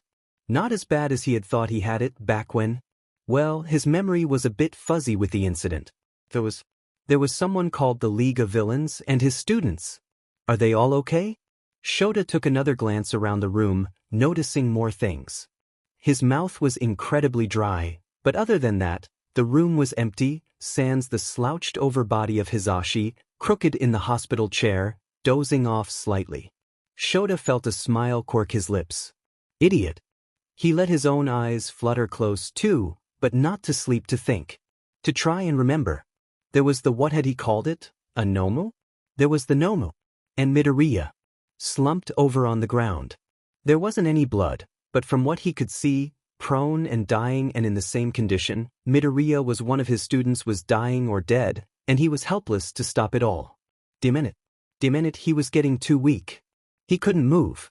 He was drifting, it was hard to keep himself still alive. And then there was a bright, yellow light. Izuku glanced at his reflection, again. The mirror had fogged up from his hot shower for once. He wouldn't be yelled at for taking too long of a shower, because after everything he'd been through in the past 2 days, his mom and uncle were giving him a break. Which was nice. For now. A group chat that Uraraka had made with a few other of his friends following what the school and local media are calling the USJ incident, was blowing up on his phone, buzzing on the sink, but Izuku couldn't tear his eyes away from his reflection. And it wasn't for any narcissistic need. He couldn't tear his eyes away from, well, his own eyes. Mother Magic had said there would be a price.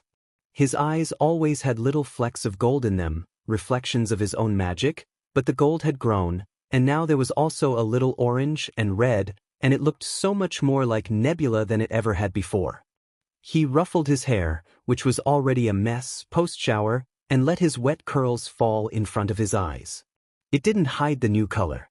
He flicked off the lights, and there was a small, faint glow to them as well. Less than human. The sound of his mother's quirk came before he heard her knock on the bathroom door. The new development of suddenly hearing quirks, not just feeling them with his weird magic sense, was something he was going to have to get used to eventually. It wasn't as intense as it is before at USJ, where he and Mother were truly connected, but it was present now, A new sense, in the background, like tinnitus but not as painful. Izuku, are you all right in there? Her voice was muffled through the wood of the door, but she spoke over the piano tune of her quirk. Yeah, I'm fine, he replied, pushing the dark curls out of his hair. His almost golden eyes were just going to have to be something he would have to get used to. Hopefully. Okay. He heard his mother sigh.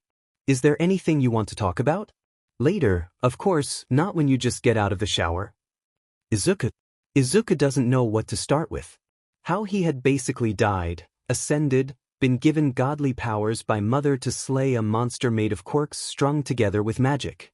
How he had witnessed one of his teachers die in front of him and tried, in reckless haste, to save him, only to almost join him as well? How he had to fight against villains, how he might have killed someone, because the world was cruel and unforgiving as it always was. He didn't know where to start. And his mom, she wouldn't understand the magic half. Not at all. Filing it later for therapy, he thought to himself, cynically, glancing back at his reflection. It was still him, but he could tell the magic had taken something on it. It had stripped him, a bit, of humanity. His phone buzzed again and he finally looked at the chat. Uravity, I'll admit it, having school closed for the rest of the week was good in theory, but I'm actually bored out of my mind. Ida, Uraraka, now would be ample and appropriate time to get ahead in our studies. Tsuyu, you may be right, Ida-kun, but also it's only been 1 day since the incident, we should take as much time as we need. Ida, you are quite correct, Azui. However, if Uraraka has exhausted every avenue on her lonesome, studying is something we all can do. Red Riot, I really need to get studying too, but some of these math questions are ridiculous. Red Riot, Redicilus. Red Riot, hate myself.jpg. He smiled at the typo, reading through the previous messages as he made his way back to his room to change into comfortable clothes. It wasn't too late out, it was only about 6, but he and his family had pretty much said, screw mealtimes, and had just been snacking on pre-made bakery treats and fresh fruit all day. Midoriya at Red Riot, if math questions are causing you a lot of stress, I can try and help. Red Riot, Midori, you are a literal and figurative lifesaver. Ida, Midoriya, if it is possible at some point, we should try and organize a meeting, since we will be off for the next few days and the weekend. Uravity. Ida, you are a genius. Uravity, we could meet up at the mall or park or something. The weather's supposed to be amazing all week. Ida, my intentions originally were for studying Uraraka, but socializing with our classmates and future colleagues should be just as important. Uravity, just let me know when and where and I'll do all the planning, Omega. Ida, I will have to double-check with my parents, but I should be able to meet up at some point. Tsuyu, my parents took a while off work, so I can hang out whenever as well. Red Riot, manly dude. I'll have to ask my moms, but I'm sure it'll be good. Red Riot, also Midori, if you're free for a video call soon, I'd love to get these math problems done sooner than later. Izuku had to pause for a second, looking over the messages. Hanging out with friends, outside of school? He hadn't done that, no. Izuku couldn't even think of any time he had done that with anyone other than Kaken, before things really got bad and Izuku had to go online. He'd never done anything like it. His heart was skipping beats in his chest. He could feel his magic humming loudly, and he pulled it back in, trying to avoid breaking something else on accident. But that was a thing now. Izuku had to keep his magic under more control now. It wasn't a magic fever like it had been after the entrance exam, but it seemed to slip out from under his fingers a bit easier now. Butterfingers. Midoriya, that sounds great, Uraraka. And yeah, Kirishima, I'm free anytime now. He wasn't expecting an immediate call. You're a godsend, Midoriya. It's no problem. Math is kinda hard, especially when you don't know what you're doing. Yeah, which I don't. Izuku tried to hold back a laugh. Poor Kirishima, poor math.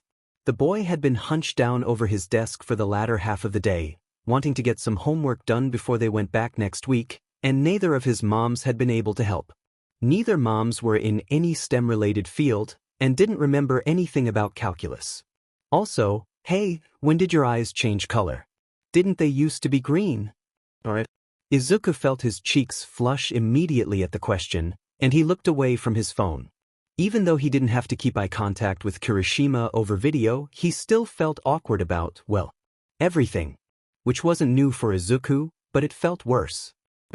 After the USJ incident. Right, I heard about that. Did you really go all Super Saiyan on those villains? Super Saiyan? Old anime reference, sorry. Kirishima laughed. Still, I didn't see much, but on the bus ride back, everyone was talking about seeing some weird lights, and Azui said it was you that took down the weird creature thing. What was it called? A Nomu. Izuku said, feeling his voice drop. His magic crackled under his fingertips, and he shook them out, dispelling the extra energy. Wait, did you actually take it all down on your own? Izuku nodded, then paused. He looked at Kirishima, who was hunched over his desk, hair pulled out of his face with a headband that he probably stole from his mother, miles away. He thought about Uraraka and Ida, and Azuitsu and Kaken, Bakugo, and everyone else in his class, and Aizawa, and he sighed. Magic wasn't going to be kept a secret anymore, he realized. Magic was a secret. Long ago he'd heard enough about that in Ayu-san's lectures. But it was his decision to let people know about magic, in the end. There weren't many mages left to form a secret society, and maybe the government would be super concerned if they didn't know already, but it was Izuku's power.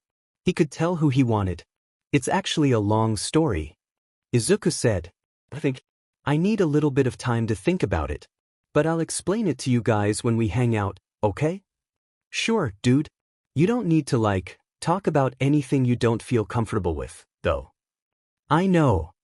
I'll have to tell people eventually. What was that? Nothing. Izuku glanced at the new notification on his phone, another message in the group chat. They were deciding on a date. It was strange to think that Izuku was going to go meet up with friends, but his mom and Iu-san approved of everyone he had talked about already. They hadn't really met anyone yet, but his mom and his uncle exchanged a glance Izuku could only read as, finally he has some friends, I'm so happy for him, and he knew that they would like everyone. Thank you for meeting with me, even though it's in the middle of quite the predicament. Nezu said, looking down at the mismatched group that filled his small office at UA. On one side was the Midoriya family. Midoriya Inko, the mother, Midoriya Ayumu, the uncle, and Midoriya Izuku, the student. The youngest seemed to be the most nervous, even though all of the family was, presumably, briefed beforehand. On the other side were Aizawa Shota and Yamada Hisashi. Aizawa still had one arm in a sling, but other than that, Aizawa and Yamada just wore simple civilian clothes. It is important we're having this meeting, for young Midoriya's success here as a student relies on what we talk about in this meeting. Nezu explained, even though both parties knew why they were there. Or at the very least, Ayumu and Aizawa did, partially. Aizawa quirked an eyebrow. It's important for all students to succeed at UA, but is there any particular reason Midoriya is singled out? It came off a little ruder than the teacher/pro hero probably intended, but that was just how Aizawa existed. Yamada still elbowed him on his good side, but the hero did not budge. The youngest Midoriya glanced down at his hands, becoming suddenly interested in his thumbs. You see, Midoriya is a special case when it comes to his quirk. Nezu turned to the Midoriya family. Would any of you feel comfortable with explaining? What is said here will not leave the room. Ayumu nodded, clearing his throat. I'll explain. He looked at the two teachers. You see, there's something different about Izuku and his, quirk. I don't know if either of you two have noticed, but it doesn't fall under the normal definition of what a quirk is. Because he doesn't have a quirk. What do you mean? Aizawa asked. Vima quirked a smirk, and Nezu knew the right person had stepped up to explain the whole situation. It'd be pretty entertaining to watch as well, but he kept his paws together and just watched the exchange with a smile on his face. I'm surprised you haven't recognized some of our spells, Eraserhead. Ayumu said with the same smile. But it is pretty simple. Izuku doesn't have a quirk, Izuku has magic. A beat of silence. Excuse me? The world is much bigger than what quirks are. Nezu interrupted. He knew his employees well, and the smirk Ayumu held even after Midoriya Inko elbowed him and hissed at him under her breath to behave. Ayumu could accidentally antagonize him more than anticipated. For a while, scientists have debated on the source and origin of our quirks, but science hasn't gotten too far on that end because scientists are looking in the wrong direction. It's been under our proverbial noses the entire time. So, you're telling us that quirks come from magic? Yamada asked, twirling a lock of his blonde hair around his finger, deep in thought. Precisely. Nezu nodded. Mages like the Midoriyas here have existed for longer than history can account for, but they've always been a secretive sort. But as quirks began to take over, mages began to disappear.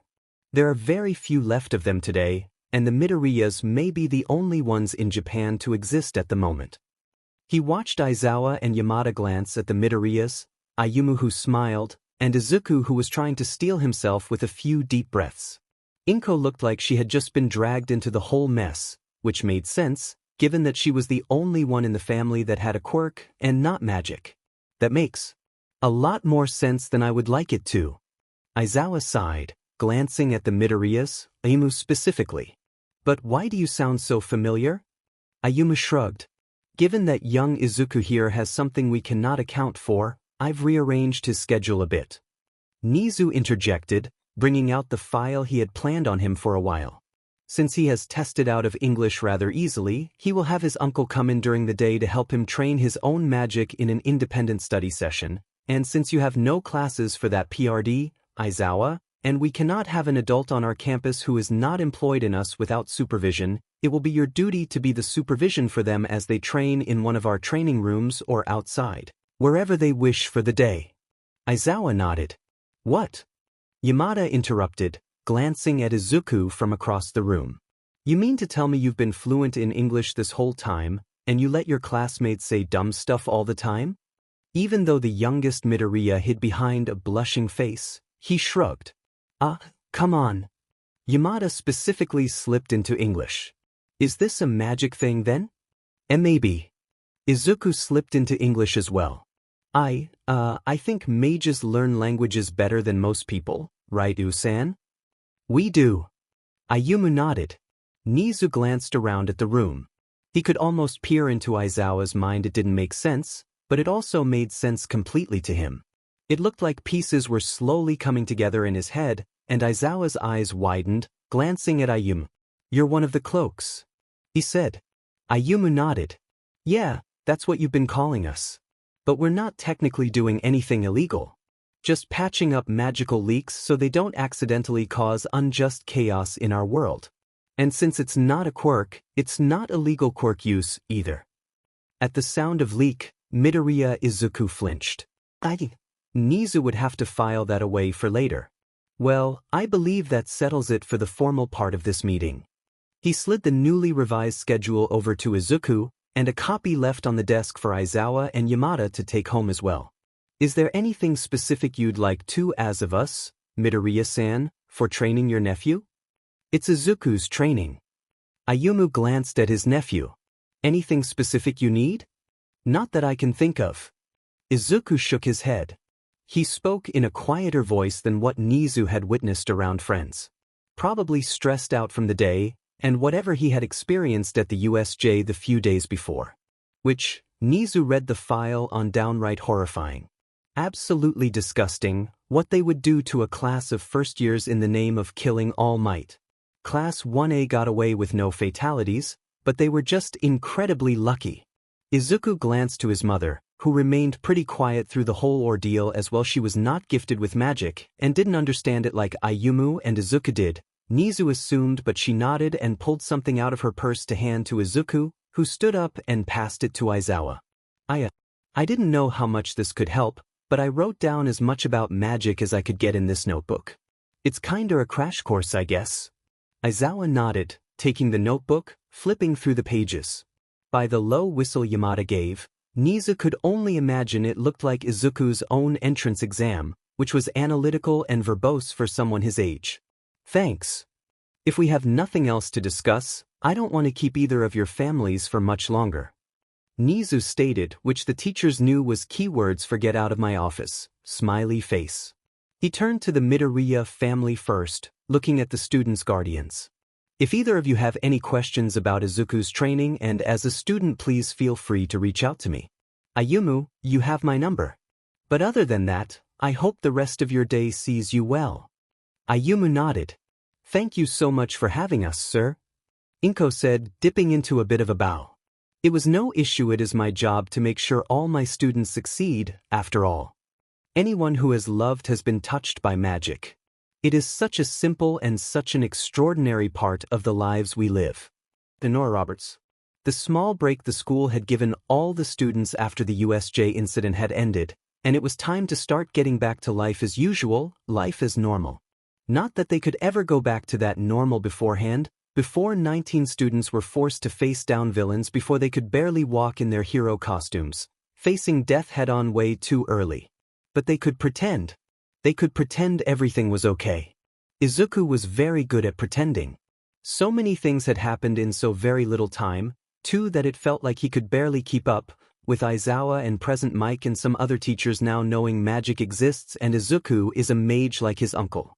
So many things had happened. Usan and his mom had been the support he needed during the meeting, but some sort of strange guilt was deciding to eat him up and stun him into silence. Maybe it wouldn't be that noticeable, Izuku thought. He was wrong. The moment that Aizawa walked into the classroom the first day they were back for classes, there was a beat of silence before someone Kaminari, Izuku is getting better at names, asks aloud, "Whoa, sensei, what did you do to your hair?" It had been noticeable in the meeting but no one pointed it out. It was a small streak of Aizawa's black hair that had turned gold, the color of Izuku's magic. Nothing. Aizawa deadpanned. But there's, like, a blonde streak in it. Mina spoke out as well. Don't be shy, you look really cool with it. Aizawa glared at the two students who spoke up, and they both sank into their seats. Izuku could feel his ears burning a bit out of some sort of mixture of embarrassment and fear, because it was a gold streak that started to turn the moment Izuku hit his teacher with an onslaught of healing magic from Mother so that he wouldn't die. There could be worse effects. A golden streak in hair is not the worst thing that could happen, but some of his classmates had seen him take down the Nomu that day. Some of them were probably already having questions. What was he going to do? I have some announcements to make this morning. Aizawa's voice interrupted Izuku's internal panic that he was trying to focus and keep internal. As you all know, the annual sports festival was scheduled to be this week. However, given certain circumstances, the school has decided to push the date of it back to 2 weeks from now. There was an eruption in the class. The school was going to still have the sports festival, the biggest tournament of the school year, after a villain attack nearly killed one teacher and hurt students, both physically and mentally. Quiet down and let me explain. Izuku's classmates glanced at each other before sinking back into their seats. It will be heavily different from festivals in the past. It is not going to be a public event, but a private one, where only professional heroes and members of agencies will be attending, along with the families of students. You all will only be getting a certain amount of tickets, and those invited will need to complete a large background test in order to protect the campus. It all made sense. Heightened security measures to protect the students and staff and pro-heroes and families coming to the event. That being said, the event will still be televised like every year. Aizawa added, with a hint of exhaustion in his voice.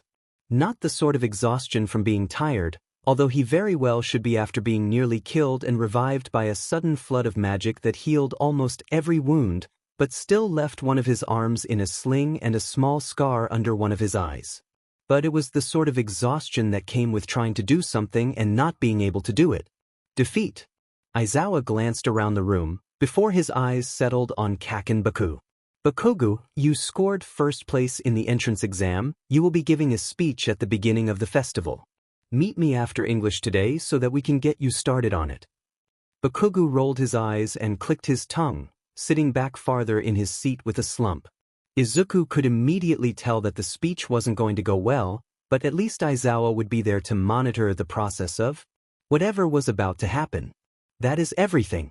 Don't kill each other for the rest of homeroom. I don't need to do any more paperwork. The teacher said solemnly, taking a seat at the front of the class and pulling out papers. Some sort of writing, perhaps homework from the other day that he needed to grade. Izuku glanced around nervously at his classmates. A little bit of discussion had picked up about the sports festival, what family everyone would be bringing after school study sessions and training together so they could do their very best at the festival, casual classroom chatter.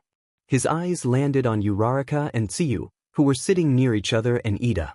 Kirishima sat a little further away, and Izuku sighed, his eyes falling back into his lap. The lack of a proper conduit. He had found his oldest wand from when he was younger, which was a poorly wrapped stick with iron that would hold him off while he worked on his new one, was rather draining emotionally and physically for him.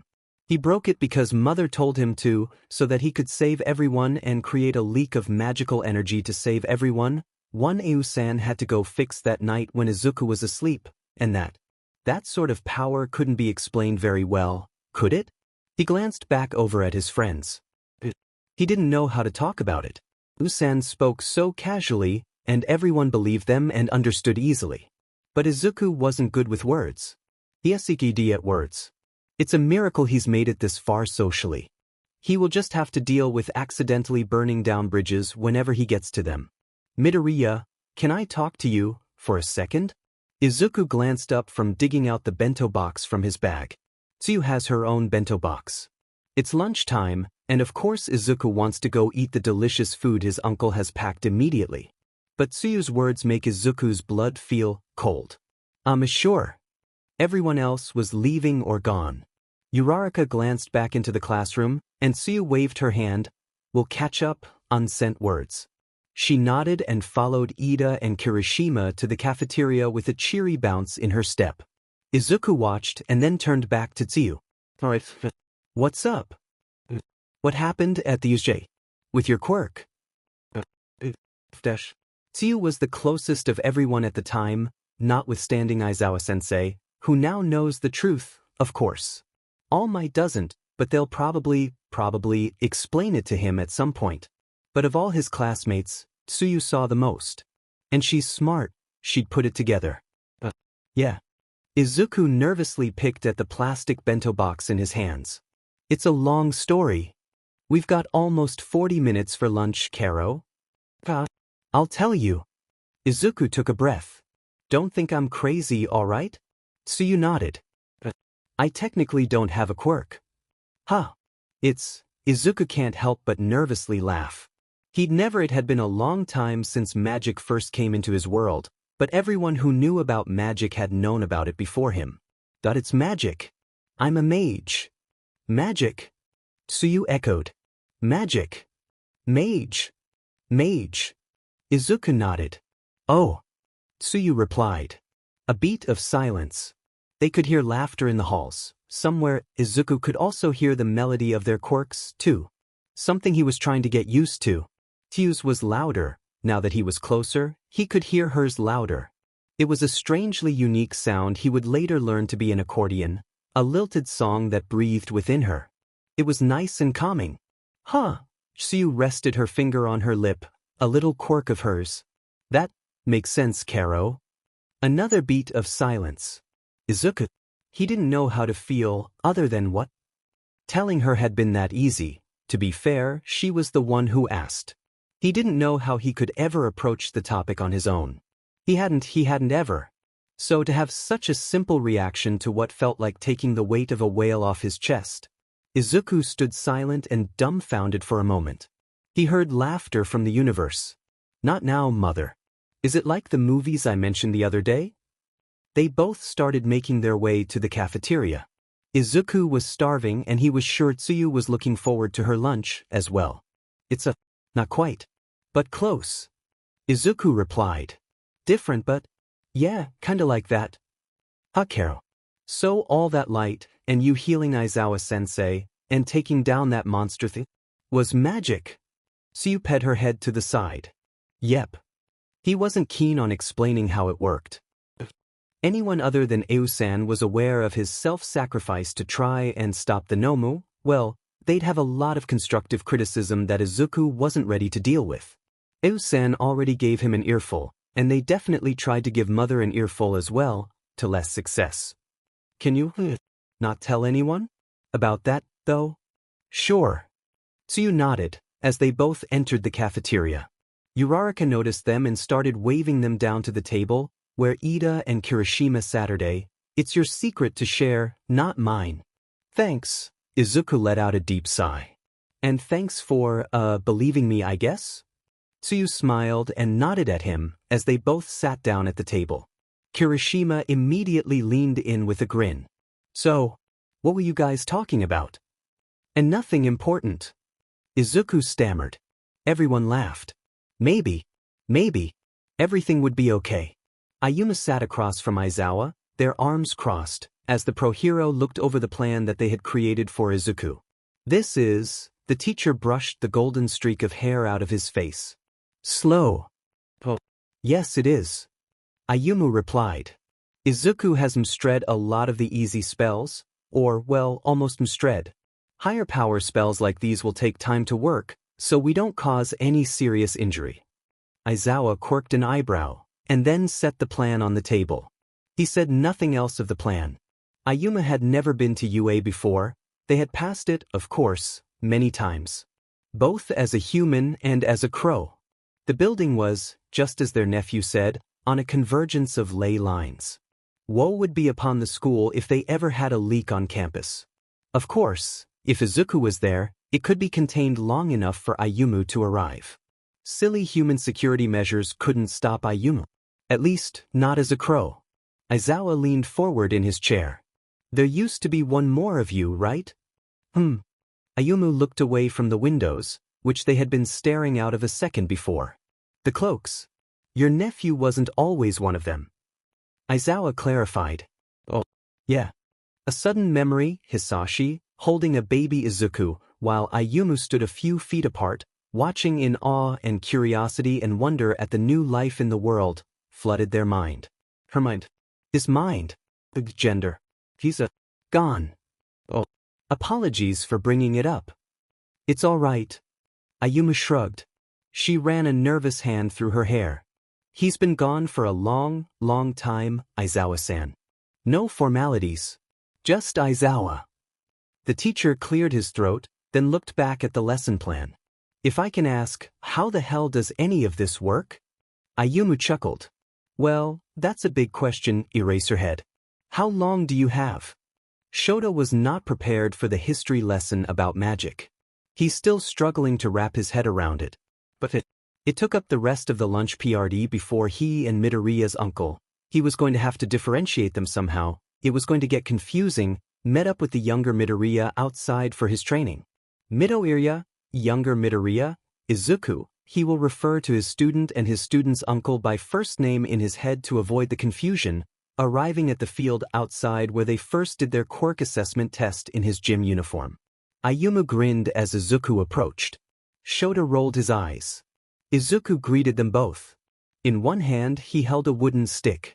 Similar to that old wand of his, but apparently he'd broken it at US. Shota doesn't remember any of that. All right, Izuku. Ayumu said. They spoke like a teacher, like they had experience. Izuku listened, but of course, Ayumu was a teacher, of sorts. Shota isn't sure why he's surprised. Because of your mishaps at the USJ place, and your loss of conduit, I'm going to switch up what spells we're learning for a bit. Really? Izuku asked. His eyes even sparkled a bit. Is it what I think it is? Ayumu nodded. Izuku's smile got wider. What is the spell again? Shota turned to the older Midoriya. Ferroforma, he said, slowly. I was teaching him a bit of it before the incident last week, but it's a useful spell. Shall I demonstrate? Shota nodded. Ayumu took a step back. Ferroforma. And before his own eyes, he watched as a full-grown adult shifted into the form of a bird and took off into the sky.